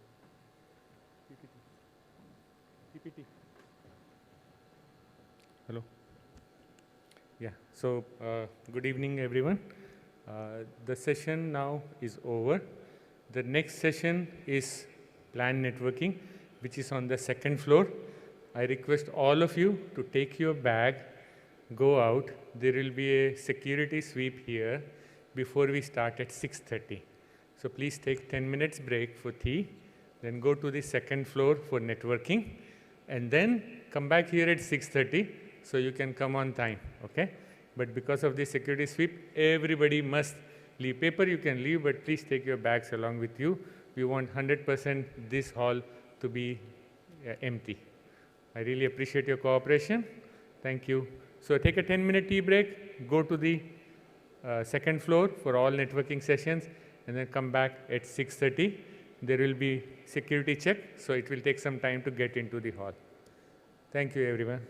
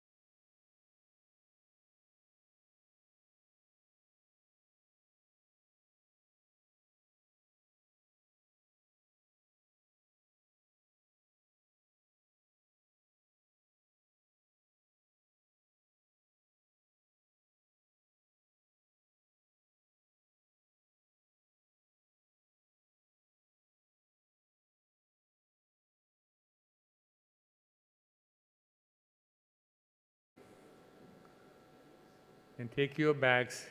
Please do not leave it on the table. I request again, please take your bags. We don't want it to be misplaced or removed by security team. Thank you.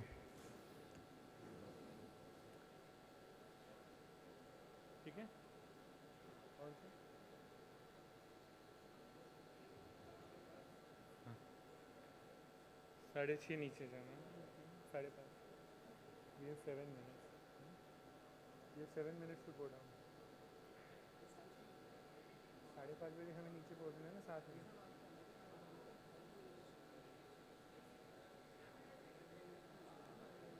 Yes, so I said go.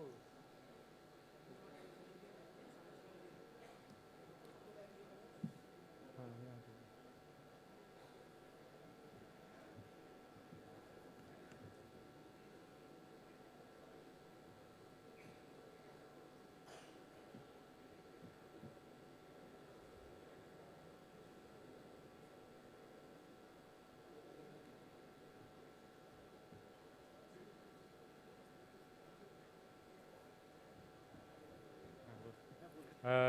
For the people on the side of the dais and the honorable speakers, please can you continue your discussion outside?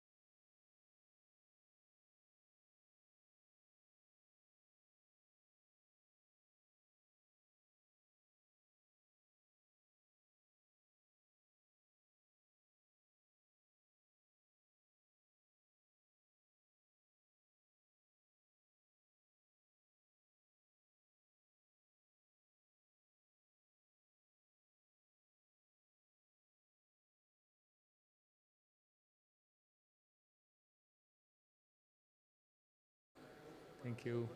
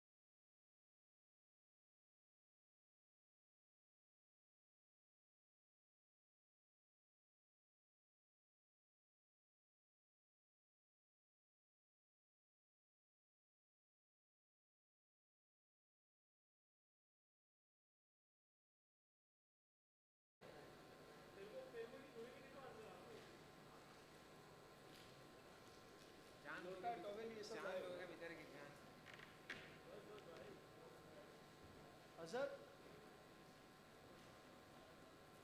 Azhar?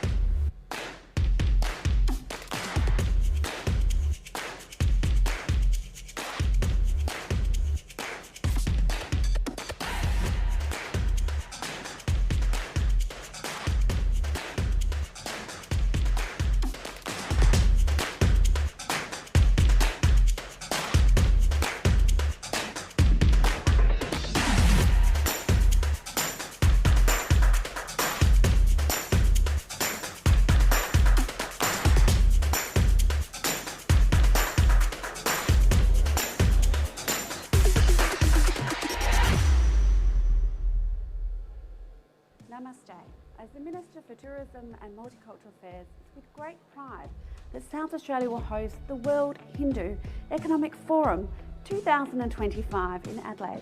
The first time this important event will be held in Australia and the Southern Hemisphere. South Australia stands ready to welcome your delegates from around the world, offering a dynamic and supportive environment for economic collaboration, innovation and sustainable growth. The South Australian Government is proud to support this event and looks forward to showcasing our strengths and collaborative opportunities for the global Hindu business community. The South Australian Hindu community has been a dynamic and entrepreneurial group who have been integral to the economic success of our state. Our proud Hindu community is also well placed to be the conduit between the South Australian economy and the wider global Hindu economic community. As a delegate, not only will you get the chance to connect on an economic level, you'll be able to enjoy the offerings that Adelaide has to offer. With the iconic Adelaide Oval a stone's throw away from the Convention Centre, you will have the opportunity to experience our vibrant city, whether it is our outstanding food or scenic hills or our beaches. There is something for everyone. I also invite all Australians to join us for welcoming our delegates to Adelaide as we prepare to host and participate in a forum that promises to drive meaningful economic and social outcomes for our state and our nation. We look forward to seeing you here in 2025.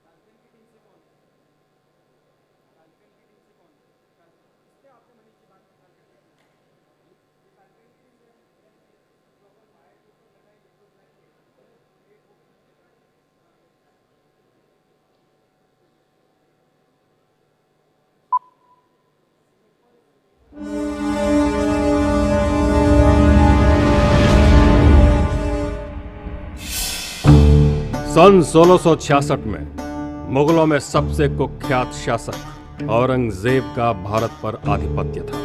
Aurangzeb ने हिंदुओं पर अत्याचारों की समस्त सीमाएं लांघ दी थी। औरंगजेब के दो ही लक्ष्य थे, साम्राज्य विस्तार और लोगों का बड़ी से बड़ी संख्या में धर्म परिवर्तन। इसी उद्देश्य से उसने हिंदुओं के दमन के लिए अनेक नीतियां बनाई, जिनका कठोरता से पालन करवाया जाने लगा। वह हिंदुओं से जजिया कर बड़े ही अपमानजनक रीति से उकहाने लगा। होली, दिवाली जैसे हिंदू त्योहारों पर अनेक प्रतिबंध लगा दिए गए। यहाँ तक कि हिंदुओं के विवाह जैसे समारोहों पर भी अनेक रोकें लगा दी गईं। इन सभी दमनकारी नीतियों से औरंगजेब यह संदेश दे रहा था कि या तो मुसलमान बन जाओ या फिर अपमान और शोषण का जीवन चुपचाप जीते रहो। ऐसे निराशा एवं संकट के काल में औरंगजेब के दमन को चुनौती देने पश्चिमी उत्तर प्रदेश में एक नया नायक प्रकट हुआ, गोकुल सिंह जाट। सिंसनी ग्राम में जन्मा गोकुल महान राजा सूरजमल का पूर्वज और तिलपत गांव का जमींदार था। उसने औरंगजेब की क्रूर, अपमानजनक और हिंदू विरोधी नीतियों से प्रतिकार लेने हेतु अतरौली में एक बैठक की। निर्णय हुआ कि सभी लोग मुगलों को मालगुजारी देना समाप्त कर दें। मुगलों के लिए एक साधारण से हिंदू जमींदार का ऐसा विद्रोह असहनीय था।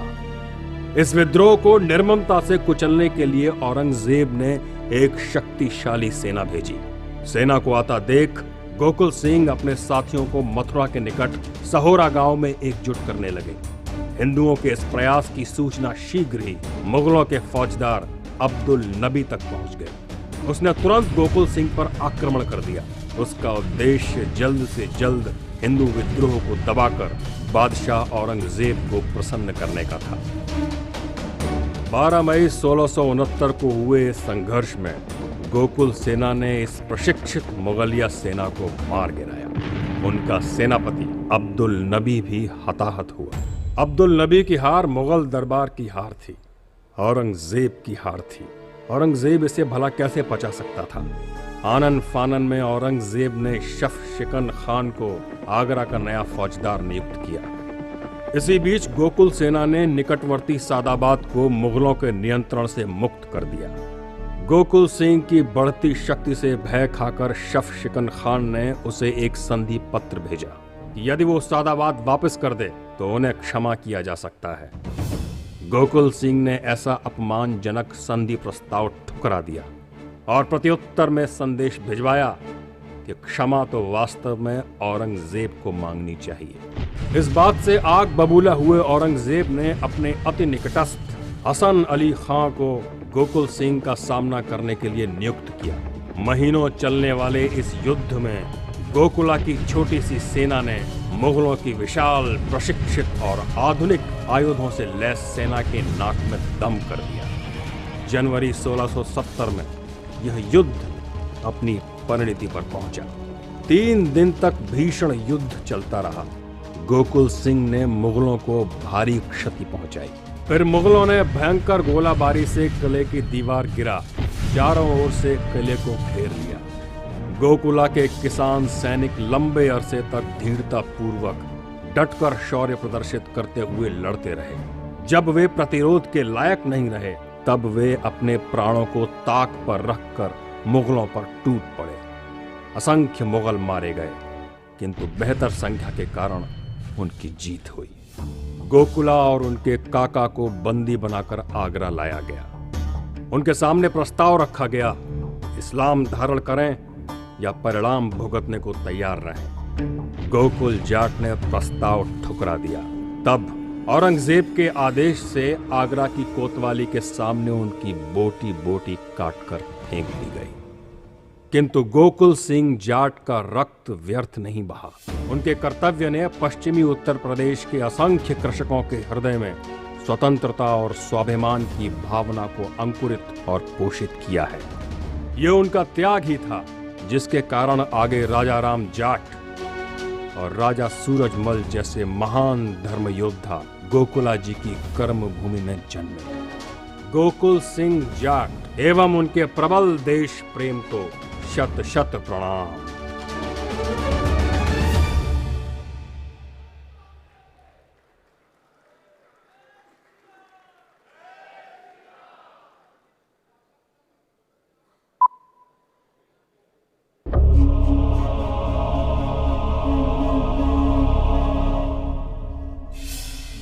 यह कहानी हरबीर सिंह गुलिया जाट की है, एक ऐसे प्रचंड योद्धा की जो तैमूर लंग का काल बने। बात 1398 ईस्वी की है, जब दिल्ली सल्तनत पर तुगलक वंश का शासन था, जो तैमूर की तलवार के आगे सिर झुका चुका था। दिल्ली में तैमूर की सेना ने लोगों के सिर काटकर उनकी ऊंची ऊंची मीनारें बनवा दी थी, और जहां तक आंखें देख सकती थीं, एक जला हुआ, लुटा हुआ, खंडित नगर ही दिखता था। सैकड़ों हिंदू नारियों के सुहाग उजाड़े जा चुके थे। असंख्य हिंदू स्त्रियों की अस्मिता भंग हो चुकी थी। दिल्ली को पूरी तरह ध्वस्त करने के बाद तैमूरी सेना का अगला पड़ाव था निकटवर्ती लोनी क्षेत्र। भारत में तैमूर का एक ही उद्देश्य था, हिंदू संस्कृति को जड़ से विनष्ट कर देना। इस उद्देश्य पूर्ति के लिए तैमूर के सैनिक अनवरत नरसंहार, हिंदू स्त्रियों के साथ दुष्कर्म और मंदिर देवालयों को तोड़ने में लिप्त रहते थे। लोनी में तैमूर की टक्कर वीर गुर्जरों से हुई, जो अपने शत्रुओं को दौड़ा दौड़ा कर मारने के लिए प्रसिद्ध थे। यद्यपि इन हिंदू वीरों ने तैमूर से कड़ा संघर्ष किया, किंतु तैमूर की सागर जैसी विशाल सेना के सामने उनकी अंततः हार ही हुई। अनेक वीरों को बंदी बनाकर मौत के घाट उतार दिया गया। इस पराजय ने लोनी क्षेत्र में सनसनी फैला दी। सभी लोग एक होकर लुटेरे तैमूर लंग से लड़ने के लिए प्रेरित हुए। इसके लिए सभी हिंदुओं की सर्वजातीय महापंचायत बुलाई गई और एक विशाल हिंदू सेना का गठन किया गया। युद्ध की रणभेरी बज चुकी थी। हिंदू पक्ष का नेतृत्व कर रहे थे महाबली जोगराज सिंह गुर्जर। उनके उप सेनापति थे हरबीर सिंह गुलिया। सेना के अन्य प्रमुख नायक थे धूला वाल्मीकि, गजे सिंह जाट गठवाला, तुहिराम राजपूत, सरजू पंडित, उमरा त्यागी, दुर्जनपाल अहीर, कुंदन जाट, धारी गडरिया, हुल्ला नाई, भाना बुनकर, अमन सिंह पुंडीर राजपुत्र, नत्थू पाडर राजपुत्र, मामचंद गुर्जर एवं फलवा कहार। साथ में थी राम प्यारी गुर्जर की 40,000 स्त्रियों की एक शक्तिशाली सेना। महापंचायत में हरबीर सिंह गुलिया ने संकल्प लिया कि हिंदू अस्मिता पर प्रहार करने वाले आतताई के सीने में वे जाटों का सम्मान चिन्ह बनाकर ही दम लेंगे। हरबीर सिंह जी का जन्म गुलिया गोत्र में रोहतक के निकट बादली गांव में हुआ था। वे धरती पुत्र थे। उनकी मां के आंचल को कोई विदेशी विधर्मी रौंदे वे कैसे बर्दाश्त कर सकते थे। वे इस समय मात्र 22 वर्ष के थे। रणनीति के तौर पर सबसे पहले इन्होंने तैमूर की सेना के रास्ते में पड़ने वाले सभी गांवों को खाली करा के वहां से स्त्रियों, बच्चों और वृद्धों को सुरक्षित स्थान पर भेज दिया। उधर तैमूर मेरठ और फिर हरिद्वार की ओर बढ़ा, किंतु वहां उसका सामना जोगराज हरबीर सेना से हुआ। छापामार युद्ध में प्रवीण हरबीर सिंह गुलिया और उनके 25,000 रणबांकुरे तैमूर की सेना की नाक में दम करने लगे। हरबीर सिंह का शौर्य देखकर उनका साथ देने निकटवर्ती क्षेत्रों से लगभग 2000 पहाड़ी तीरंदाज भी आ गए। तैमूर और हिंदू वीरों में भयंकर युद्ध होने लगा। तीरों और भालों की वर्षा हो रही थी। तभी एक तीर तैमूर के हाथ में लगा।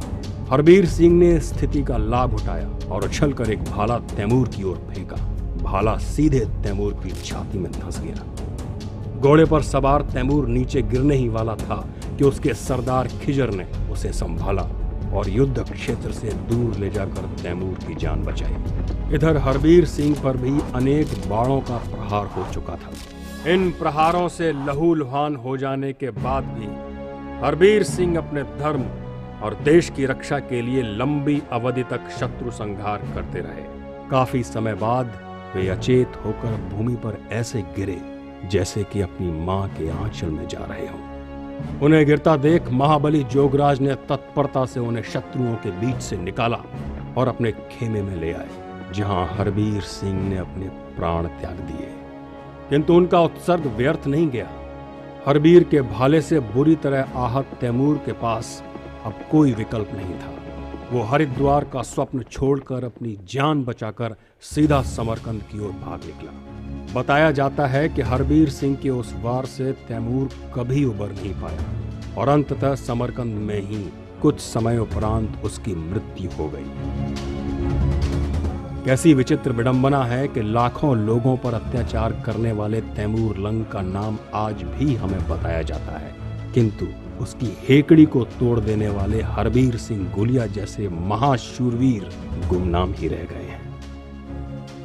ऐसे धर्मरक्षक महावीर हरबीर सिंह गोलिया को हमारा कोटि कोटि प्रणाम।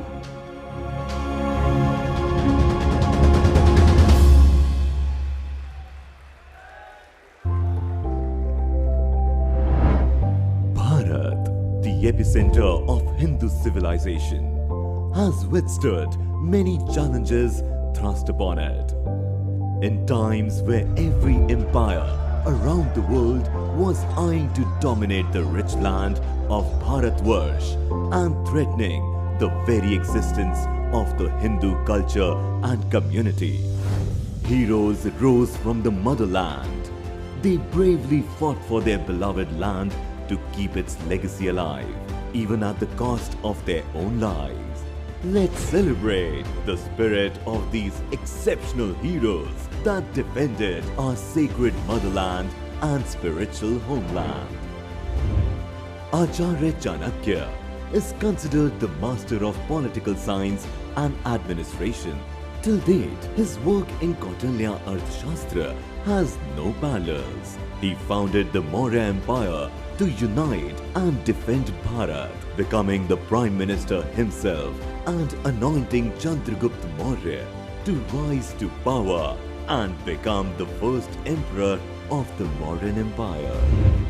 Chandragupta Maurya is the founder of one of the largest empires of the world, the Mauryan Empire. Chandragupta Maurya played a pivotal role in the unification and consolidation of Bharat after overthrowing the Nanda Empire and conquering the eastern provinces of Seleucus Nicator's Greek Empire. He established the largest empire that would exist in Bharatvarsh. Vikramaditya is one of the greatest emperors from ancient Bharat who is characterized as an ideal king. He was known for his generosity, courage, and patronage of scholars. He established the Vikram Samvat in 57 BC era after he defeated the foreign invaders, the Sakas. Gautami Putra Satkarni was a military genius. He revived the Satvahana dynasty power after a decline caused by Saka invasions. In his reign, he defeated Sakas, Parthians, and Greek.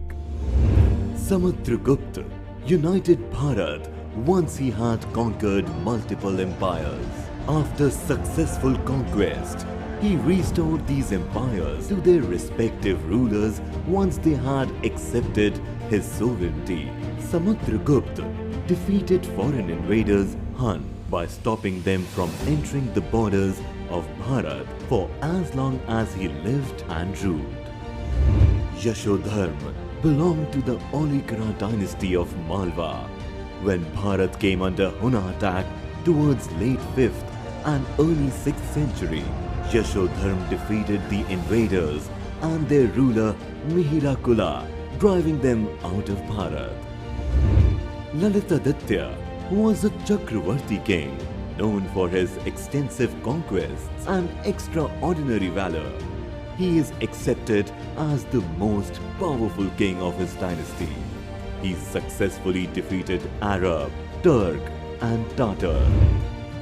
During his reign, Rajendra Chola extended the influence of the Chola Empire across the Hind Mahasagar to the west, making the Chola Empire one of the most powerful empires of Bharat. His conquests included Maldives, Malaysia, southern Thailand, and Indonesia in Southeast Asia. Krishnadev Rai is regarded as an icon and the greatest king of Vijayanagar Samrajya, who defeated Bijapur and Adil Shahi. Vijayanagar became the bulwark against Islamic expansion in southern Bharat. Rani Durgavati distinguished herself as a valiant warrior and fought with unvarying success against Baz Bahadur, the Sultan of Malwa, defending her kingdom of Gondwana, present-day Madhya Pradesh and Chhattisgarh. Maharana Pratap's defiance of the mighty Mughal Empire, almost alone and unaided by the other Hindu Rajput states, constitutes a glorious saga of Hindu valor and the spirit of self-sacrifice for cherished Hindu principles. Lachit Barphukan was known for his leadership in the 1671 Battle of Saraighat that thwarted a drawn-out attempt by Mughal forces to enter northeast part of Bharat. Chhatrapati Shivaji Maharaj carved out the Hindu Empire from the clutches of the Mughal and Adil Shahi Sultanate, raising the Hindu flag, which later weakened the Islamic rule over Bharat. Shivaji was formally crowned Chhatrapati in 1674. Guru Govind Singh was the 10th Sikh Guru, a spiritual master, warrior, poet and philosopher. He founded Khalsa in 1699 and played a key role in defiance against Mughals. Rani Lakshmi Bai became a symbol of resistance to the British Raj and was a key member of the first independence movement of 1857. She convinced the leader of the independence movement that the British could be defeated. Similar to these valiant and remarkable heroes, there are hundreds of other courageous and noteworthy brave women and men of Bharat who have fought, defended and sacrificed their lives for the protection of sacred motherland and spiritual homeland. Let's take inspiration from these great heroes and carry their valiant legacy forward.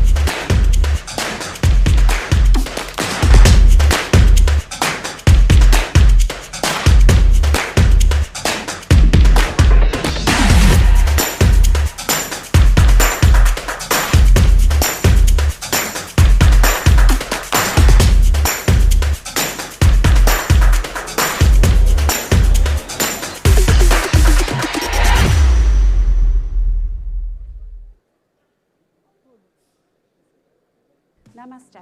As the Minister for Tourism and Multicultural Affairs, it's with great pride that South Australia will host the World Hindu Economic Forum 2025 in Adelaide. The first time this important event will be held in Australia and the Southern Hemisphere. South Australia stands ready to welcome your delegates from around the world, offering a dynamic and supportive environment for economic collaboration, innovation and sustainable growth. The South Australian Government is proud to support this event and looks forward to showcasing our strengths and collaborative opportunities for the global Hindu business community. The South Australian Hindu community has been a dynamic and entrepreneurial group who have been integral to the economic success of our state. Our proud Hindu community is also well placed to be the conduit between the South Australian economy and the wider global Hindu economic community. As a delegate, not only will you get the chance to connect on an economic level, you'll be able to enjoy the offerings that Adelaide has to offer. With the iconic Adelaide Oval a stone's throw away from the Convention Centre, you will have the opportunity to experience our vibrant city, whether it is our outstanding food or scenic hills or our beaches. There is something for everyone. I also invite all Australians to join us for welcoming our delegates to Adelaide as we prepare to host and participate in a forum that promises to drive meaningful economic and social outcomes for our state and our nation. We look forward to seeing you here in 2025. नमस्ते। आपने अभी जो screen पर देखा वो एक न्योता है, इनवाइट है आप लोगों के लिए ऑस्ट्रेलिया का। 2025 में world Hindu economic forum Australia में एडिलेड में होने वाला है और यहाँ बैठे सारे डेलीगेट्स के लिए ये न्योता स्पेशल है, क्योंकि अगर आप कल तक रजिस्टर करते हैं तो आपको 50% डिस्काउंट मिलेगा। ये ऑफ़र कल तक है आपके पास। तो बाहर स्टॉल लगा हुआ है WHEF 2025 ऑस्ट्रेलिया का, वहाँ जाकर आप जानकारी प्राप्त कर लीजिए और कल तक अपना रजिस्ट्रेशन कर लीजिएगा। फिर मत कहना कि बताया नहीं और नुकसान हो गया। धन्यवाद।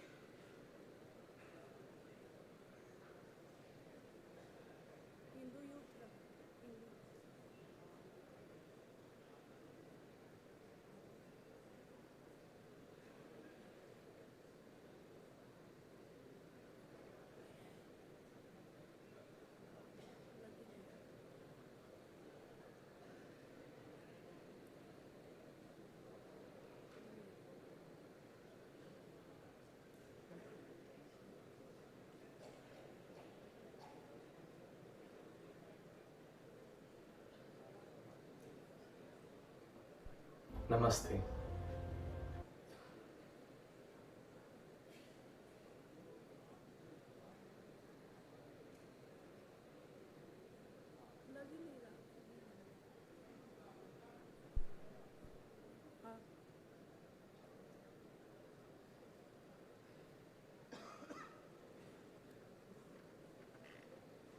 Namaste.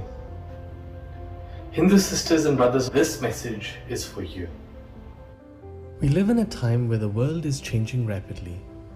As Hindu youth, we are the descendants of a profound, knowledge-rich, contributing and ancient civilization, and the builders of a future that awaits us. But it's not without challenges. We can only succeed by taking up leadership, by continuing to be an engaged driving force in all spheres of human endeavour. But why? What is a necessity? Whether we like it or not, believe it or not, accept it or not, the reality is Hindu youth are the ones who have to face the future. We can either be prepared for it or deal with the consequences of our inaction. For thousands of years, our ancestral homeland has endured countless challenges, standing resilient through it all. Generations ago, many of our ancestors were taken far from home as indentured labourers, enduring hardship and carrying the weight of indignity. And today, the challenges haven't disappeared.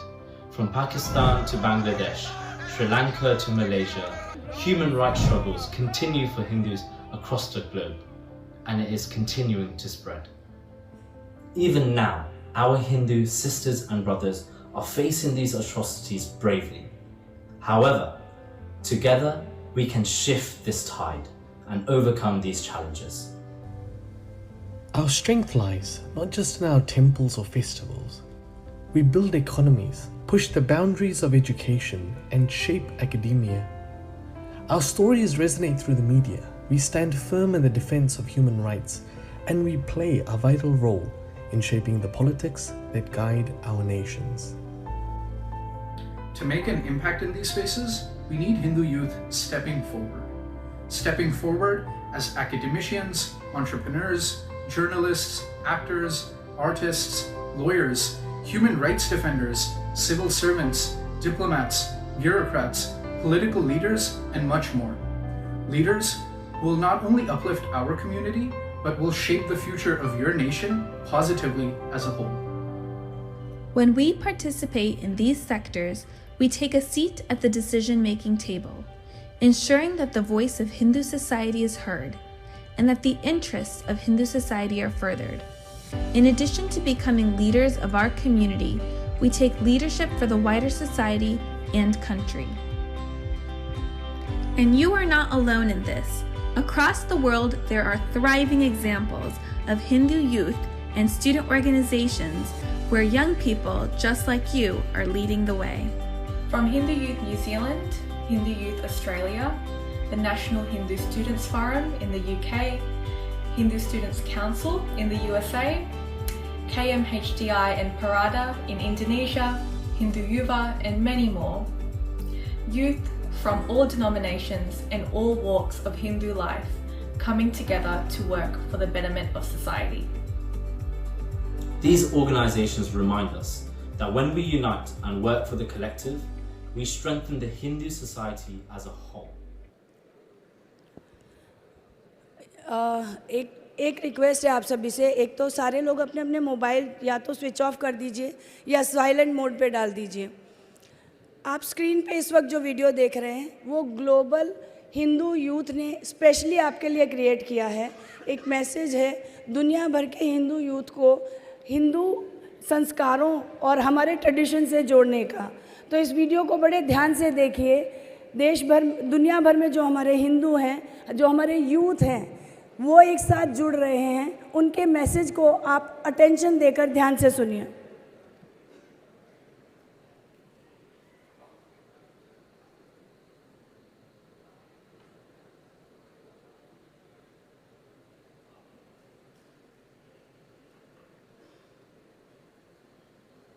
Namaste.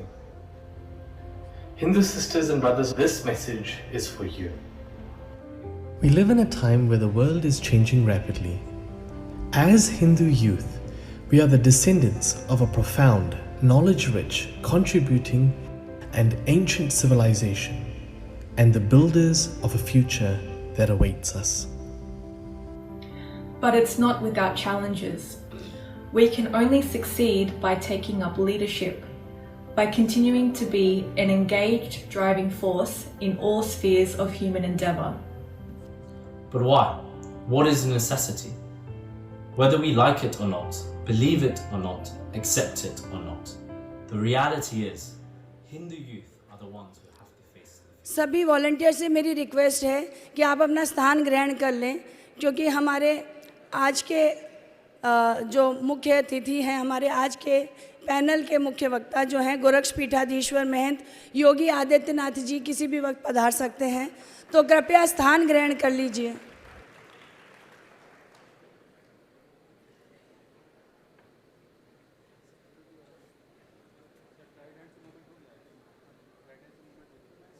Either be prepared for it or deal with the consequences of our inaction. For thousands of years, our ancestral homeland has endured countless challenges, standing resilient through it all. Generations ago, many of our ancestors were taken far from home as indentured labourers, enduring hardship and carrying the weight of indignity. And today, the challenges haven't disappeared. From Pakistan to Bangladesh, Sri Lanka to Malaysia, human rights struggles continue for Hindus across the globe, and it is continuing to spread. Even now, our Hindu sisters and brothers are facing these atrocities bravely. However, together we can shift this tide and overcome these challenges. Our strength lies not just in our temples or festivals. We build economies, push the boundaries of education, and shape academia. Our stories resonate through the media. We stand firm in the defense of human rights, and we play a vital role in shaping the politics that guide our nations. To make an impact in these spaces, we need Hindu youth stepping forward. Stepping forward as academicians, entrepreneurs, journalists, actors, artists, lawyers, human rights defenders, civil servants, diplomats, bureaucrats, political leaders, and much more. Leaders who will not only uplift our community, but will shape the future of your nation positively as a whole. When we participate in these sectors, we take a seat at the decision-making table, ensuring that the voice of Hindu society is heard and that the interests of Hindu society are furthered. In addition to becoming leaders of our community, we take leadership for the wider society and country. And you are not alone in this. Across the world, there are thriving examples of Hindu youth. पीछे अपने जितने भी कार्यकर्ता हैं कृपया अपना स्थान ग्रहण करें, कोई भी खड़े नहीं रहेंगे। जितने भी अपने कार्यकर्ता पीछे खड़े हैं सबसे निवेदन है स्थान ग्रहण कर लीजिए। योगी जी कभी भी आएंगे।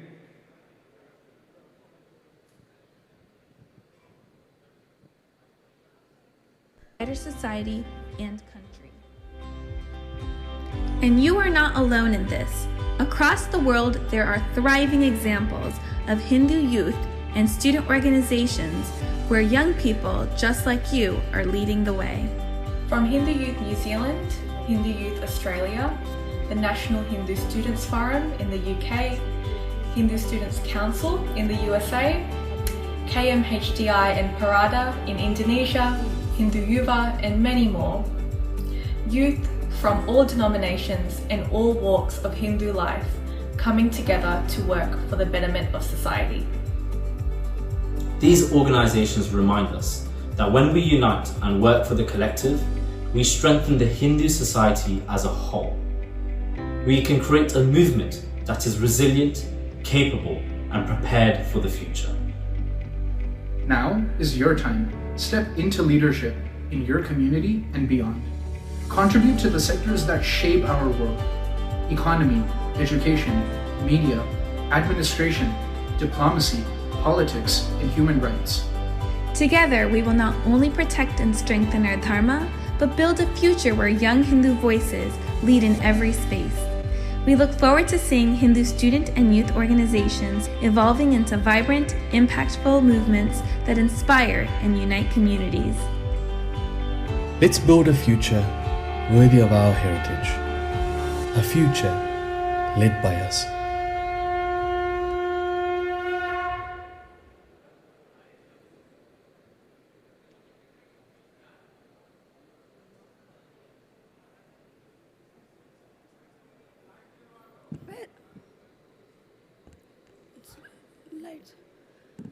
पीछे खड़े सभी लोगों से निवेदन है कृपया स्थान ग्रहण कर लें, पैसेज ब्लॉक ना करें।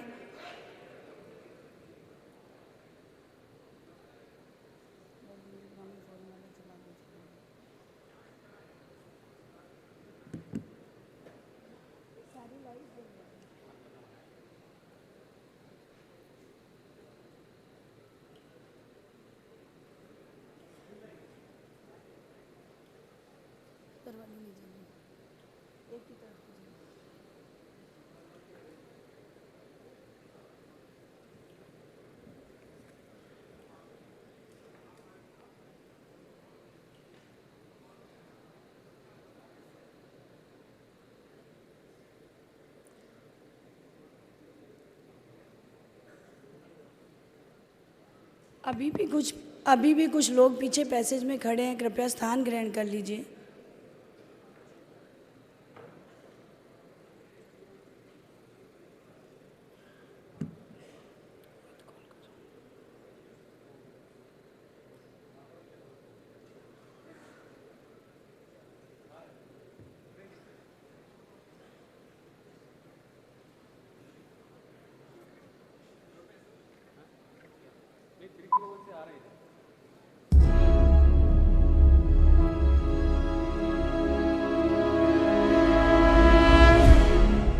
भारत को जब जब किसी विदेशी आक्रांता ने आतंकित किया है तब तब इस मिट्टी के लालों ने अपने सीने को ढाल बनाकर उस आक्रांता की अकड़ तोड़ दी। हमारे हिंदू वीर अपने पराक्रम से विश्व के बड़े से बड़े आतताइयों को नतमस्तक कर चुके हैं। ऐसे ही एक परम योद्धा थे जोगराज सिंह गुर्जर, जिन्हें लोग सम्मान से महाबली भी कहते थे। बात 1398 ईस्वी की है, जब दिल्ली पर तुगलकों का शासन था। उस कालखंड में तैमूर लंग भारत की सीमाओं को लांघकर अपनी 2 लाख घुड़सवारों की सेना के साथ पंजाब को लूटता हुआ दिल्ली आ थमका। वह जहां से गुजरता वहां नरमुंडों के ढेर लग जाते। तुगलकों ने तैमूर के सामने घुटने टेकने में देर न लगाई। दिल्ली में लाखों लोगों का नरसंहार हुआ। असंख्य स्त्रियों ने अपनी अस्मिता गंवाई। पूरी दिल्ली फूंक डाली गई। दिल्ली, मेरठ। हमारे बीच गोरक्ष पीठाधीश्वर महंत योगी आदित्यनाथ पधार चुके हैं। कृपया स्थान ग्रहण करें, स्थान से ना उठें। कृपया अपने स्थान पर बैठे रहें। आप सभी से निवेदन है, अपने स्थान पर बैठे रहें।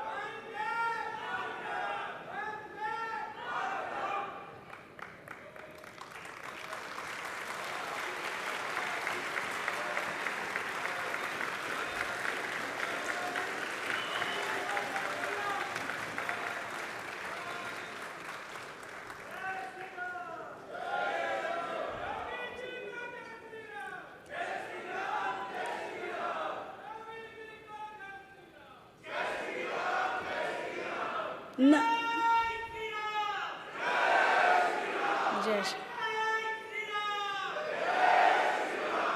अब कार्यक्रम प्रारंभ करते हैं। नमस्ते। उत्तर प्रदेश के डेवलपमेंट को डेडिकेटेड इस प्लीनरी सेशन यूपीज़ इकोनॉमिक ट्रांसफॉर्मेशन में आप सभी का हार्दिक अभिनंदन। हम कार्यक्रम आगे बढ़ाएं उससे पहले आपको दिखाते हैं गोरक्षनाथ पीठ पर आधारित एक डॉक्यूमेंट्री और महाकुंभ का एक वीडियो।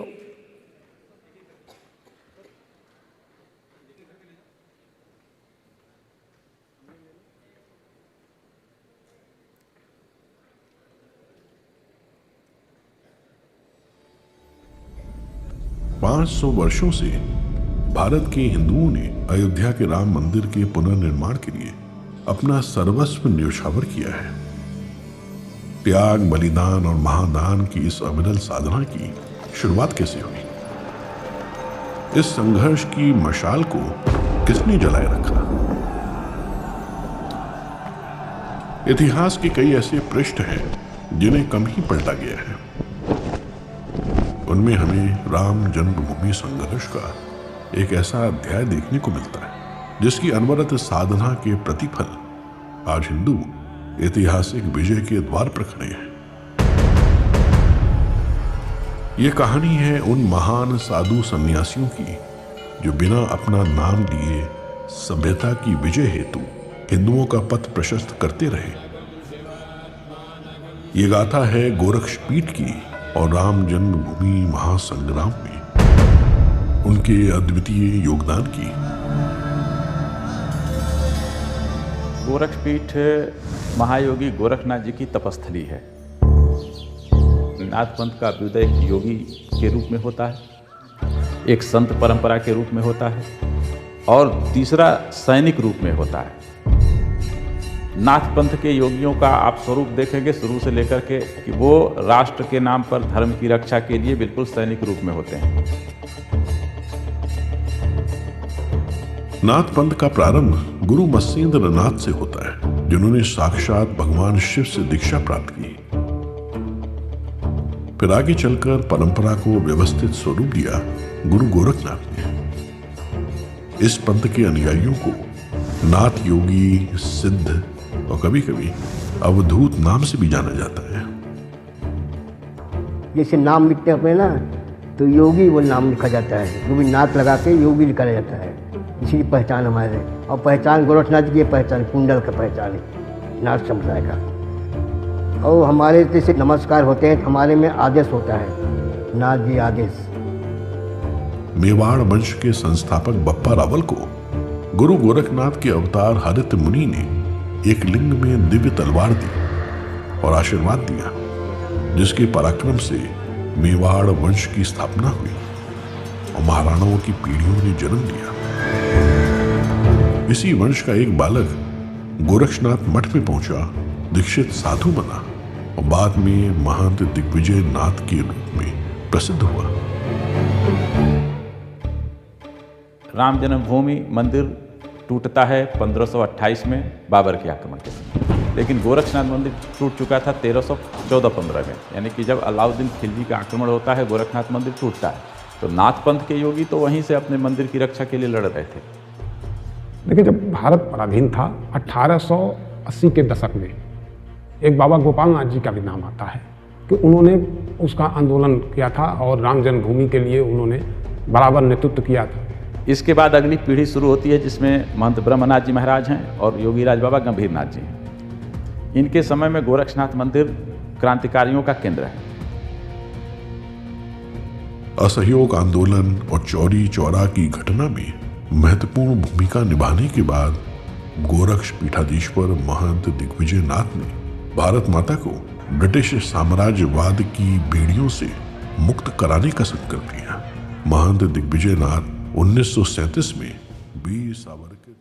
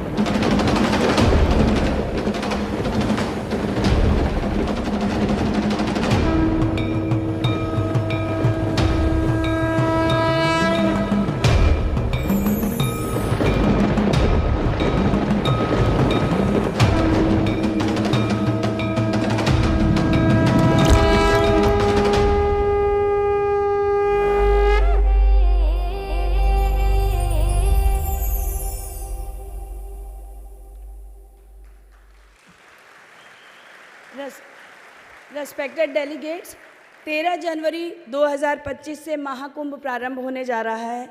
आप सभी से निवेदन है कि आप सभी भी श्रद्धा और भक्ति के संगम में डुबकी लगा ही लीजिए, और वो भी पूरे परिवार के साथ। इस बार चूके तो फिर 12 साल के बाद ही अवसर मिलेगा। और आपने बचपन में वो फिल्में देखी होंगी जो दो भाई महाकुंभ के मेले में बिछड़ गए थे। अब ये पुराने वाला अव्यवस्थित कुंभ नहीं रह गया है।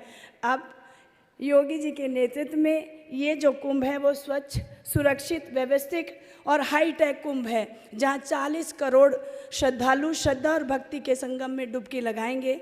हमें विश्वास है कि आप भी इस 40 करोड़ की संख्या का हिस्सा होंगे और पुण्य लाभ प्राप्त करेंगे। अब मैं इंट्रोडक्टरी रिमार्क्स के लिए आमंत्रित करती हूँ श्री रविकांत मिश्रा जी को।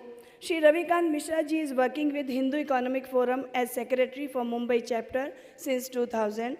Ravikant ji has a professional corporate experience for 4 decades. He has worked with Tata and Larsen and Toubro Group in senior management positions. He has worked as managing director of one of the subsidiary of Bharatiya Tel Nigam, director marketing of Tech Pro Systems, director marketing of Dudsal Enterprises, and CEO of CCCI. He has contributed in the development of large thermal, solar, hydro, and nuclear power and infrastructure projects in Bharat and abroad.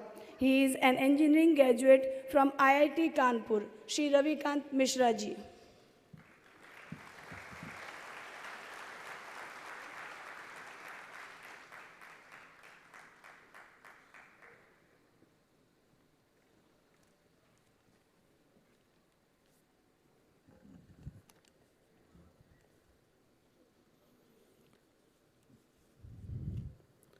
आदरणीय गोरक्ष पीठाधीश्वर और उत्तर प्रदेश के यशस्वी मुख्यमंत्री महंत योगी आदित्यनाथ जी, आदरणीय स्वामी विज्ञानानंद जी, distinguished guests, delegates from Bharat and abroad, ladies and gentlemen, आप सब लोगों को मेरा सादर नमस्ते।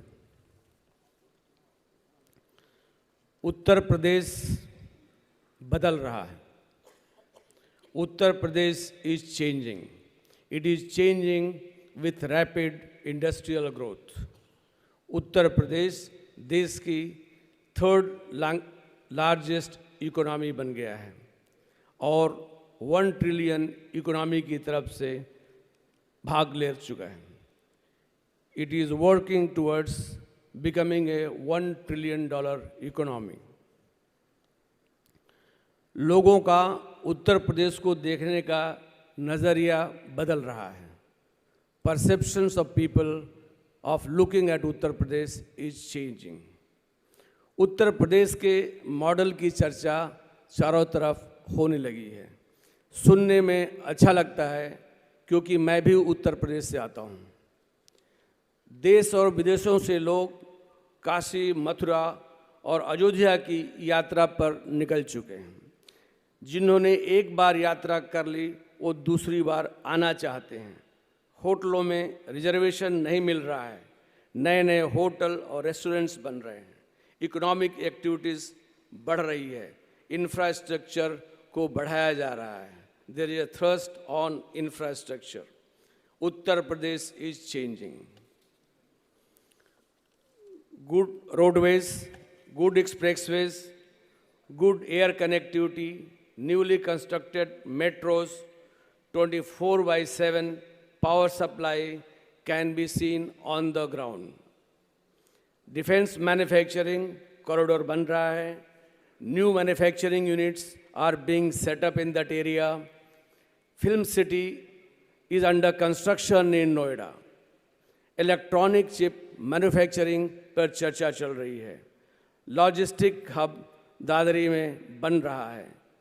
किसानों की आय बढ़ाने और लोकल एम्प्लॉयमेंट जनरेट करने के लिए 1 डिस्ट्रिक्ट 1 प्रोडक्ट पे काम चालू है।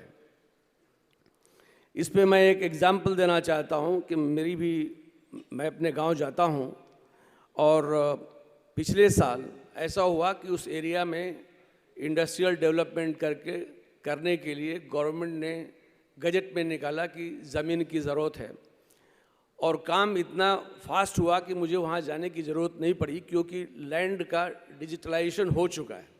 तो उनके पास डेटा है कि किसकी ज़मीन है, कहाँ पे है। And I don't know people will believe और not, without going there I have to go only once and after signing money came in my account in 15 days. It is really a creditable job and thank you Yogi ji for that. 1 district 1 hospital पे काम चालू है। 90 lakhs MSMEs वहाँ की economy को जोड़ दे रहे हैं। बड़ी बड़ी कंपनियाँ वहाँ पे पहुँच चुकी हैं। BrahMos aerospace, Adani defence, Tata technology, Bharat dynamics वैसी कंपनियां अपना वहाँ पे विस्तार कर रही हैं। मैं 50 साल से उत्तर प्रदेश जा रहा हूँ और यह परिवर्तन मैंने होते हुए देखा है, मैंने सुना नहीं है, उसको मैं देख रहा हूँ। फिर भी वहीं के लोग हैं, वहीं का क्लाइमेट ही, वहीं की भाषा है, वहीं की ज़मीन है, फिर भी ये परिवर्तन हो रहा है जो पहले नहीं हुआ था। And this is really creditable और ये मैं देख करके बहुत खुश होता हूँ। आखिर ये हुआ कैसे, हाउ इट हैज़ हैपन, ये परिवर्तन आया कैसे, ये बार बार मैं सोचता हूँ। उत्तर प्रदेश भगवान राम, भगवान कृष्ण की धरती है, महान ऋषि और मुनियों की धरती है, काशी, मथुरा और अयोध्या जैसे पवित्र धर्म स्थानों की धरती है, हजारों सालों से अविरल बहने वाली गंगा, जमुना और सरयू की धरती है और ये प्राकृतिक संपदाओं और की धरती है। और वहाँ से 5 प्राइम मिनिस्टर पहले बन चुके हैं, उनकी धरती है। लेकिन ये धरती काफ़ी पीड़ा में थी। Land of opportunity was in great pen. लोग हतोत्साहित थे, कानून व्यवस्था चरमरा गई थी, employment opportunity was missing, government job was the only solution for the people. Educated class was migrating to other states. ऐसे वातावरण में यूपी के यशस्वी मुख्यमंत्री महंत योगी आदित्यनाथ जी का आगमन होता है। यूपी के लिए एक नया अध्याय शुरू होता है। लोगों में एक उत्साह भर जाता है कि कुछ तो कुछ ज़रूर होगा। Infrastructure like road, airport, waterways, electric power, land record, digitalisation, transparency in land acquisition पर फोकस किया जाता है। स्किल डेवलपमेंट को प्रायोरिटी दी जाती है। टेम्पल इकोनॉमी पे ध्यान दिया जाता है। Local land availability, power supply, law and order, skilled labour are prerequisite for any industrial development, and that is what business people are looking for. Now businessmen are moving towards Uttar Pradesh to invest. Earlier people were refusing to go there because of the bad law and order situation. UP की आर्थिक स्थिति सुधर रही है। Migration of labour has reduced considerably. Uttar Pradesh का contribution country के GDP में 8.5% तक पहुंच चुका है। Its ranking has improved from 7th positions to 3rd position. UP is on move. इन सब चीज़ों का क्रेडिट आज के यशस्वी उत्तर प्रदेश के चीफ मिनिस्टर को जाता है और मैं तो उनका नमन करता हूं, क्योंकि जब कभी धरती पे कभी कभी परेशानी आती है तो हम लोग कहते हैं कि भाई भगवान आएंगे तो हमारी परिस्थिति को सुधारेंगे। उत्तर प्रदेश के लिए ये रियल बात है। मैं बचपन से गांव से निकल कर के आईआईटी से होते हुए बॉम्बे आया और जब कभी मैं जाता था अपने गांव में तो मुझे लगता था कि यार ये सुधरेगा कब, ये बदलेगा कब। कितने चीफ मिनिस्टर आए, काफ़ी हम लोग उम्मीद से उनको देखते थे, लेकिन कोई सुधार नहीं होता था। जब 2014 में मोदी जी आए तो मुझे लगा, क्योंकि मैं भी गुजरात में रह चुका हूं, कि उसकी स्पीड तो ज़्यादा होगी। उनके आने के बावजूद भी दूसरी गवर्नमेंट थी और फिर भी तथा जो दिशा थी उसमें सुधार नहीं आ रहा था। लेकिन जब योगी जी का आगमन हुआ तो डबल इंजन की जब सरकार बनी तो अब आप देखिए कि हर चीज़ ठीक हो गया है। चाहे काशी का कॉरिडोर हो या अयोध्या का मंदिर हो, हम सब लोग ये देख के कितनी खुशी होती है कि आज इस मंच पे आप दो सन्यासी को देख रहे हैं और दोनों का कंट्रीब्यूशन इतना ज़्यादा है।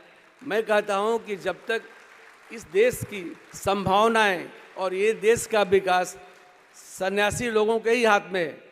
जो हम नहीं कर पाए, योगी जी ने आके कर दिखाया। मैं यही उम्मीद करता हूँ कि ये बहुत दिनों तक उत्तर प्रदेश की सेवा करेंगे और उत्तर प्रदेश जो है उत्तम प्रदेश बन करके उभरेगा। बहुत बहुत धन्यवाद। धन्यवाद रवि जी। अब मैं आमंत्रित करती हूँ माननीय संघ चालक मुंबई महानगर श्री सुरेश बघेरिया जी को। Suresh Bagheria ji is the chairman and executive director of Bagheria industries limited, a leading player in the die and die intermediates sector with over 30 years of experience in the chemical industry. He has been instrumental in the company's growth and strategic direction. Shri Suresh Bhageria ji.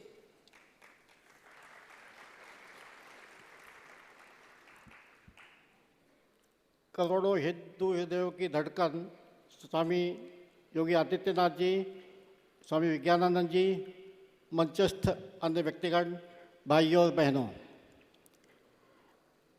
आज world Hindu economic conference में दो योगी economics के बारे में हमारे से कुछ अपेक्षा रखने के लिए आए हैं।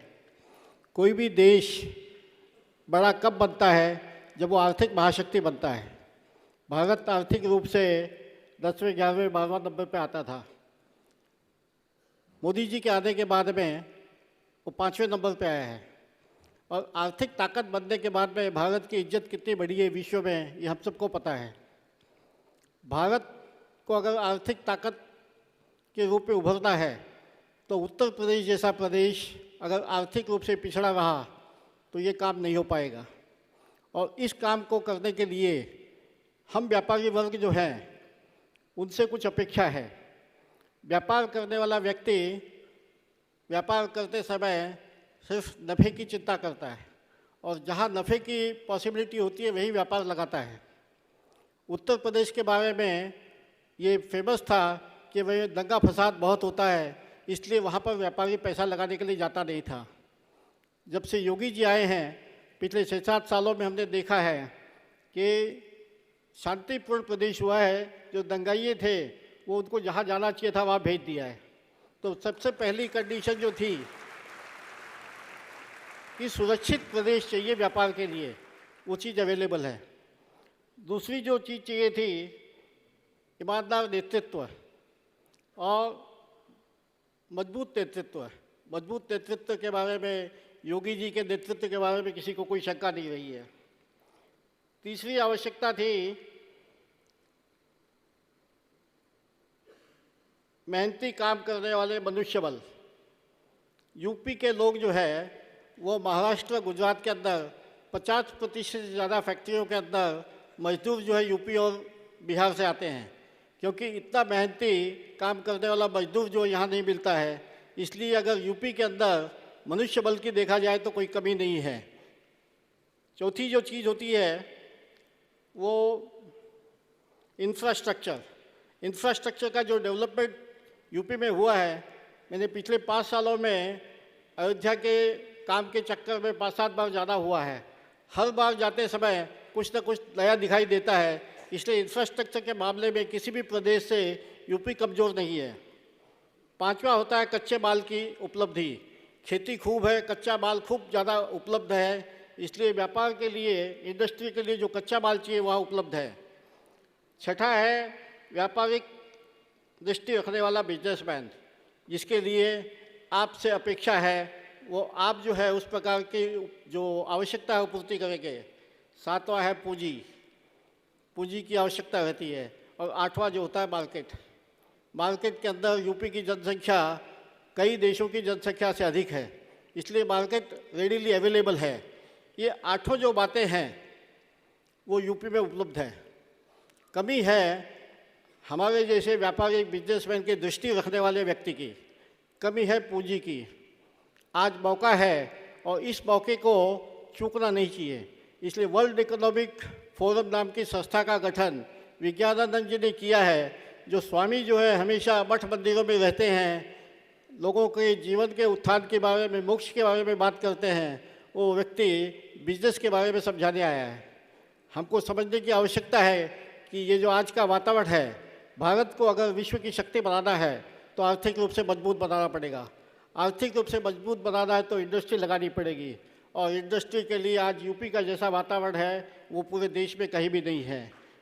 मुझे लगता है वर्ल्ड हिंदू इकोनॉमिक फोरम की सफलता जो है वो इसी में है कि भाई इसके होने के बाद यहाँ बैठा हुआ हर व्यक्ति अपने पूंजी का कम से कम 10% हिस्सा यूपी के अंदर लगाए, जिससे आने वाले साल में, 1 साल में हमको ध्यान में आ जाएगा कि जितना पैसा उस पूंजी को लगा के हम महाराष्ट्र, गुजरात या अन्य प्रदेशों में कमाते हैं, उस प्रकार का कमाई वहाँ पर भी हो जाएगी। महाराष्ट्र तो मजबूत हुआ है, लेकिन साथ में अपने बाकी जो भाई बहन हैं वो भी मजबूत हुए, तो बाकी प्रदेश भी मजबूत हुए। तो मेरा आपसे हाथ जोड़ करके निवेदन है कि आने वाले समय में 1 साल के अंदर कुछ न कुछ पूंजी अपने हिस्से की वहाँ पर लगाएं। जब इकोनॉमिक फोरम का गठन हुआ था और स्वामी विज्ञानानंद जी ने बताया कि योगी जी आने वाले हैं, तो हमारी कंपनी ने भी तय किया है कि कम से कम 100 मेगावाट का सोलर पावर हम बरेली के अंदर वहाँ पर लगाने के लिए जा रहे हैं। और उसका मोटिवेशन जो है ये वर्ल्ड हिंदू इकोनॉमिक कॉन्फ्रेंस है। तो ये निवेदन करके आप योगी जी को सुनना चाहेंगे, मैं ये अपनी बात समाप्त करता हूँ। धन्यवाद। धन्यवाद बघेरिया जी।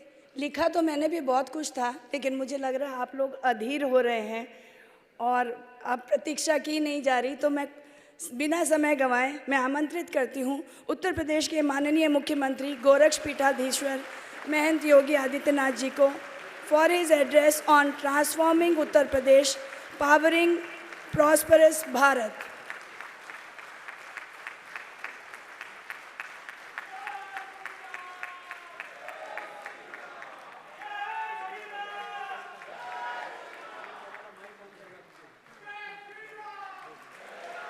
माननीय योगी जी, कुंभ के लोगो वाली शॉल जो है और कुंभ का लोगो स्वामी विज्ञानानंद जी को भेंट कर रहे हैं।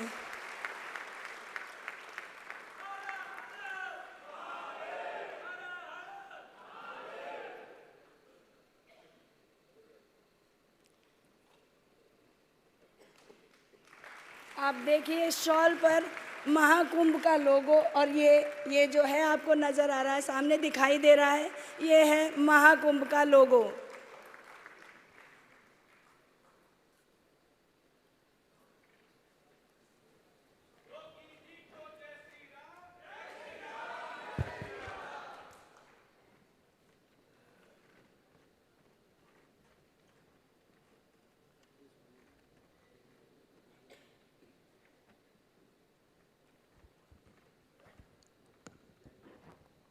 भारत माता की, भारत माता की, भारत माता की, वंदे वंदे, नमः पार्वती पतिये हर हर।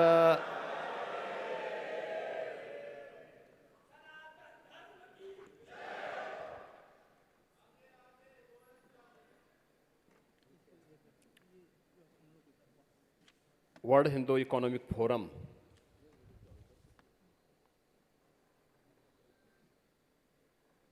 के विचारक और निरंतर इस दिशा में चिंतनशील जो व्यक्तित्व है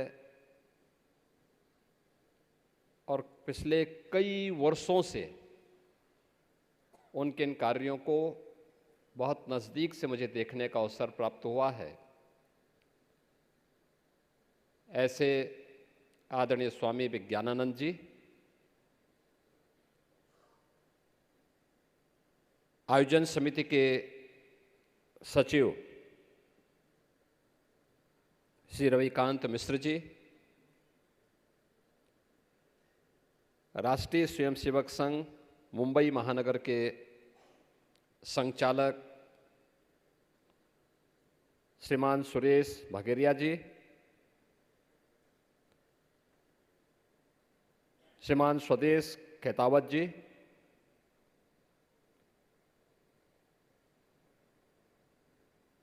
वर्ल्ड हिंदू इकोनॉमिक फोरम से जुड़े हुए आज के इस आयोजन में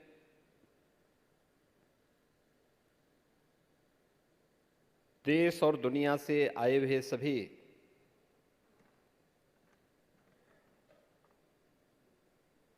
दुनिया की सबसे प्राचीन आध्यात्मिक और सांस्कृतिक विरासत की प्रतीक सनातन धर्म के सभी मेरे उपस्थित बहनों और भाइयों,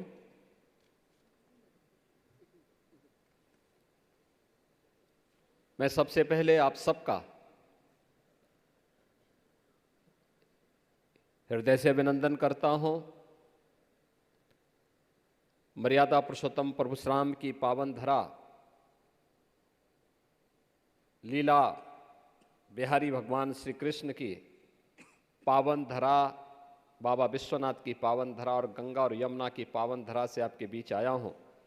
आप सबको मैं जय जय श्री राम करता हूं। मैं आभारी हूं स्वामी विज्ञानानंद जी का।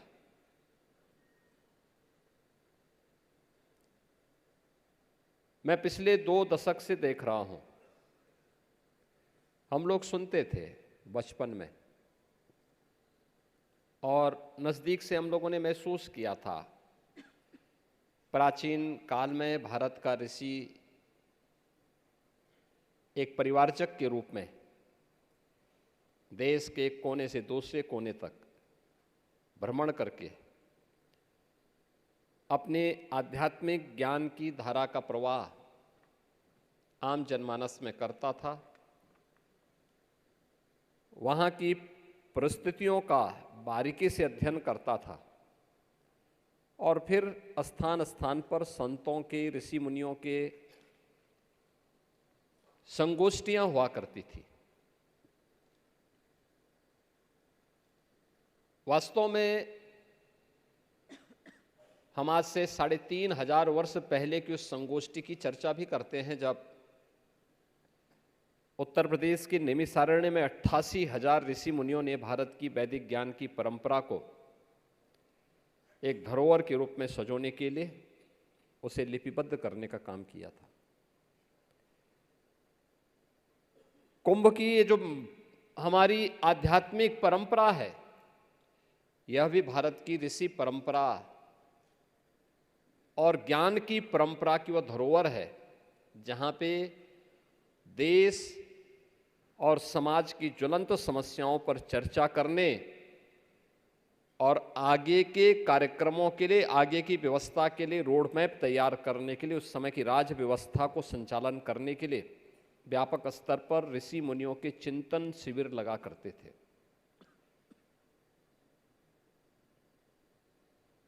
भले ही वह चिंतन मनन की शैली सामूहिक रूप से समाप्त हुई हो, लेकिन भारत की उस प्राचीन ऋषि परंपरा का प्रवर्तक के रूप में देश और दुनिया में भारत के एक ब्रांड एम्बेसडर के रूप में स्वामी विज्ञानानंद जी आज भी निरंतर भ्रमणशील रह करके उसी निष्ठा के साथ, उसी तत्परता के साथ, मान सम्मान की चिंता किए बगैर निरंतर कार्य कर रहे हैं। और वर्ल्ड हिंदू इकोनॉमिक फोरम उनके उसी चिंतन का, उनके उसी परिश्रम का एक परिणाम है, जिसमें अभी कुछ वर्ष पूर्व मुझे आने का एक बार अवसर प्राप्त हुआ था। आज फिर उसी किस बृहद रूप को मैं यहाँ पर देख रहा हूँ। मैं इस अवसर पर उनका अभिनंदन करता हूँ, आप सबका भी हृदय से अभिनंदन करता हूँ, स्वागत करता हूँ। आयोजन समिति का मैं हृदय से धन्यवाद करता हूँ कि जब हर व्यक्ति व्यस्त हो चुका है और मुंबई जैसे महानगर में व्यक्ति के लिए समय निकालना, वह सब कुछ कर सकता है, समय नहीं दे सकता। और आज के समय में जब हम देखते हैं हर व्यक्ति इतना स्मार्ट हो चुका है और इतना अपने को डिजिटली इतना उसने फिट कर लिया है कि वह 6 घंटे अपने स्मार्टफोन को दे सकता है, लेकिन देश और समाज के कार्य के लिए देने के लिए उसको कठिनाई होती है। उन स्थितियों में आप सब आए हैं, लगातार कई सत्रों के माध्यम से इन मुद्दों पर चर्चा किए हैं, वह सचमुच सराहनीय भी है और अभिनंदनीय भी। आज यहां पर जिन मुद्दों पर हम चर्चा करने के लिए आए हैं, वह मुझे उत्तर प्रदेश की कायाकल्प में और उत्तर प्रदेश समृद्ध भारत के निर्माण में क्या योगदान करेगा, इस मुद्दे पर मैं बोलूंगा। लेकिन उससे पहले अच्छा होगा कि उसकी पृष्ठभूमि और उसकी आधारशिला कहां से होती है।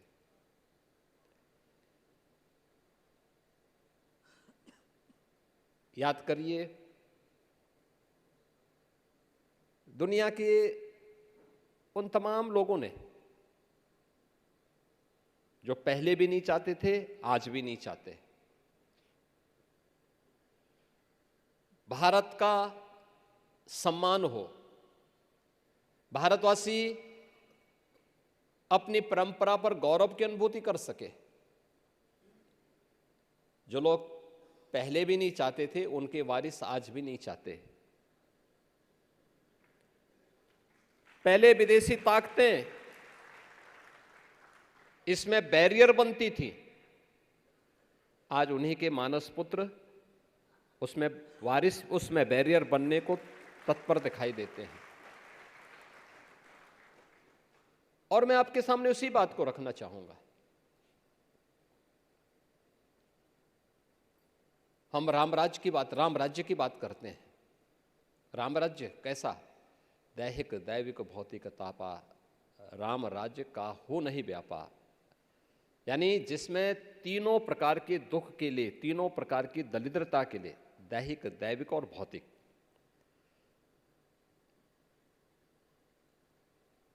यानी तीन प्रकार के जो दुख हैं मनुष्य के सामने, आदिदैविक यानी प्राकृतिक आपदा हो गई, दैवीय आपदा जो आ गई,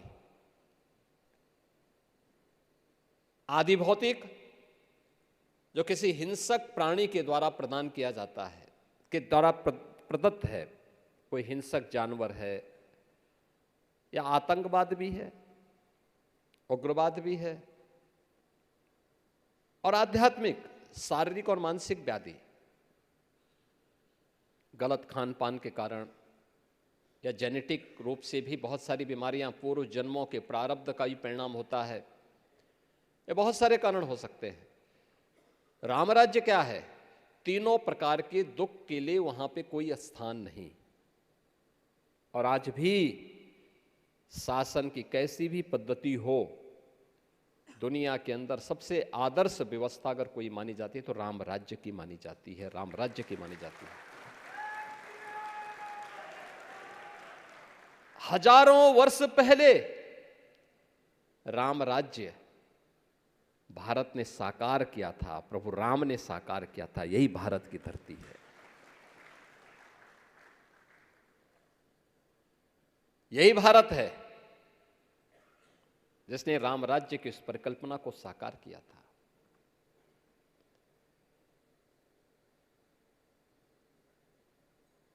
आज से 5000 वर्ष पहले महाभारत का युद्ध हुआ था। महाभारत का महाप्रबंध, महाकाव्य रचा गया था। भगवान वेदव्यास कहते हैं, दुर्लभम भारती जन्म मानुषम तत्र दुर्लभम। भारत में जन्म लेना दुर्लभ है, और उसमें भी मनुष्य के रूप में जन्म लेना तो और भी दुर्लभ है।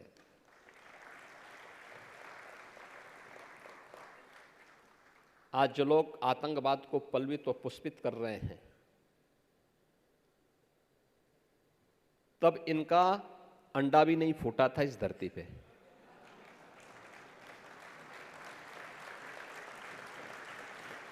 आप अनुमान करिए, ये लोग हमारी विरासत पर दावेदारी करते हैं, जब इनका कहीं अता पता नहीं था, बीज भी नहीं फूटा था, तब ये विरासत हमारी थी। और उसी महाभारत में भगवान वेदव्यास एक जगह कहते हैं, जब महाभारत जैसा महाप्रबंध काव्य रचा गया, पूछा गया ये क्या है इसमें, तो उन्होंने एक बात कही थी कि धर्मे अर्थे च कामे च मोक्षे च भर्तर्षभ यदि हास्ति त्वदन्यत्र यन्ने हास्ति न त्वत्क्वचित्। यानी धर्म, अर्थ, काम और मोक्ष, जो ये चार मानवीय पुरुषार्थ हैं, इनसे संबंधित जो कुछ भी पूरी दुनिया के अंदर है वह इस महाकाव्य में है, और जो इसमें नहीं वो दुनिया में कहीं नहीं मिलेगा, कहीं नहीं मिलेगा। आप मुझे बताओ, आप मुझे एक बात बताओ, क्या कोई दलिद्र व्यक्ति इस प्रकार का दावेदारी कर सकता है क्या? क्या कोई दलिद्र देश राम राज्य की परिकल्पना को साकार कर सकता है क्या? ये तो मैंने रामायण काल की बात कर दी, ये मैंने महाभारत काल की बात भी कर दी। दुनिया के अंदर आज की सभ्यता, संस्कृतियां जितनी भी हैं, ये सब उसके बाद पनपी हैं। और ये सच है, वैदिक काल रहा हो, महाभारत काल रहा हो, रामायण काल रहा हो, महाभारत का काल रहा हो, उपनिषदों का और पुराणों का कालखंड रहा हो, इनमें केवल एक सभ्यता और एक संस्कृति थी, और वह थी सनातन धर्म के रूप में जिसे हम मानते हैं, सनातन जिसको हम मानते हैं, वही था, वही था। लेकिन उसने कभी ये नहीं कहा कि मैं श्रेष्ठ हूं, उसने ये नहीं कहा कि मेरी अधीनता स्वीकार करो, उसने कभी तलवार के बल पर किसी को वशीभूत नहीं किया, किसी का भूखंड नहीं हड़पा। याद करिए ना, भगवान राम कृष्ण कंधा पर विजय प्राप्त करते हैं, राज्याभिषेक सुग्रीव का करते हैं। लंका पर विजय प्राप्त करते हैं, राज्याभिषेक विभीषण का करते हैं। और जब लक्ष्मण को सोने की लंका अच्छी लगी, उन्होंने कहा भैया कुछ दिन रुका जाए यहाँ पे, अरे इतनी मेहनत हुई है तो कुछ तो उन्होंने फिर एक बात कही कि अपि स्वर्णमयी लंका नमे लक्ष्मण रोचते, जननी जन्मभूमि से स्वर्गादपि गरीयसी। यानी जननी और जन्मभूमि, उन्होंने यही कहा था कि ये लक्ष्मण याद रखना, ये सोने की लंका मुझे कतई रुचती नहीं है, यानी मेरी रुचि का नहीं है विषय।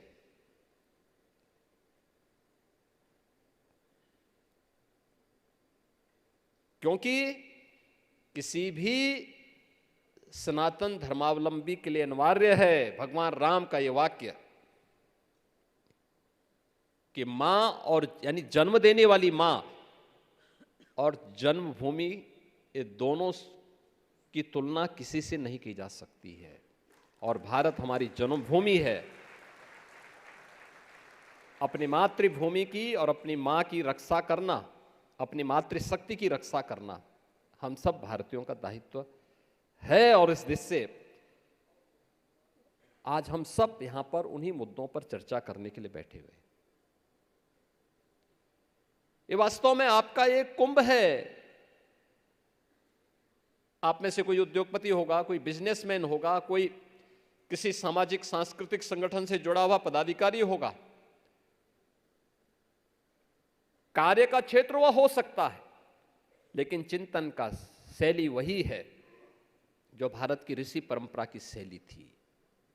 हम एक साथ बैठेंगे, चिंतन करेंगे, अपने मुद्दों को रखेंगे, फिर एक निष्कर्ष पर पहुंचेंगे और फिर अपने देश और अपने समाज के लिए जो उपयोगी है उसे प्राप्त करने के लिए आगे बढ़ेंगे। अब छोड़िए महाभारत काल और उपनिषद काल खंड पुराणों के, उसके बाद के कालखंड को भी हम छोड़ें।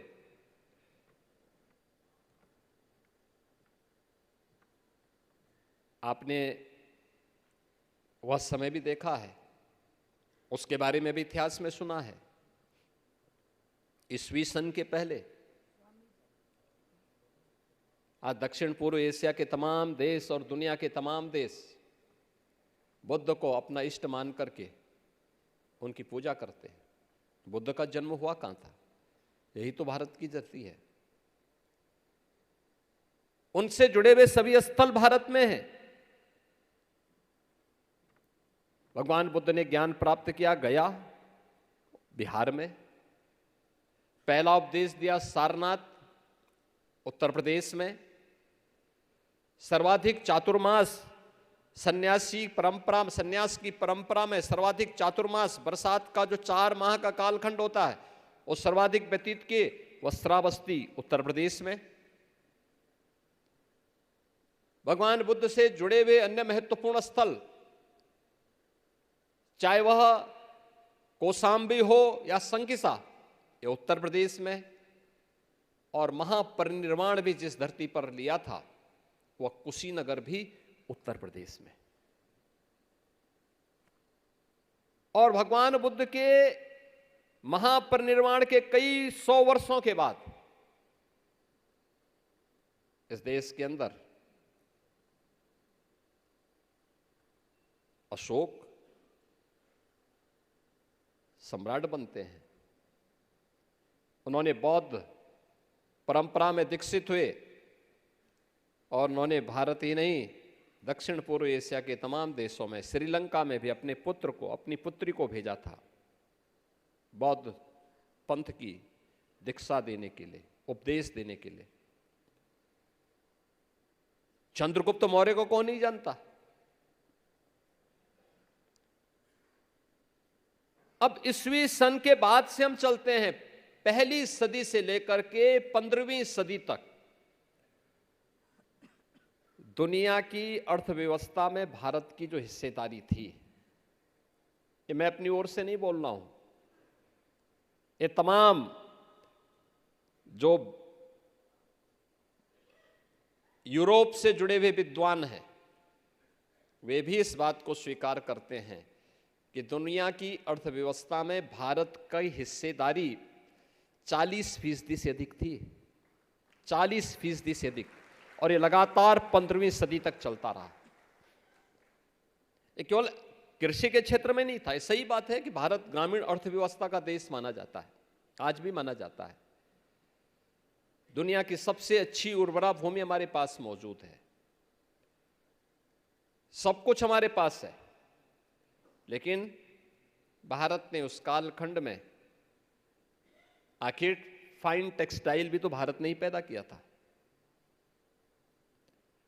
आपने वह दृश्य देखा होगा जब 22 जनवरी को प्रधानमंत्री मोदी जी अयोध्या में राम मंदिर का निर्माण करने वाले श्रमिकों का सम्मान कर रहे हैं।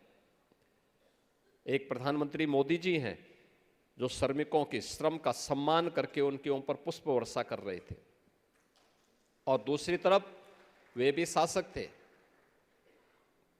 कि ताजमहल बनाने वाले कारीगरों के हाथ काट दिए जाते हैं। आपके सामने है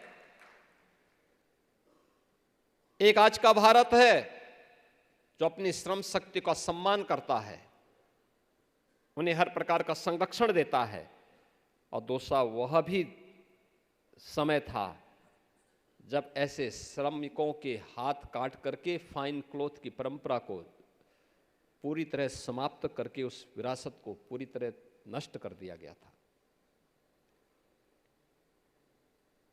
और ये लगातार होता रहा। याद करिए, तब तक भारत में हमले शुरू हो चुके थे और लगभग 500-600 वर्ष भारत पे हमलों के हो चुके थे।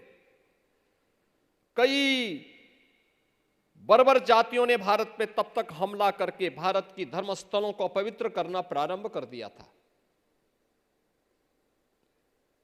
लगातार चलता रहा, ये 10वीं सदी से लेकर के, और लगातार ये चलता रहा। इसमें कौन नहीं आया?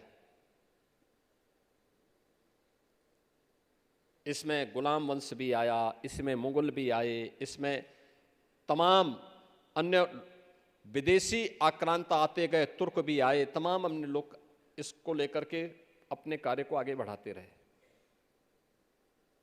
और उस सब के बावजूद भारत का शेयर 16वीं सदी तक आते आते यह अगली एक सदी में, यानी 17वीं सदी तक आते आते भारत 25% वर्ल्ड इकोनॉमी में शेयर रखता था। और बाकी तो ब्रिटिशर ने तो इतना शोषण किया, इतना करते करते कहां तक लेके गए। आज 2014 के पहले की आप बात करें तो भारत की स्थिति क्या थी? पहचान का संकट आ रहा था।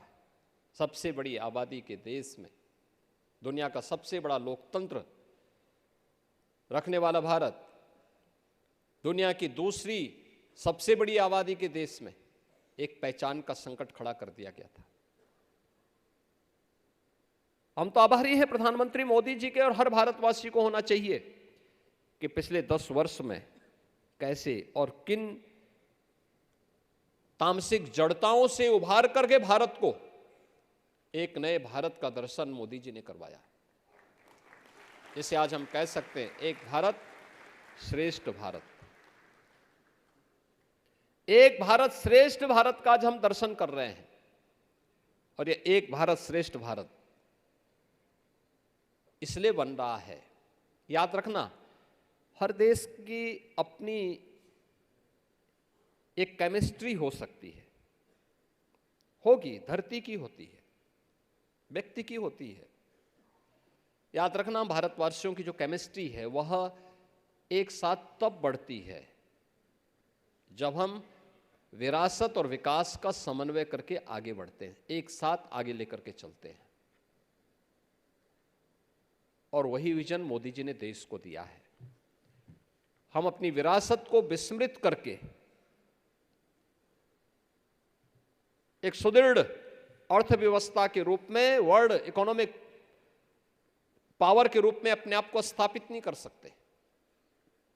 हमें अपनी विरासत को लेकर चलना पड़ेगा, उसको मजबूती के साथ आगे बढ़ाना पड़ेगा। और यही आपने देखा होगा, 70 वर्षों में भारत केवल 10वीं 11वीं अर्थव्यवस्था बन पाया था और मोदी जी ने अगले 10 वर्ष में भारत को दुनिया की 5वीं बड़ी अर्थव्यवस्था बना दिया। और ये मान के चलिए 2027 में भारत दुनिया की तीसरी बड़ी अर्थव्यवस्था बनेगा, तीसरी बड़ी अर्थव्यवस्था बनेगा।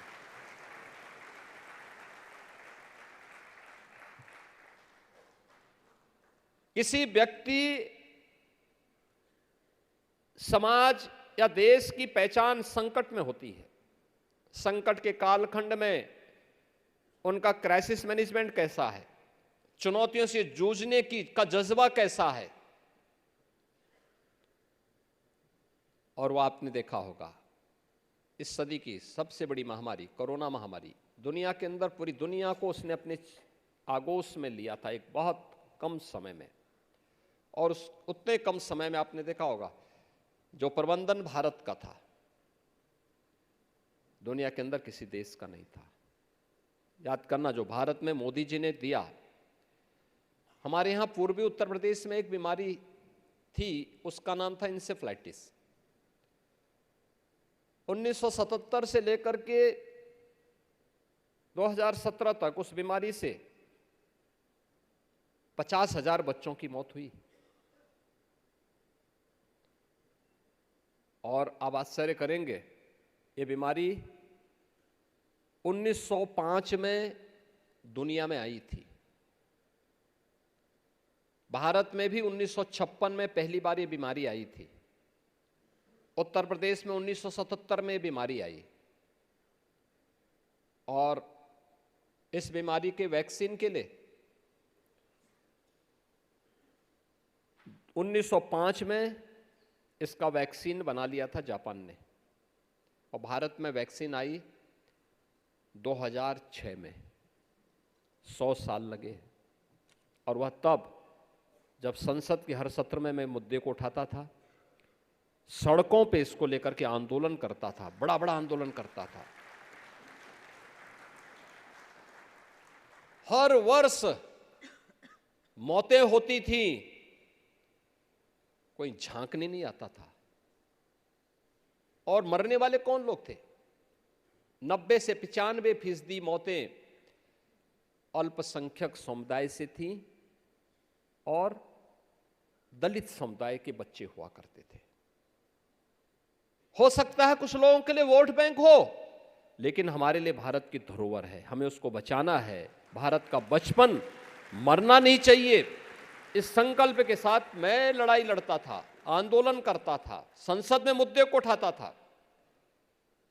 और आप आश्चर्य करेंगे, जब डबल इंजन की सरकार यूपी में 17 में आई तो हमने कहा कि भाई अब ये बीमारी दिखनी नहीं चाहिए।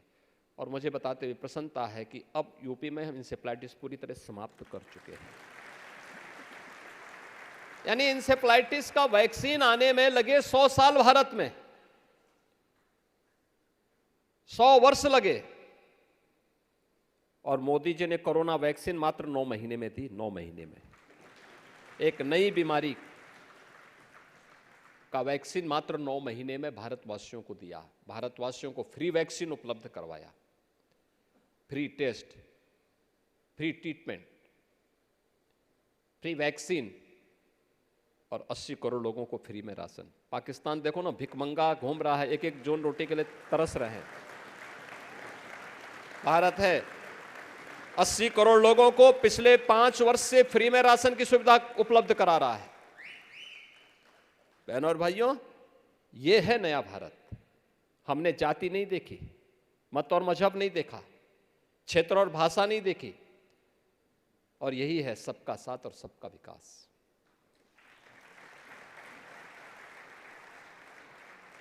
एक भारत श्रेष्ठ भारत की इस परिकल्पना को आगे बढ़ाने के लिए जो कार्य इस दौरान हुए, वह विरासत और विकास के बेहतरीन समन्वय से ही संभव है। और उस बेहतरीन समन्वय को आगे बढ़ाने के लिए ही हम सबको फिर से अपनी विरासत को ध्यान में रख करके विकास की इस प्रक्रिया के साथ जुड़ना ही होगा। एक दूसरे के दोनों पूरक बने। और इस देश से जब हम आप चर्चा करते हैं इन पर, इसमें मुझे एक बात याद आती है। मैं यहाँ पे देख रहा था, जब मुझे कहा गया कि इस मुद्दे पर बोलना है, तो मुझे एक बात ध्यान में आई। कहाँ हम 40% का शेयर रखते थे, आज हम मात्र वर्ल्ड इकोनॉमी में भारत का शेयर मात्र 2%। और इस पर कैसी स्थिति पैदा हुई, उसको देखते हुए ही मुझे इस बात पर अफसोस होता है कि आखिर कहीं ना कहीं कुछ तो हुआ होगा।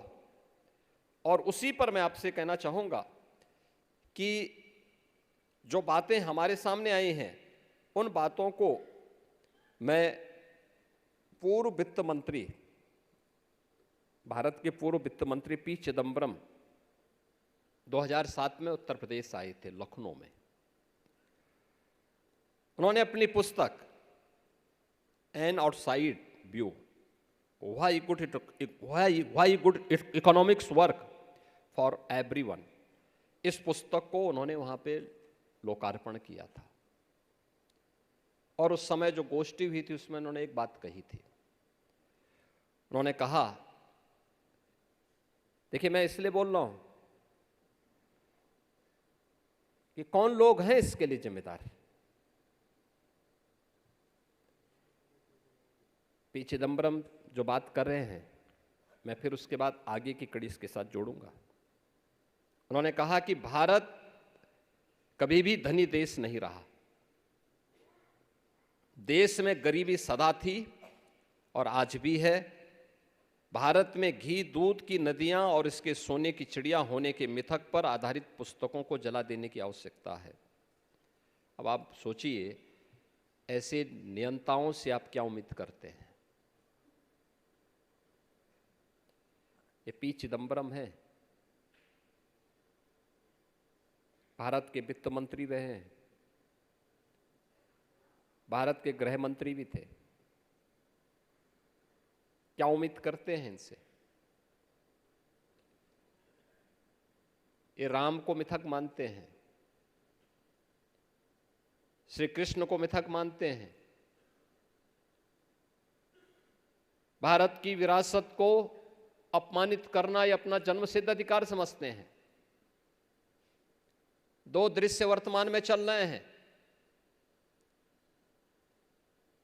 भारत के अंदर राज्यसभा में राज्यसभा के सभापति महामहिम उपराष्ट्रपति हुआ करते हैं। महामहिम उपराष्ट्रपति जी के खिलाफ कांग्रेस के नेतृत्व में विपक्ष ने एक नोटिस दी है। जो भी सच बोलेगा, ये लोग महाभियोग का धौंस देकर के उसके मुंह को बंद करने का प्रयास करेंगे। और फिर भी ये लोग संविधान की दुहाई देते हैं। इनके दोहरे चरित्र को देखो ना।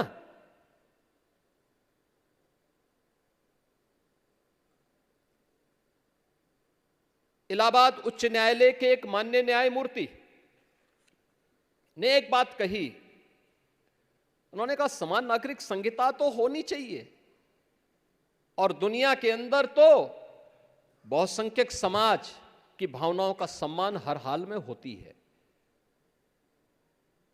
अगर दुनिया में होती है तो भारत में अगर बहुसंख्यक समाज के हितों की चर्चा कोई कर ले, उस सच्चाई को कोई बोलता है, कौन सा अपराध हो गया। आपने देखा होगा, इन लोगों ने राज्यसभा में माननीय न्यायमूर्ति के खिलाफ भी महाभियोग की नोटिस दी है। ये है, और ये अपने को लोकतांत्रिक कहते हैं, ये अपने को लोकतंत्रवादी कहते हैं। संविधान की पुस्तक साथ में लेकर के चलते हैं। तनिक भी शर्म नहीं है इन लोगों को। ये संविधान का गला घोंटने वाले लोग हैं। यानी समान नागरिक कानून देश के अंदर नहीं होना चाहिए क्या? दुनिया के अंदर बहुसंख्यक समाज जो कहता है व्यवस्था वैसे संचालित होती है, और भारत तो कह रहा है कि साहब भारत के अंदर अल्पसंख्यक और बहुसंख्यक का भेद समाप्त होना चाहिए, सब लोगों पर एक समान कानून लागू होना चाहिए। उल्टा हो रहा है, बहुसंख्यक समाज कह रहा है कि साहब बहुसंख्यक अल्पसंख्यक का भेद समाप्त होना चाहिए, लेकिन ये लोग धौंस देंगे, क्योंकि पुरानी आदत है संविधान का गला घोंट करके देश की व्यवस्था को संचालित करने की, जबरन अपने दम पर ये लोग चलाना चाहते हैं। देश तमाशा देख रहा है। इन सबको एक्सपोज किए जाने की आवश्यकता है। जो भारत की विरासत को कोसते हैं, एक सच को दबाने का प्रयास करते हैं अपनी आवाज से, अपनी दबंगई से।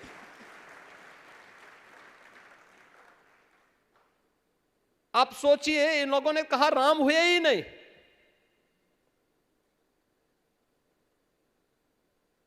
तो हमने कहा भाई, जब राष्ट्रपिता महात्मा गांधी ने अपने अंतिम शब्द तो हे राम के ही कहे थे, वो कहते नहीं वो कोई दूसरे राम थे। अब मुझे बताओ कौन राम थे? अरे राम तो एक ही हुए, वो अयोध्या में पैदा हुए थे, महाराज दशरथ के पुत्र थे। पूरा देश, पूरी दुनिया उसी रूप में राम को जानती है। कृष्ण मथुरा में पैदा हुए। आज भी आप देखेंगे कंस का जो कारागार है उसकी दीवारें आज भी दिखाती हैं 5000 वर्ष पुरानी उसकी जेल की दीवारें आज भी नकारते हैं। ऐसे ही भारत को नकारने वाले लोग भारत की सभ्यता को, भारत की संस्कृति को, भारत की भाषा को, भारत की परंपरा को, भारत की मातृशक्ति को, भारत से जुड़ी हुई हर चीज को नकारने का प्रयास करते हैं। भारत के गौरव को कमतर करने का, हर स्तर पर कमतर करने का प्रयास इनका होता है। और जब ये लोग रहेंगे तब यही स्थिति होती रहेगी। बहनों और भाइयों, इस मुद्दे पर मैं इसलिए कह रहा हूं, पी चिदंबरम ने 2007 में बात कही थी, और मैंने इसलिए रामायण की चर्चा की, महाभारत की चर्चा की। महाभारत की रचना या भगवान वेदव्यास वे किसी पार्टी से तो नहीं जुड़े थे। ऐसा भी नहीं कि वे राष्ट्रीय स्वयंसेवक संघ से या भाजपा से जुड़े रहे होंगे। बस चलता तो राहुल गांधी बोल सकते थे, ये भी बोल देंगे क्योंकि बहुत ज्ञानी है, वे भी बोल देंगे कि उन्होंने इसलिए लिखा क्योंकि उन्होंने राष्ट्रीय स्वयंसेवक संघ की शाखा में ये बात सीखी होगी, इसलिए बोल दिया। राहुल गांधी जैसा विद्वान तो ये बोल ही सकता है। और इसीलिए मैं इस बारे में इसलिए मैं इस बात को कह रहा हूं कि लोग वह हर कार्य करेंगे, और वही उदाहरण मैंने दो आपके सामने दिए हैं। महामहिम राष्ट्रपति जी के प्रति, आखिर महामहिम राष्ट्रपति जी अपनी योग्यता के बल पर, अपनी क्षमता के बल पर आज उपराष्ट्रपति के पद पर देश की एक संवैधानिक मर्यादा का पालन करते हुए देश की उच्च सदन का संचालन कर रहे हैं। और उसमें बुराई क्या है भाई? सदन का संचालन कुशलता पूर्वक हो, चेयरमैन के रूप में, ये उनका है, वह अपने कर्तव्यों का निर्वहन कर रहे हैं। लेकिन वे कर्तव्यों का निर्वहन न कर सकें, सबसे पहली तो इस बारे में उनको चिंता है, विरोधियों की इस बात की चिंता है कि एक किसान का पुत्र इतने बड़े पद पर कैसे चला गया, क्योंकि ये तो एक परिवार विशेष की बपौती हुआ करती थी। सारे लोग उसी परिवार से हों, उन्हीं के उससे खानदान से हों, बाकी और कहीं से नहीं आ सकता। और दूसरा, अगर एक न्यायमूर्ति के रूप में भी और एक नागरिक के रूप में भी दुनिया की सच्चाई को अगर किसी सामाजिक संगठन के, किसी सांस्कृतिक संगठन के मंच के माध्यम से रखते हैं तो उनको भी धौंस दी जाती है। इस धौंस का जवाब क्या है? और इसका जवाब आप हैं, समाज है, ये देश है जिसको खड़ा होना चाहिए, नंगा करना चाहिए इन लोगों को जो लोग सच को दबाने का प्रयास कर रहे हैं। सच को दबाने का प्रयास कर रहे हैं, क्योंकि एक शुरुआत है। याद करिए, ये यहीं पे नहीं था। इससे पहले सत्र प्रारंभ होने के पहले, संसद सत्र प्रारंभ होने के पहले ये आवाज निकली थी कांग्रेस के मंच से कि श्री राम जन्मभूमि मंदिर का शांतिपूर्ण समाधान निकालने वाली सुप्रीम कोर्ट के उन जजेस के प्रति भी इन्होंने इस प्रकार की, उन मान्य न्यायमूर्तियों के प्रति भी इस प्रकार की टिप्पणी की थी इन लोगों ने। यानी ये लोग नहीं चाहते थे कि अयोध्या में राम मंदिर के से संबंधित विवाद का समाधान हो। और चूंकि मैं तो उत्तर प्रदेश में हूं, कहते थे, डराते थे, कहते थे अरे अयोध्या में कोई फैसला हो गया तो खून की नदियां बहेंगे। अबे हमने कहा फालतू बात करी, मच्छर नहीं मरने वाला है, दंगे फसाद की बात करते हो।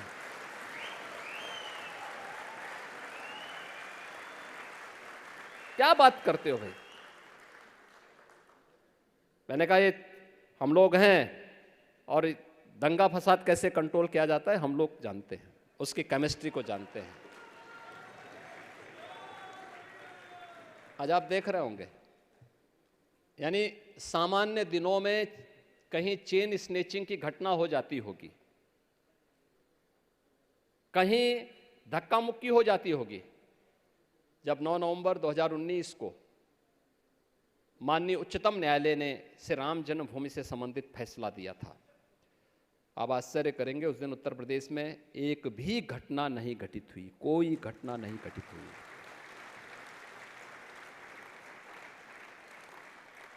जिस दिन प्रधानमंत्री मोदी जी ने श्री राम जन्मभूमि मंदिर का शिलान्यास किया था, भूमि पूजन का कार्यक्रम संपन्न किया था 5 अगस्त 2020, कोई घटना कहीं नहीं घटित हुई। 25 करोड़ की आबादी का उत्तर प्रदेश है और 22 जनवरी 2024 को जिस दिन 500 वर्षों के बाद रामलला विराजमान हुए, उस दिन भी उत्तर प्रदेश में सबसे शांतिपूर्ण और उल्लासपूर्ण दिवस था। बहनों और भाइयों, मैं उसका साक्षी हूं, मैं वहां की व्यवस्था के लिए जिम्मेदार हूं, लेकिन धौंस देने वाले तब भी नहीं चूक रहे थे, कह रहे थे ये हो जाएगा। अरे हमने कहा जिम्मेदारी मेरी है, क्या बात करते हो भाई, कैसे हो जाएगा इसे? तुम यही कराते थे। और इसीलिए मैं कहना चाहूंगा कि उत्तर प्रदेश के बारे में जब हम चर्चा कर रहे हैं, विरासत और विकास का समन्वय किस रूप में आगे बढ़ सकता है, कैसे आगे बढ़ सकता है? उत्तर प्रदेश देश की आबादी का सबसे बड़ा राज्य है। 25 करोड़ की आबादी वर्तमान में उत्तर प्रदेश के अंदर निवास कर रही, यानी देश की आबादी का 17% आबादी उत्तर प्रदेश में निवास करती है। एवरेज मान के चलो कि हर पांचवां छठा आदमी उत्तर प्रदेश का है। जब यहां पे देख रहे थे आप, रविकांत जी भी उत्तर प्रदेश में ही जन्मे हैं, गाजीपुर जिले में। IIT मुंबई से उन्होंने यहाँ से पास आउट होने के बाद वे यहीं पे बस गए, अपना काम धाम शुरू कर दिया उन्होंने यहीं पे। मैंने उनसे ही पूछा, मैंने कहा मिस्टर जी कभी वापस जाते भी हैं गांव में, जाइए थोड़ा गाजीपुर में भी विकास कराइए, क्योंकि दोनों मिलकर के साथ साथ होगा। आज काशी में काशी विश्वनाथ धाम प्रधानमंत्री मोदी जी के विजन और उनके नेतृत्व में जिस रूप में बना है, आपको बताऊं मैं, काशी में 2014 के पहले पूरे वर्ष भर में 50 लाख कुल पर्यटक आ पाते थे, तो लोग मानते थे बहुत आ गए। और इस वर्ष कितने आए मालूम है आपको? 16 करोड़। एक वर्ष में 16 करोड़। अब 16 करोड़ पर्यटक जिस काशी में आ रहे हैं, वहां की इकोनॉमी पे कितना असर पड़ा होगा?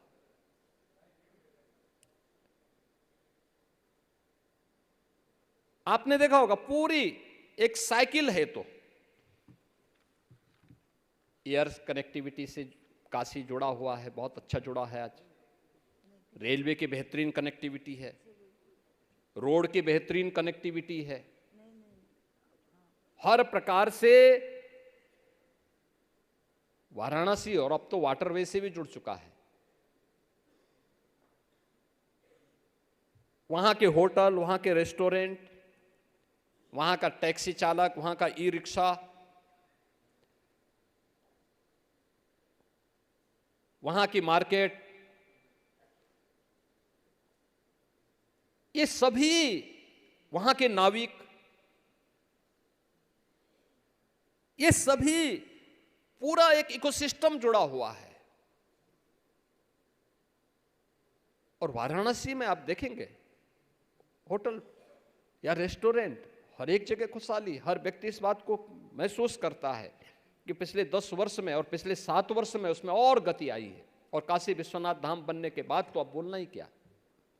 हर दिन प्रतिदिन 1 लाख से लेकर 1.5 लाख तक ऑफ सीजन में इतने श्रद्धालु या पर्यटक काशी में बाबा विश्वनाथ धाम में दर्शन कर रहे हैं।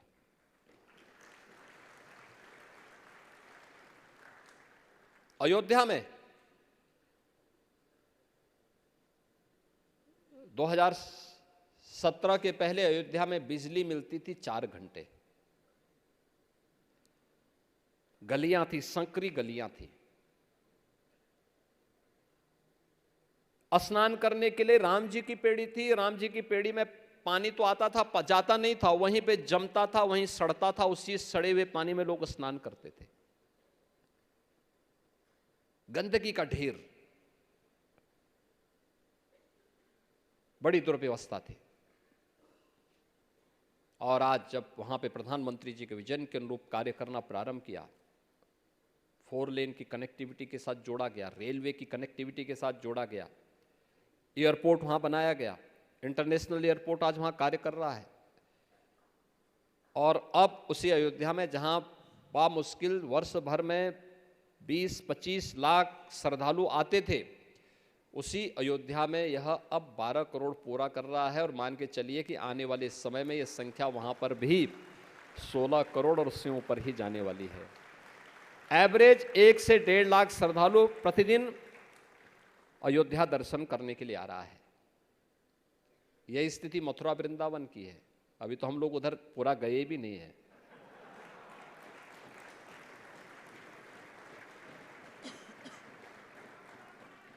यानी अकेले 1 वर्ष में 2023 में उत्तर प्रदेश के अंदर 62 करोड़ से अधिक टूरिस्ट आया है। अब आप अनुमान करिए 62 करोड़। पहले ये संख्या बामुश्किल वर्ष भर में कितना भी कोई खींच खांच ले तो उसको मुश्किल से 1 करोड़ 1.5 करोड़ तक पहुंचती थी। आज 62 करोड़ लोग आ रहे हैं 1 वर्ष में। तो उत्तर प्रदेश की इकोनॉमी पे इसका असर तो पड़ना ही पड़ना है। कोई दो राय नहीं कि उत्तर प्रदेश में आज लोगों को काम मिला है, रोजगार के सृजन हुए हैं, तेजी के साथ आगे बढ़ा है। और ये विरासत के प्रति थोड़ा भी कार्य करने के बाद हम लोगों ने तो यूपी के अंदर हमने कार्य शुरू किया। मुख्यमंत्री पर्यटन संवर्धन की स्कीम भी हम लोग निकाले। 1000 से अधिक ऐसे धार्मिक स्थलों के पुनरुद्धार के कार्य को हम लोगों ने अब तक संपन्न किया है। लगातार आप मां विंध्यवासिनी के धाम में जाएंगे, एक नया कॉरिडोर मिलेगा, नेमी सारण्य में नया मिलेगा, सुख तीर्थ में कुछ और मिलेगा।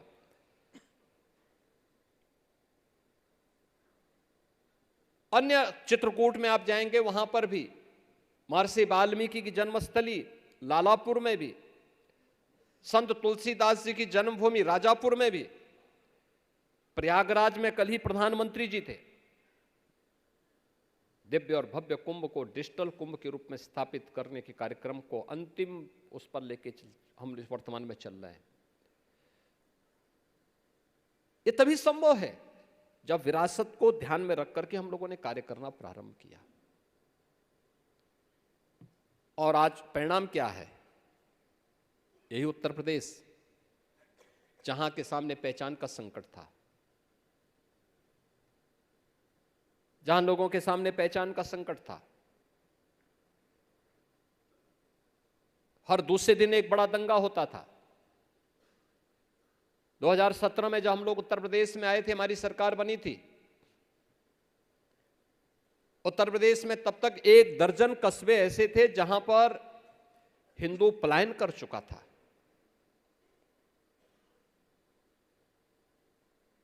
बेटियों की सुरक्षा बुरी हाल थी।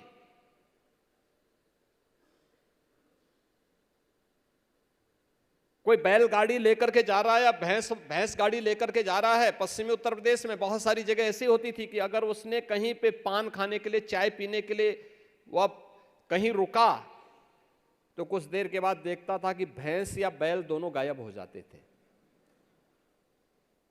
ये हाल थे और दिन दहाड़े होता था, कोई सुनवाई नहीं होती थी। सड़कें ऐसी थी, पता ही नहीं लगता था सड़क है या गड्ढा है, या सड़क है या खेत है, पता ही नहीं लगता था। बिजली आती ही नहीं थी। मैंने पहले कहा ना कि ऐसी स्थिति बना दी गई थी। हम लोग भी एक बात बोलते थे, लोग पूछते थे उत्तर प्रदेश, हम लोग उस समय कहते थे यार देखो, अगर हमें विरासत के रूप में पूछोगे तो भगवान राम का जो उत्तर प्रदेश है, बाबा विश्वनाथ का जो प्रदेश है, भगवान श्री कृष्ण का जन्म जिस प्रदेश में हुआ है, माँ गंगा सर्वाधिक दूरी जिस प्रदेश को अपनी कृपा बरसाती है, माँ यमुना की कृपा जिस प्रदेश पर है, माँ सरयू की कृपा जिस प्रदेश में, वही उत्तर प्रदेश है। लेकिन अगर आप राजनीतिक रूप से पूछेंगे तो मैं बोलूँगा कि जहाँ से आप भारत के अंदर अगर किसी देश से घुसते हैं, अगर दिन में घुसेंगे, किसी राज्य से घुसेंगे, तो जहाँ से सड़कों पे गड्ढे शुरू हो जाएं, खेत और सड़क का पहचान न हो, ये मान के चलिए कि उत्तर प्रदेश में आप आ गए। रात्रि के समय अगर आप चल रहे हैं, अंधेरा जहाँ से शुरू हो जाए, मान के चलिए उत्तर प्रदेश की सीमा शुरू हो गई है। आज उसको बदला गया है। इसके लिए कार्य प्रारंभ हुए, अनेक स्तर पर, सरकार के स्तर पर कार्य प्रारंभ हुए। और हम लोगों ने पहले दिन से कहा था भाई हम अपनी विरासत का सम्मान करेंगे। विरासत को संरक्षित करते हुए प्रदेश के विकास का एक रोड मैप तैयार किया गया और पहले दिन ही बता दिया गया था कि भाई देखो, इस बात को सुनिश्चित करेंगे कि हमारी अपराध और अपराधियों के प्रति जीरो टॉलरेंस की नीति होगी। प्रदेश के अंदर अपराध और अपराधियों के लिए कोई स्थान नहीं होगा। जो सुधरना चाहते हैं हम उनको पूरा मौका देंगे। लेकिन अगर कोई ये मान के चलेगा कि अपराध की जो पुरानी शैली थी और सत्ता का संरक्षण प्राप्त होगा, तो नोट करना कि अपराधी भी और उसका आका भी, ये दोनों गिरफ्त में होंगे। और फिर वह स्थिति होगी कि उसकी कल्पना आने वाली 7 पीढ़ियां उनकी फिर देखने की हिम्मत नहीं करेगी इधर। और आज मुझे बताते हुए प्रसन्नता है, हमारी सरकार धीरे धीरे करके 8वें वर्ष में प्रवेश कर चुकी है। 8 वर्ष में कोई दंगा नहीं,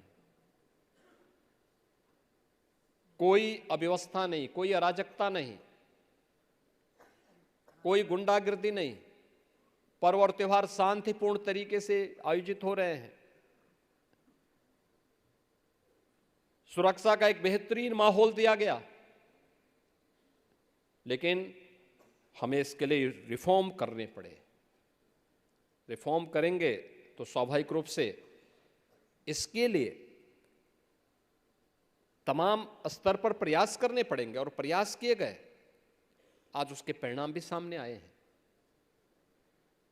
उत्तर प्रदेश के अंदर हर एक सेक्टर पे हमने काम करना प्रारंभ किया। हम लोग जब आए थे 10वीं आर्थिक अर्थव्यवस्था थी यूपी, जनसंख्या में नंबर 1 था, अर्थव्यवस्था 10वीं थी।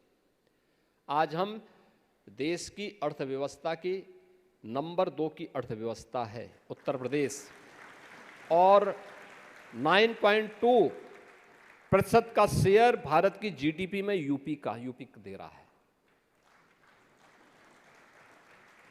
इसके लिए लगातार प्रयास करने पड़े और डबल इंजन की सरकार का लाभ उत्तर प्रदेश को प्राप्त हुआ। लेकिन इसमें पिक एंड चूज नहीं हुआ। सरकार ने पॉलिसीज बनाई, हर एक सेक्टर पर ध्यान दिया। उत्तर प्रदेश तो प्रकृति और परमात्मा का प्रदेश है। हम बार बार इस बात को कहते थे। क्या नहीं उत्तर प्रदेश में है? दुनिया की सबसे फर्टाइल लैंड हमारे पास, सबसे अच्छी, कृषि भूमि, सबसे अच्छा जल संसाधन, यानी उत्तर प्रदेश में 11% देश की कुल कृषि योग्य भूमि, यानी 17% आबादी देश की यूपी में निवास करती है, लेकिन कृषि योग्य भूमि केवल 11% है। लेकिन उत्तर प्रदेश में प्रोडक्शन होता है भारत के कुल खाद्यान्न उत्पादन का 20% से अधिक शेयर उत्तर प्रदेश अकेले अपनी धरती से उपलब्ध करा करके देता है। और जल संसाधन 86% भूमि हमारी ऐसी है जिसमें सिंचाई की बेहतरीन सुविधा है। ये आज उत्तर प्रदेश के अंदर आप देख सकते हैं, इसका विस्तार हो रहा है। पिछले 7 वर्ष में हम लोगों ने 23 लाख हेक्टेयर भूमि को अतिरिक्त सिंचाई की सुविधा भी उपलब्ध करवाई। इकोनॉमिक ग्रोथ उत्तर प्रदेश का बहुत आगे बढ़ा। लेकिन इस सब के साथ साथ हम मान सकते हैं, बहुत सारे लोग कहेंगे कि साहब भारत की इकोनॉमी इसलिए आगे थी क्योंकि भारत का एग्रीकल्चर के फील्ड में अकेले भारत ही इसमें कार्य करता था। नहीं, हमारे पूर्वजों ने सूक्ष्म लघु मध्यम उद्यम और कुटीर उद्योग में बहुत काम किया। जब उत्तर प्रदेश में मुझे मौका मिला कि मुझे कार्य करना है उत्तर प्रदेश में मुख्यमंत्री के रूप में, मेरे सामने चैलेंज था कि हमारी जो कार्यशील पूंजी है, यहाँ का यूथ, यहाँ का युवा, इसका क्या होगा। क्योंकि उत्तर प्रदेश एक ऐसा प्रदेश है जिसकी 56 से लेकर 60% तक की आबादी ऐसी है जो युवा है, वर्किंग फोर्स है। इस वर्किंग फोर्स को कैसे हम कार्य देंगे। नौकरी, हम सरकारी नौकरी जितनी होगी वो देंगे, वो लाखों में होगी, लेकिन ये जो हमारी फोर्स है, ये वर्किंग फोर्स, यह करोड़ों में है। रोजगार के सृजन विकसित करने पड़ेंगे। रोजगार के अवसर, हर व्यक्ति खेती में नहीं जा सकता, हर व्यक्ति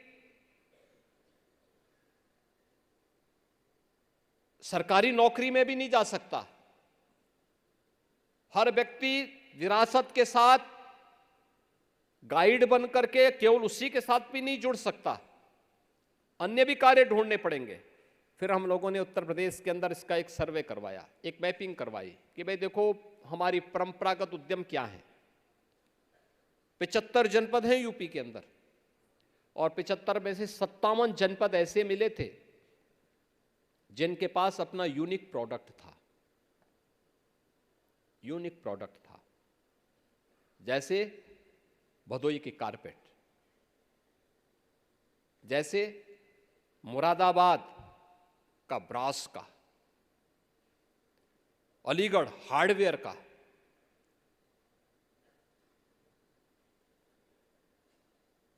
सहारनपुर वुडन वर्क का, फिरोजाबाद ग्लास का, वाराणसी सिल्क का, गोरखपुर टेराकोटा का। ऐसे ही 57 जनपद ऐसे थे जिनके पास अपनी यूनिक प्रोडक्ट थी।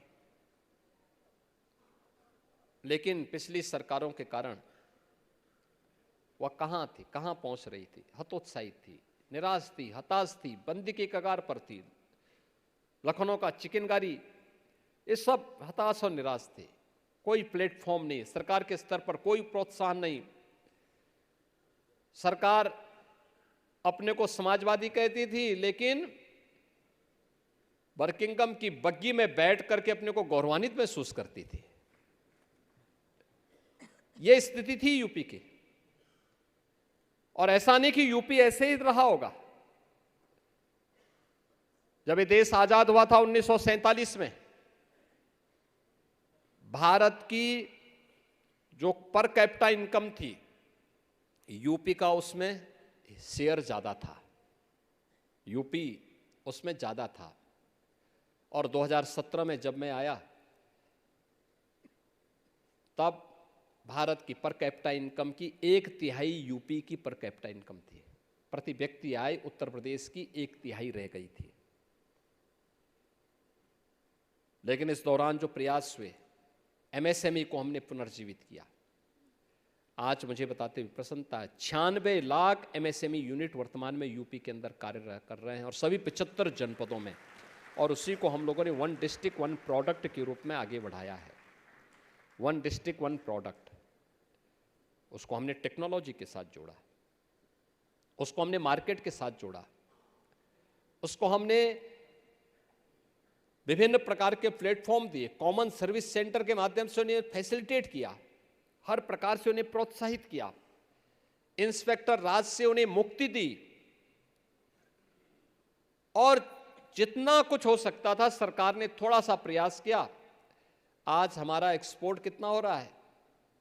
2 लाख करोड़ रुपए के एक्सपोर्ट अकेले MSME से हम यूपी के अंदर, यूपी से कर रहे हैं वर्तमान में।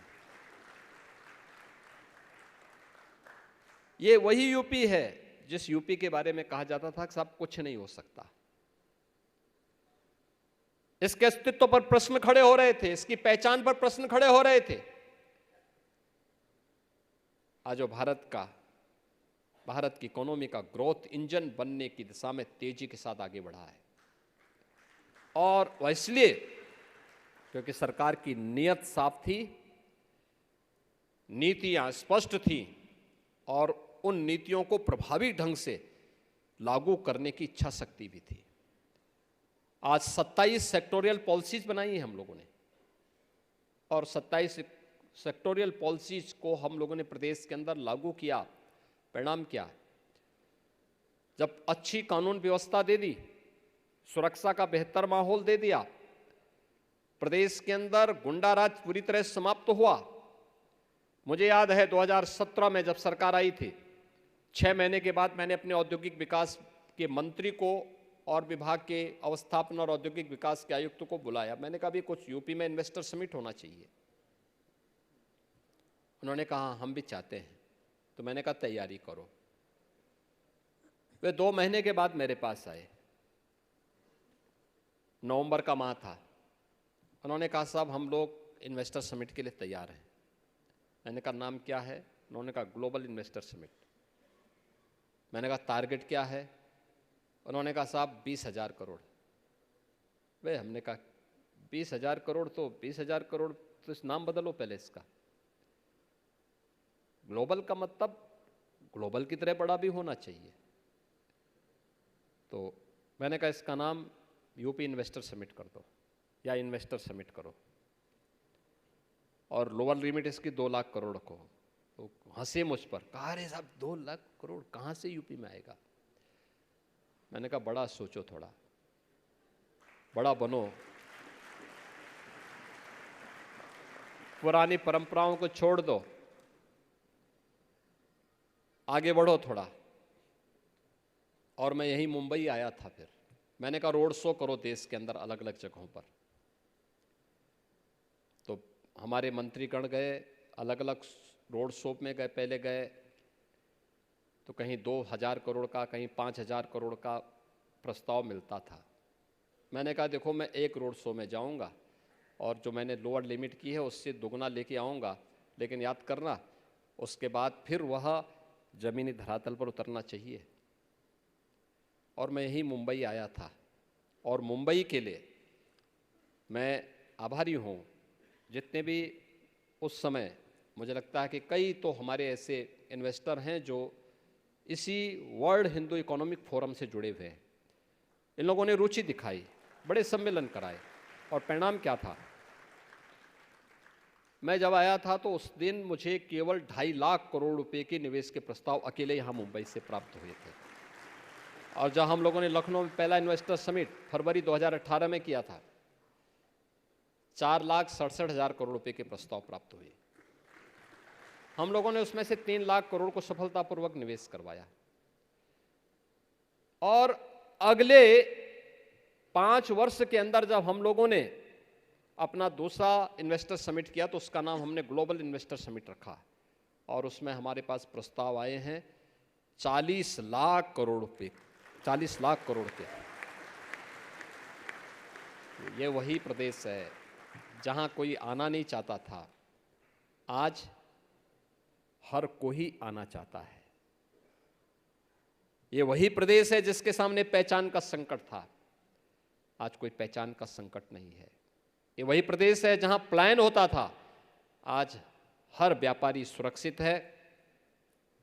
कस्बे में जहां से इंदो पलायन कर गया था वापस आकर के अपना बिजनेस कर रहा है। यूपी के अपराधी या तो पलायन कर चुके हैं या राम नाम सत्य है की यात्रा में जा चुके हैं, वह भी। और इसीलिए ये पूरी तत्परता के साथ कार्य करते हुए, लेकिन इसके लिए हमें पॉलिसी बनानी पड़ी, इंफ्रास्ट्रक्चर देना पड़ा। इंफ्रास्ट्रक्चर, गंगा एक्सप्रेसवे हमारी बन रही है, 25 में बन करके तैयार हो जाएगी। गंगा एक्सप्रेसवे बनने के बाद देश के अंदर एक्सप्रेसवे में यूपी का, अकेले यूपी का शेयर 55% हो जाएगा। 55%। एयरपोर्ट, वर्तमान में यूपी के अंदर 20 एयरपोर्ट हम लोग संचालित कर रहे हैं, जिसमें से 4 इंटरनेशनल हैं और उसमें भी एक नया एयरपोर्ट हम अप्रैल में प्रारंभ करने जा रहे हैं, जो एशिया का सबसे बड़ा एयरपोर्ट होगा, गौतम बुद्ध नगर जिले में, जेवर का। देश का लॉजिस्टिक हब का सबसे बड़े केंद्र के रूप में हम वहां एक विकसित भी करने जा रहे हैं। यूपी में आज क्या नहीं है? डिफेंस कॉरिडोर की मैन्युफैक्चरिंग यूपी के अंदर तेजी के साथ विकसित हो रहा है। 13 एक्सप्रेसवे के साथ देश के 55% एक्सप्रेसवे यूपी के अंदर मौजूद है। एयर कनेक्टिविटी है। इनलैंड वाटरवे देश का नंबर 1 यूपी के अंदर। सबसे अधिक मेट्रो संचालित जिस राज्य के अंदर हो रही है वो यूपी के अंदर हो रही है। देश की पहली रैपिड रेल यूपी के अंदर। और ये सभी आगे बढ़ाते बढ़ाते अब यूपी भारत के ग्रोथ इंजन के रूप में स्थापित कर होने के साथ ही $1 ट्रिलियन की इकोनॉमी के लिए कार्य कर रहा है। मैंने आपको बताया ना, पर कैपिटा इनकम यूपी की, देश की पर कैपिटा इनकम की 1/3 रह गई थी, और आज हम लोग उसके आसपास पहुंच रहे हैं। हम लोग आए थे जब 12 से 17 के बीच में विरोधी दलों की सरकारें यूपी के अंदर थीं। यूपी की जो जीडीपी थी वह मात्र 12.5 से 13 लाख करोड़ की थी, और मार्च 25 में यूपी 32 लाख करोड़ रुपए की इकोनॉमी बनेगा। इसलिए एक नए भारत का नया उत्तर प्रदेश, प्रधानमंत्री मोदी जी की उन परिकल्पनाओं को साकार कर रहा है, जो उनका विजन है उसको मिशन के रूप में लेकर के प्रभावी ढंग से आगे बढ़ा रहा है। और मैं आप सबको आमंत्रित करूंगा, एक बार यूपी आइए, और यूपी आने का अच्छा अवसर आपके सामने सबसे अच्छा होगा 13 जनवरी से 26 फरवरी के बीच में महाकुंभ प्रयागराज 25 आ रहा है।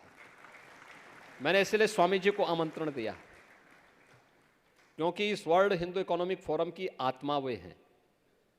तो मैंने सबसे पहले उनको वहाँ सम्मान दिया है, और सम्मान देकर के मैंने आप सबको उन्हीं के साथ उनका सम्मान करके आमंत्रित भी किया है कि आप लोग पधारें वहाँ। इस सम्मेलन, इस प्रकार के आयोजन महाकुंभ के आयोजन के साथ जुड़ने चाहिए, वहाँ पर होने चाहिए। हिंदू इकोनॉमी पे वहाँ पे भी चर्चा होनी चाहिए। क्यों नहीं होनी चाहिए? एकदम होनी चाहिए। और प्रयागराज जैसे स्थल पर नहीं होगा तो कहाँ होगा? क्योंकि विरासत और विकास का बेहतर समन्वय का सबसे अद्भुत केंद्र होगा प्रयागराज। कुंभ, जो लोग कहते हैं, जो भगवान राम को, भगवान कृष्ण को मिथक मानते थे, भारत को सोने की चिड़िया और दूध और घी की नदियां यहां बहती थी, इसके बारे में कहते हैं ऐसे ग्रंथों को जला देना चाहिए। उस दूषित मानसिकता के लोगों ने कुंभ को गंदगी का पर्याय बनाया था, भगदड़ का पर्याय बनाया था, असुरक्षित किया था। कुंभ भव्य और दिव्य भी हो सकता है, स्वच्छता, सुरक्षा और सुव्यवस्था का मानक भी गढ़ सकता है। यह 2019 में यूपी के अंदर आपने देखा होगा।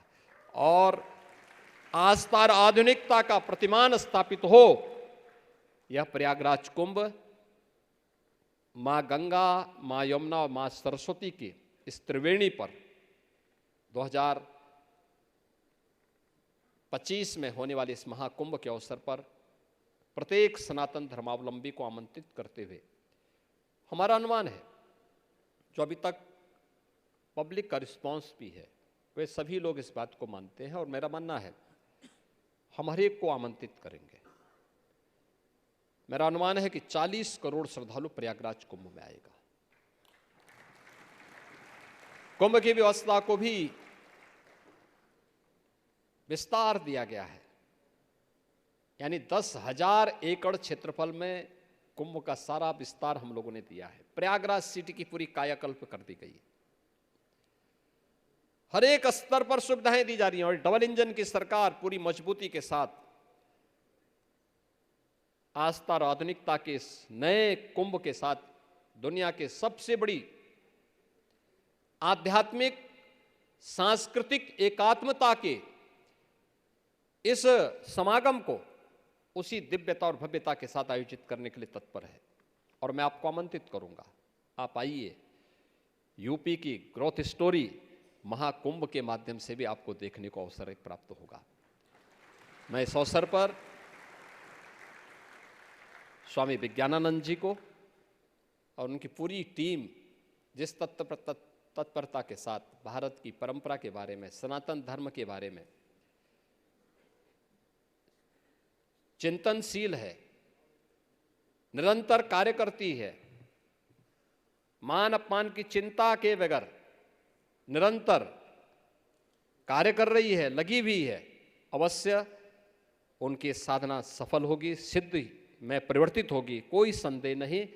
और फिर से 2047 का आगामी 25 वर्ष के जिस एक लक्ष्य को प्रधानमंत्री मोदी जी ने भारतवासियों के सामने तय किया है, एक विकसित भारत की परिकल्पना को साकार करने के लिए, वो विकसित भारत की संकल्पना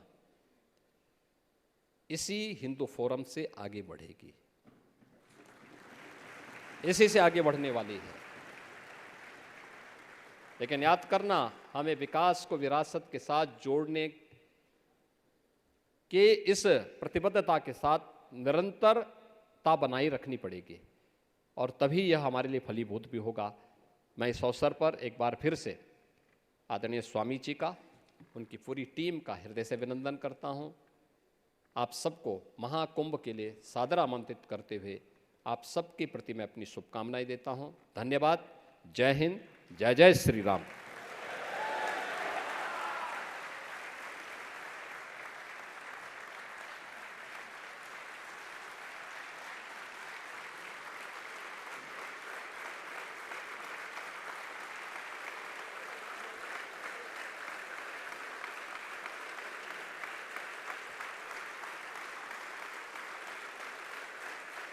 स्थान ग्रहण कीजिए।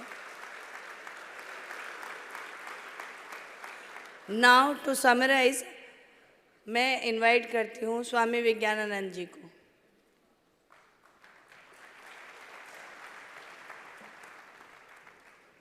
Namaste. I was going to summarize the Yogi Ji lecture for some of our brother understanding, but Yogi Ji has just spoken from his heart, and all you understand. If tomorrow I will have time, I will explain. And now his time is already late. Yogi Ji has to go to Lucknow. It will take more than 2 hours. So forgive me. Namaste. I will request Swadesh Ji to finish the.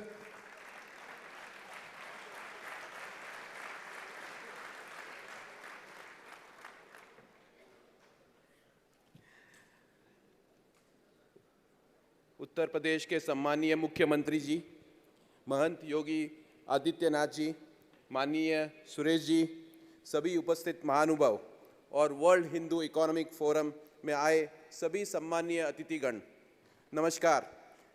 आज इस गरिमामयी अवसर पर आप सभी का स्वागत करते हुए अत्यंत गर्व और हर्ष का अनुभव कर रहे हैं। वर्ल्ड हिंदू इकोनॉमिक फोरम का उद्देश्य न केवल आर्थिक दृष्टिकोण से विश्व के हिंदुओं को एक मंच पर लाना है, बल्कि हमारी सांस्कृतिक और वैचारिक एकता को भी सशक्त बनाना है। माननीय योगी जी, आपका यहाँ उपस्थित होना इस बात का प्रमाण है कि आप हमारी सांस्कृतिक और आर्थिक शक्ति को एक नई दिशा देने के लिए प्रतिबद्ध हैं। आपके प्रेरणादायक नेतृत्व और स्पष्ट दृष्टिकोण ने न केवल उत्तर प्रदेश बल्कि पूरे देश में नई ऊंचाइयों पर पहुंचाने का मार्ग दिखाया है। हम आपको हृदय से धन्यवाद देते हैं। आपने अपने व्यस्त कार्यक्रम से समय निकालकर सम्मेलन में पधारने की कृपा की। हम सभी इसके लिए विशेष सम्मान और गर्व का क्षण है। हम विशेष रूप से उत्तर प्रदेश से आए सभी अधिकारी और सुरक्षा कर्मियों को भी दिल से धन्यवाद देते हैं। नमस्कार।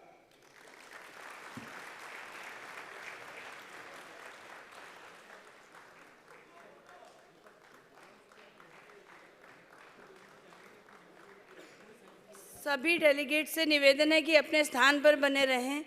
कृपया अपने अपने जगहों पर बैठे रहें। सिक्योरिटी प्रोटोकॉल के चलते परेशानी हो सकती है। कृपया अपने स्थान पर बैठे रहें।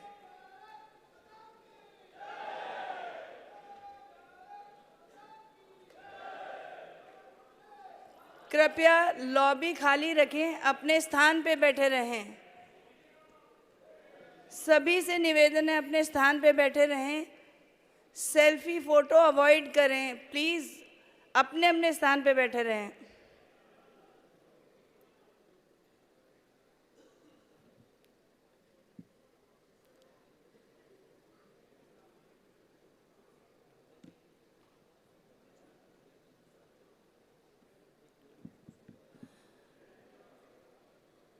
सभी से निवेदन है कि अपने स्थान पे बैठे रहें। माननीय मुख्यमंत्री जी को रवाना होने दें और इसके बाद भोजन के लिए आप 2 मिनट की प्रतीक्षा कीजिए। उसके लिए आप सभी भोजन के लिए प्रस्थान कर सकते हैं।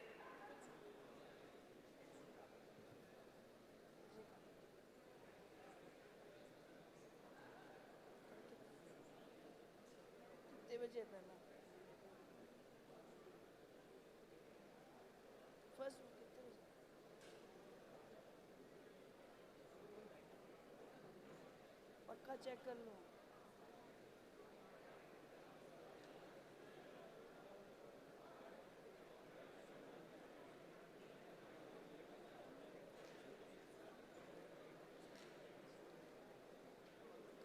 आप सभी लोग ध्यान रखें, कल सुबह के सेशन 8:30 बजे से शुरू होंगे, तो सुबह 9:30 से प्रारंभ होंगे, तो आप समय से यहाँ पहुँच जाएं।